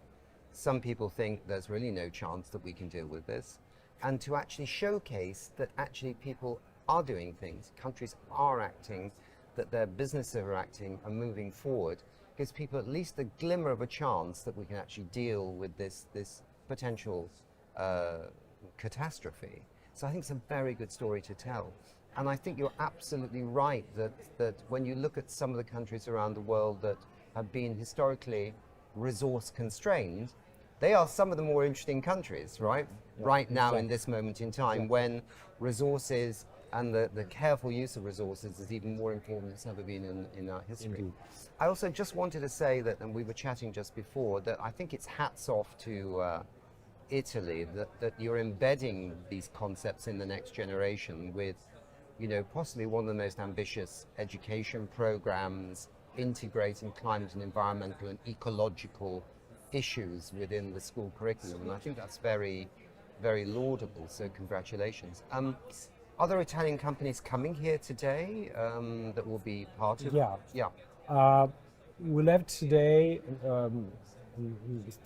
giving talks, seminars, a very small beauty products company, which is 100% sustainable. Funny is that I get to know it through Cornell, because they gave this prize to this company. Right. That's the way we learn about it. Because we have kind of tens of thousands of small companies in Italy with high technological level. And we are also a tradition of organic farming, and this has been applied also now to beauty products. So we'll have this presentation, which is exactly aimed at explaining, as would be the very CEO doing it, how even a small company can have a profound impact on the issue of climate change in terms of best practices and models. Then this afternoon we'll have a Salone del Mobile. Salone del Mobile is the most important event for furniture and design all over the world. Takes place every year in Milan, and it's interesting because they are showing what they've done a couple of years ago when their salon was devoted to sustainability. They are showing how even a big event like this can be very sustainable. Maybe not 100%, but almost. And there is also a long tradition, again, in terms of use and recycling of wood, which sees Italy really probably as the leader in terms of recycling and limiting waste of wood as well. Tomorrow we'll have other companies. Any food companies? Because I think people associate Italy with fantastic food, but I think there's also a lot of sustainability in the food production system, organic as well, and the slow food movement, and so many. I think you had the Expo a few years ago, which was really showcasing sustainability in food. So I think we do have a stand here in our space, the Climate Collective, where the Coldiretti and Filiera Italia, which are the two associations putting together all the farmers really, and most of the companies of agro-industry companies, transformational or farming products. They work together and they are showcasing here their commitment, but also their achievements in this regard. And as I was saying before, I think over 16% of our farming is organic, and this is again, and we are leaders in Europe on that. And this is again something connected to the tradition. It started again, not necessarily with a awareness for climate change, not at all, because you're talking about a rural tradition, which is now with the awareness and technological and competencies, and also regarding the materials and products to be used in farming, is combined with the probably one of the most advanced system to reduce again the impact. So again, we are very sustainable. We were very sustainable without knowing it. Yes.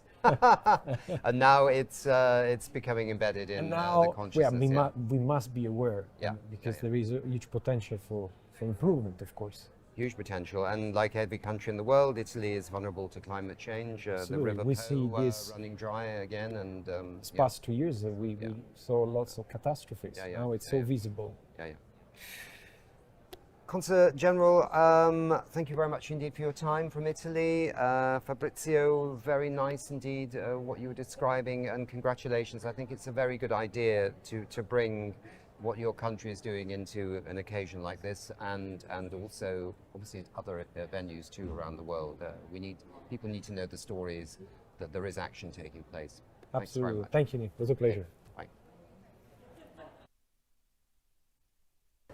We're here today at Climate Week New York City at the Nest Summit, and I'm so pleased to be joined today with Jada Doyen McKenna, the Chief Executive Officer at Mercy Corps. Thank you so much again for being here. Thank you for having me. And I would want to know more about the work that you do at Mercy Corps. Yes, Mercy Corps, we work in communities affected by climate, conflict, and poverty. We are a team of humanitarians, so we do emergency relief work, humanitarian work, as well as kind of longer-term development work in over 40 countries around the world, like Africa, Middle East, Latin America.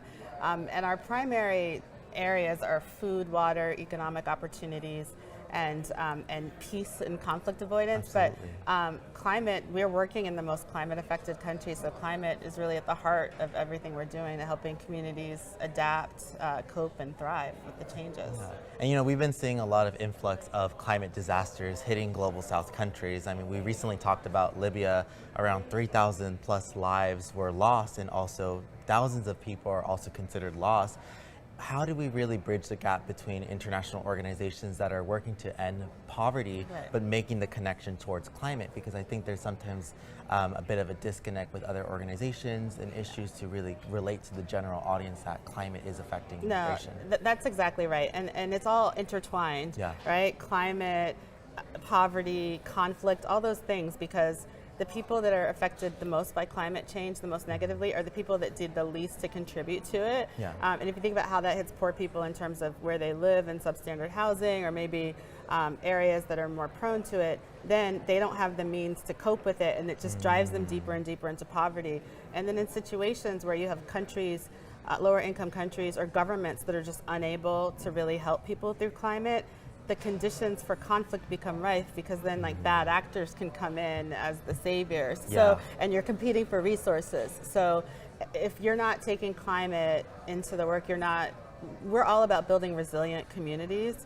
And that climate is in the center of that right now. Absolutely. And I think, one of the things that you said about building peace and also working with different organizations, being a global organization, what is a unique and specific approach to the climate crisis when building out these programs with communities and those who are entering those communities? So we look at everything, we call it our resilience framework. So there are three key elements to that. One is providing sustainable energy sources for people, because energy and poverty are so intertwined.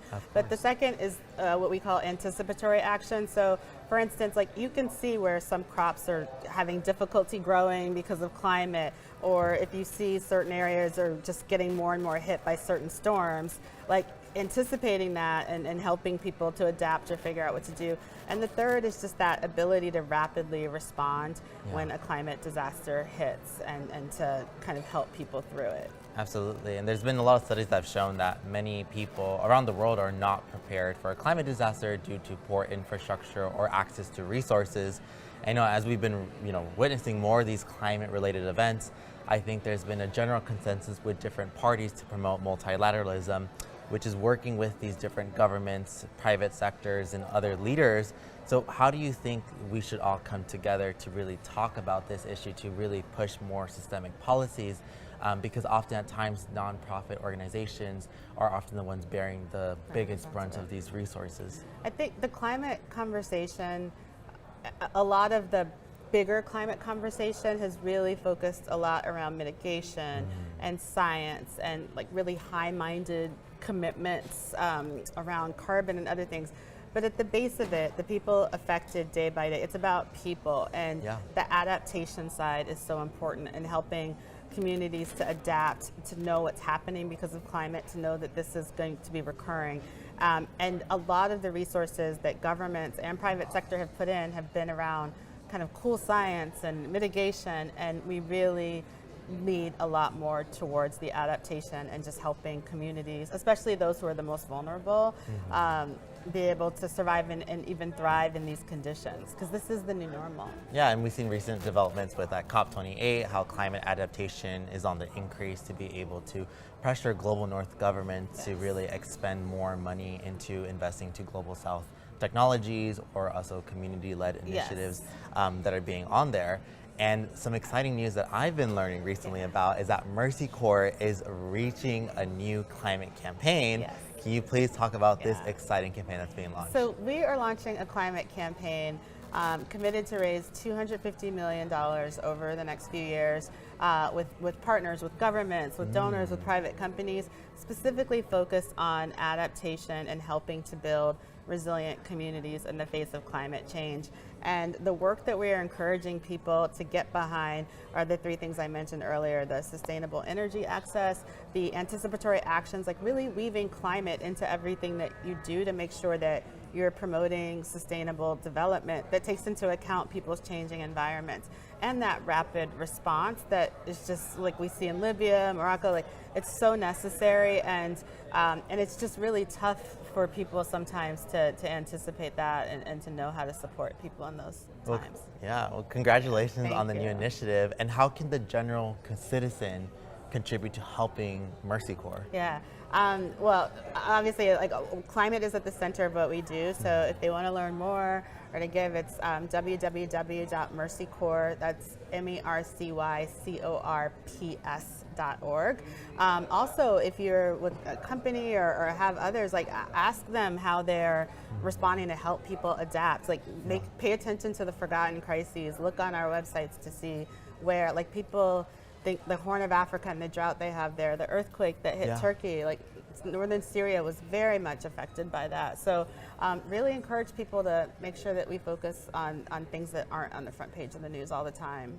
Because this shouldn't become normal. I worry sometimes that people become immune to the suffering because they see so much and so it much just doom passes and gloom by. Being perpetuated, But there are opportunities still for people to thrive. For people should be able to survive these things, and they should be able to adapt to thrive, and that's what we're committed to doing. Yeah, and I think the average citizen can commit to themselves to, yes, reading about those news, but also finding solutions, demanding those solutions, but also working together with organizations like Mercy Corps that is leading those fights. So thank you so much again for being here. No, thank you for having me, and thank you for all the work that you guys do, and thank you to all for what you do in your individual lives to make the planet a better place.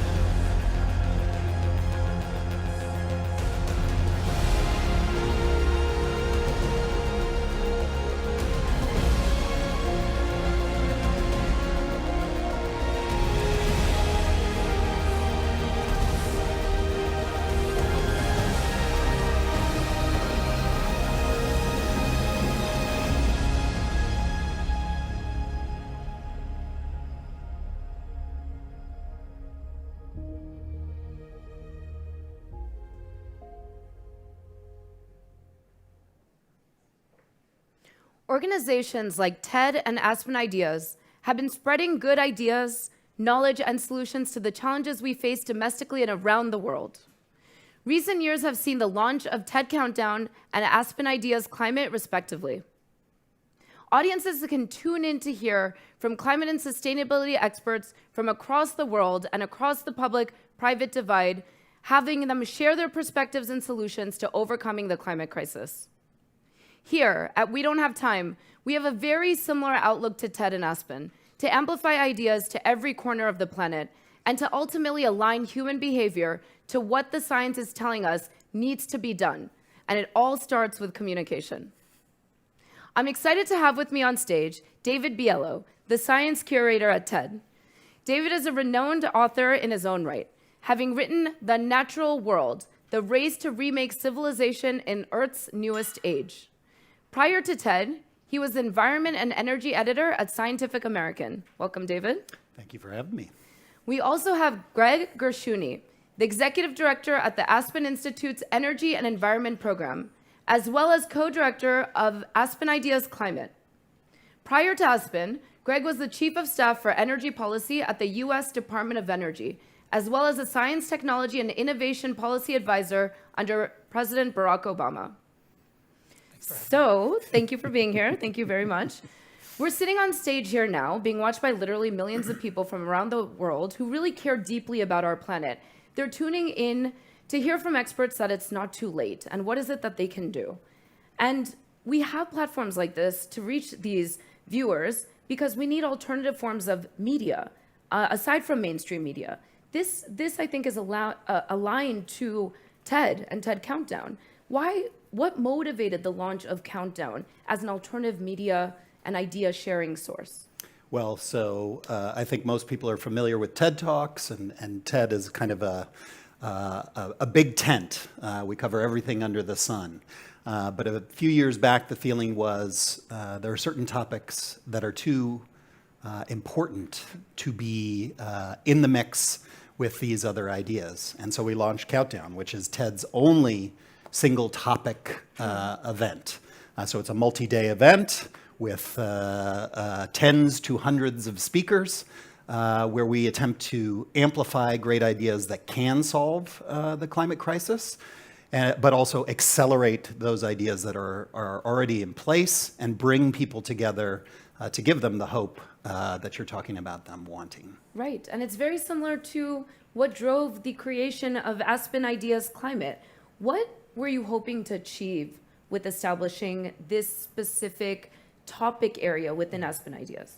Yeah, so we've been doing Aspen Ideas Festival for about 20 years now, and what we really wanted to do was focus on a specific issue in an area that's being impacted by climate change directly. And so we've hosted in Miami Beach the last 2 years. It's at the front lines of sea level rise and extreme rapid intensifying hurricanes. And so what we do is we bring together people who are building the solutions, innovators, companies building clean energy, EVs, all the things that we need to solve climate change. And we put them in the room with investors, with the public, with future leaders, young people who are looking to get involved. And that kind of collaboration, we often get a lot of output from that weeks, months, and even years later. This is really, speaking to us. This is what we're doing at We Don't Have Time. We have our own broadcast, which you're a part of. This is for Climate Week New York. We also amplify good content and really good ideas. And so yours is both Aspen Ideas and TED is the type of content that we want to push out because, again, it's not getting picked up by mainstream media in the way that you would expect, given how serious the climate crisis is, right? And that the type of amplification should commensurate with the risk of the climate crisis. But it's missing. So why are alternative sources of information, and by alternative I mean alternative from mainstream, so critical? Why is TED so critical to communicating to the public? I think, well, let me take a big step back. First of all, I used to be part of the mainstream media, so I understand the role they have to play and also why they were slow to take up this torch, really. The scientific publications like Scientific American, where I used to work, were kind of at the forefront because science was where the understanding of the problem of climate change came from. But it's not more science, although we do need that, and it's not more technology, although we do need that is going to solve this. It's actually that we, the humans, are the problem.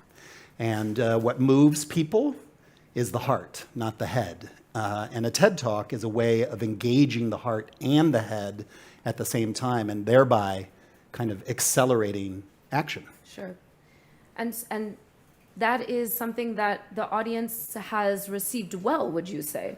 Just to pick up on that idea. How are you seeing reception from the heart especially, of these ideas that are worth spreading? So, it depends on how you want to measure it. We could talk about ideas funded. We could talk about, policy change out in the wider world. We could talk about view counts, which is, what TED Talks, I think, are most known for.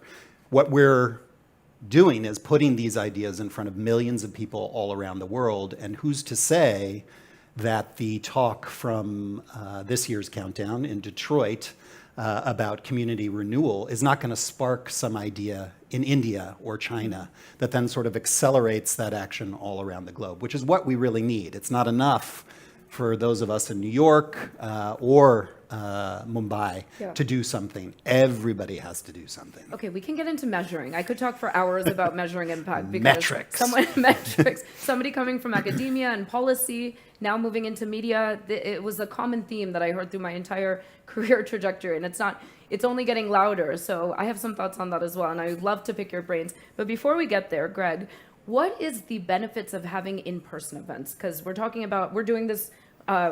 We are doing a broadcast at Climate Week New York right now. We are reaching people across the globe that can tune in virtually through the We Don't Have Time app and are tuning in right now. And yet there's still value to bring people together. And this is what Aspen Ideas Climate has been doing. So what is the value? Yeah, so I think, you hear from these speakers from the stage, you have, panels that are talking about all these different solutions. And then in between those sessions, you can turn to the person next to you and talk about that idea. And you may work in the same space and not have even really met each other, gotten to know each other yet. And that might form a collaboration. And so I think the doing this in person is really important because it allows you to build those relationships deeply. I think maybe we took for granted the ability to bring people together in person for a while, and then I think 2020 really brought that back for us, that our ability to do so is in unlimited. And so, that's the value of it. Having the digital version of that is also extremely valuable. And I think you need a combination of that because there's so many people that need to be involved in finding climate solutions and building those things. And there's absolutely value in having people together in the same room. It's how we met at TED Countdown. We've gone full circle. What about for outside of those who are interested in the idea and might be motivated and inspired to do something with that idea? What about the private sector? You really include companies in your festival. You also bring in the public sector. Talk to us a little bit about the benefit of having private and public sector physically in the room as well. Yeah, so I think with the private sector, we do a couple different things. We have a pitch competition where early stage companies can pitch their ideas. We've had a number of those funded over the last 2 years by investors that were in the audience while those ideas were being talked about. And then those interactions between the private sector and policymakers are really just invaluable. And you get to hear those kind of stripped down ideas and concepts that it's much harder when you're sitting across the table in Washington, D.C. or in another place than, having a drink in Miami Beach or in Detroit or wherever it is. So Countdown Yes. connotes urgency, similar to the name of our company is We Don't Have Time. Yeah. Right? And Countdown has a very similar connotation. Obviously, it was carefully considered how you came up with that particular word. Talk to us a little bit about it. Sure. Well, I think it's not widely appreciated why we picked that word. We're actually meant to be counting down emissions, counting down pollution. We're not there yet, you may have noticed. But that is the goal of Countdown, is to amplify and accelerate these solutions, so much so that we can start to count down the billions of metric tons of greenhouse gases that are going into the air each year to zero, and perhaps, as some of these entrepreneurs will tell you, beyond zero. So that's where Countdown comes from. And it also, like you said, implies that sense of urgency in a way that maybe climate change or global warming, these kind of phrases that get bandied about but don't really touch you, it can achieve more action that way. Yeah, I'm part of my background is communication. I'm part of a climate communicators group. We have academics involved like Tony Lazarowitz at Maybach that are really providing research behind how to choose certain words over others. So I definitely respect that because it's entrenched in science, and the nerdy academic in me wants everything entrenched in science. But that doesn't mean that's how we should be communicating, right?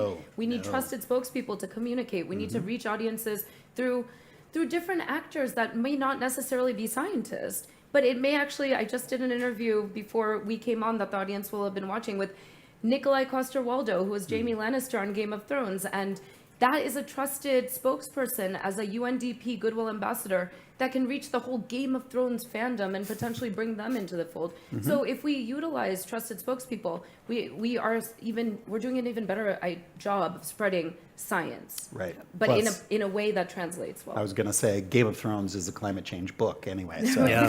There we go, exactly.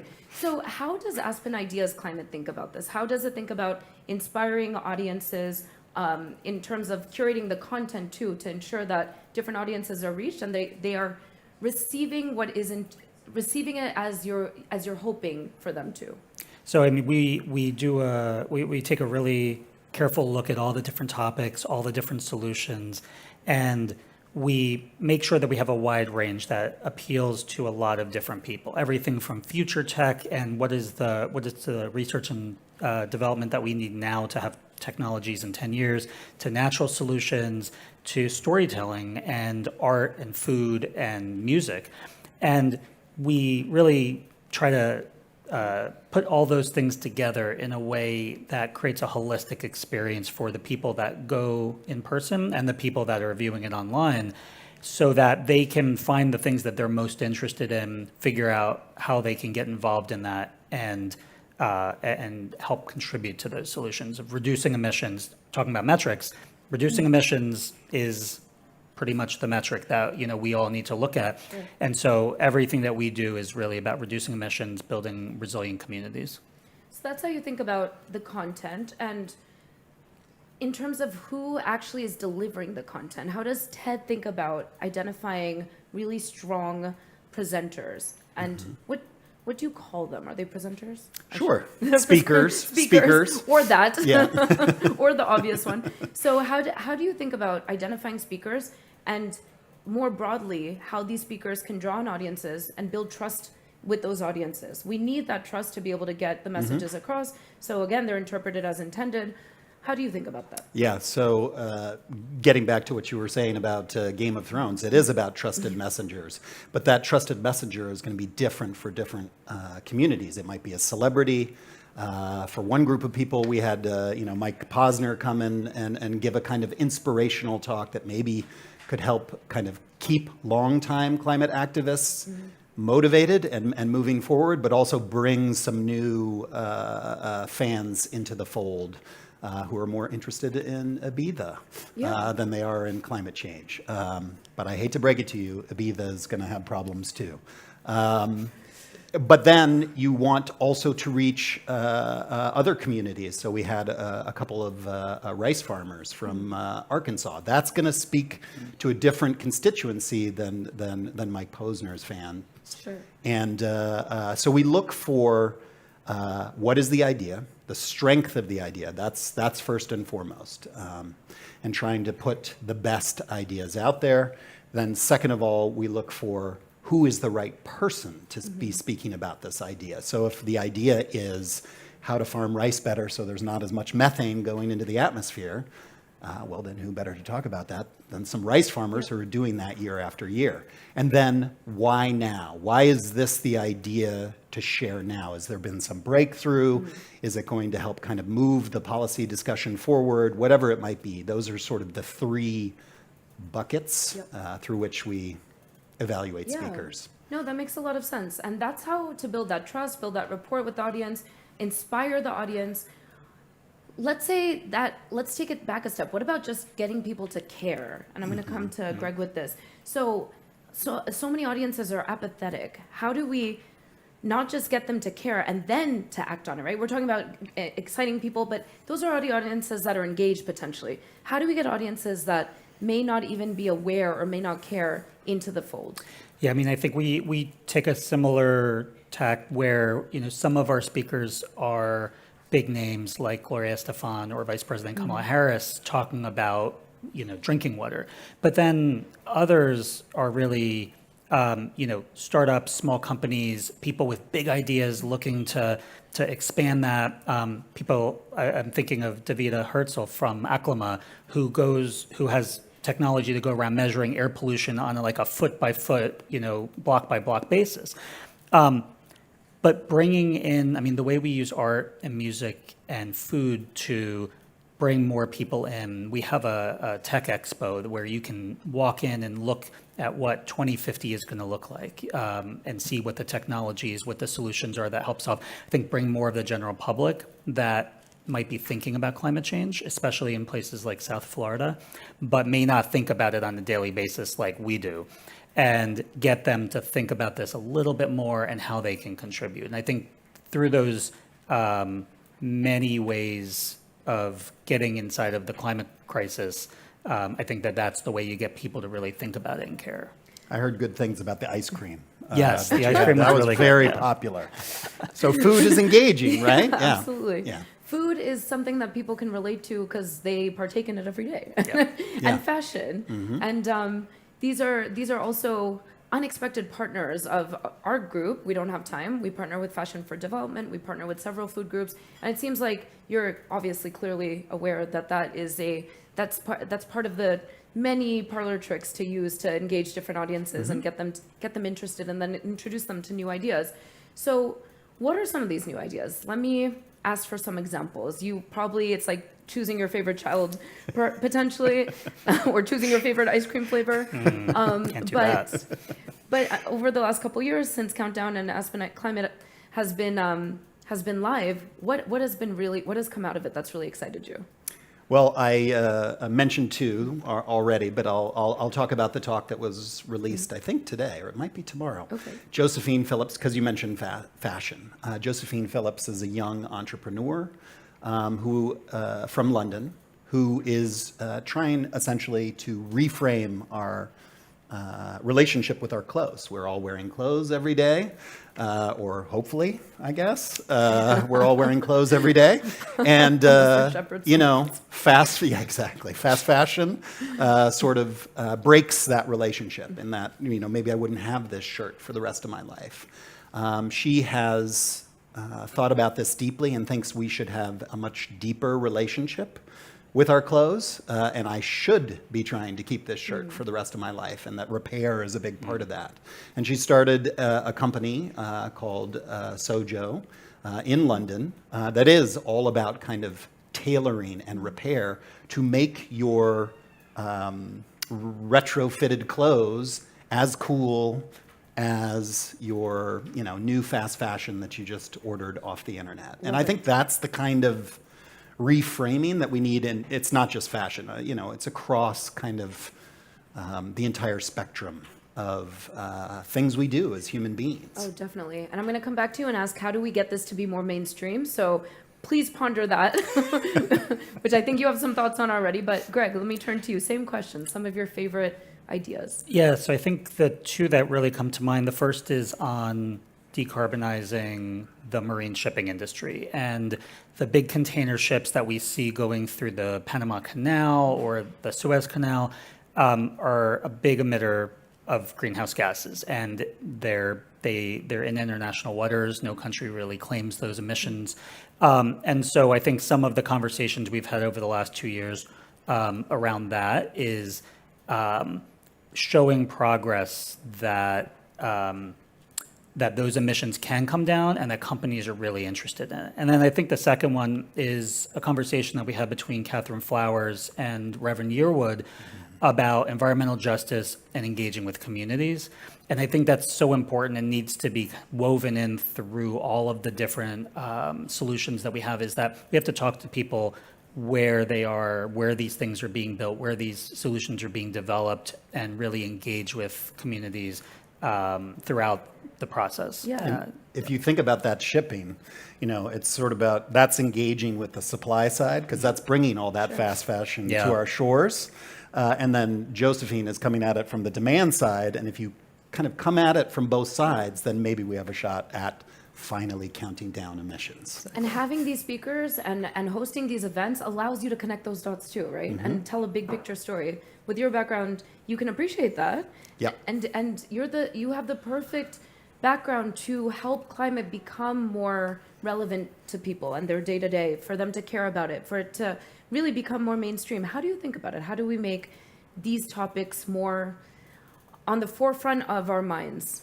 Well, I think I have good news and bad news on that front. The good news is it's happening.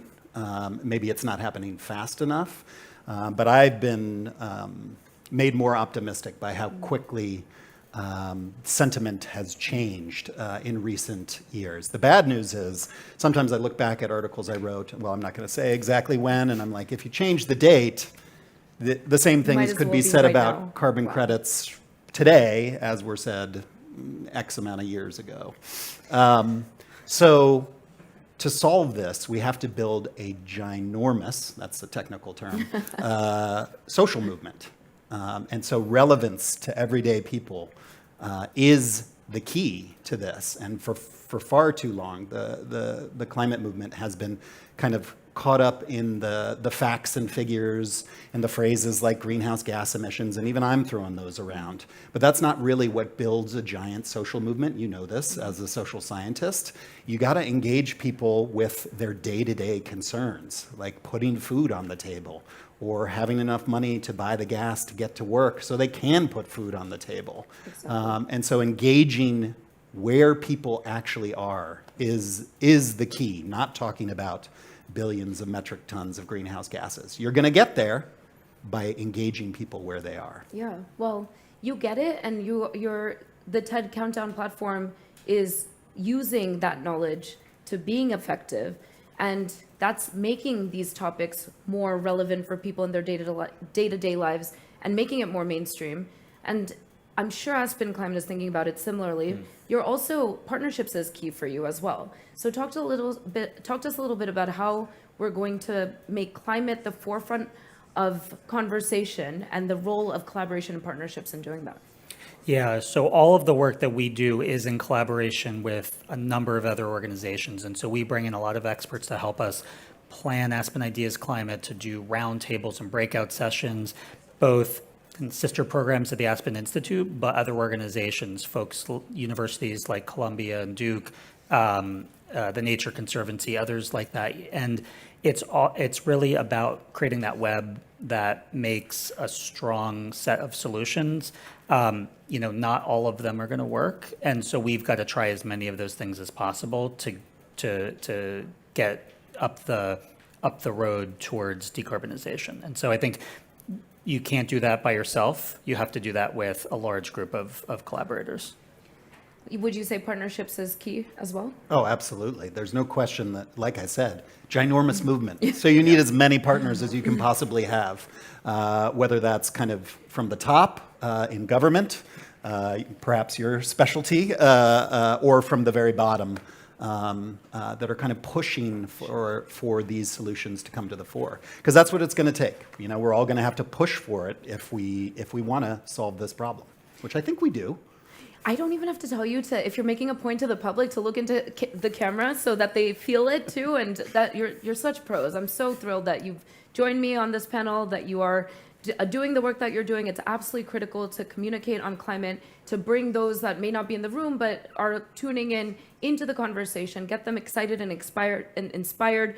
And that's what Countdown does. That's what Aspen Climate Ideas does. And it's just been an absolute pleasure to chat to both of you. So my last question is, and count on us for partnership and support. It would be our absolute pleasure to do that. Are we going to succeed in this? Are we going to beat the countdown? Are we going to get the ideas out that need to be there? I mean, my answer is a big yes. We're already doing it. It's just not happening fast enough. And that's where the movement and the pressure comes in.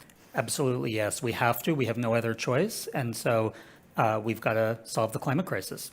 That's all there is. That's perfect. We can stop. We can leave it there. Thank you so much. Really appreciate your contribution. Thank you. So thank you so much to all of our amazing guests today that joined us. Until next time.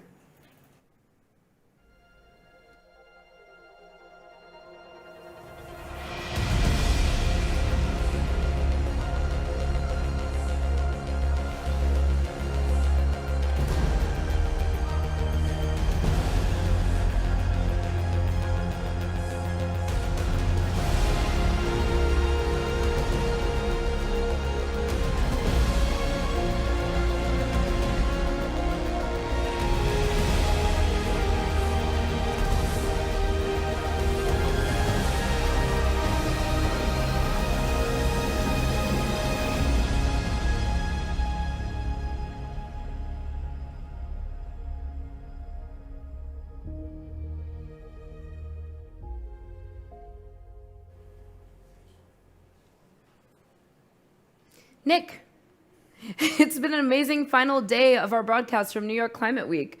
I'm curious to get your thoughts on what you hope comes out of COP28. That's not that far in the future, no? No, COP28 is the next big event, of course, at the end of this year. I'm going to say what I said on day one of this show. I think everybody is looking for this COP to actually finally nail the fossil fuel industry, not by saying we will manage down emissions, but we must actually completely phase them out. And I think it would be a mark of success at COP28. But I want to just say one small thing, right? Because I wanted to pick up on your last segment here. Do you know, it strikes me that sometimes we have experts, informing people about what we need to do. But there are car workers working in car plants making electric vehicles across this country and across the world. There are people in their own communities doing amazing things with the environment. And I think it would be interesting, would it not, to have on a car worker from Chevrolet or GM that's actually making an electric car, and he can talk to an audience that's completely different to ours. We used to call it the working class, but I don't think that's really the phrase anymore. or a chef or a cook. Not a celebrity chef, but somebody actually cooking in a school who's trying to bring sustainable food into that school. You know, people like Somebody that. from the community, speaking Somebody to their community. from the communities, Yeah, yeah. absolutely. Ordinary people, again, I hate that phrase, ordinary people, because people aren't ordinary. But people that actually everybody can relate to as genuine workers in their community, doing things to actually deal with these problems, and enthusiastic and passionate. I think a few more of those actually could be a good idea for some of our shows. I think that's a solid reflection, and it makes me wonder, what would your community be, the Rockstar community? No, the rockstar community in my case, I mean people that collect rocks. Yeah? No, I don't think so. Just remember the Stone Age didn't end for lack of stones. No, I think there would be people that I do know who work really at the coalface of many, many different things, but no longer the coalface, at the edge, the cutting edge of actually making these things that are sustainable that we all need. And I think that could be an exciting thing. I like that. So this is the end of our show from Climate Week New York, but make sure you keep tuning in to the Climate Hub for more excellent climate broadcasts from our main partners and our main collaborators. You can also rewatch all of our broadcasts from Climate Week New York in case you missed a session or two, and make sure to share the broadcasts on social media so you can also be part of the solution.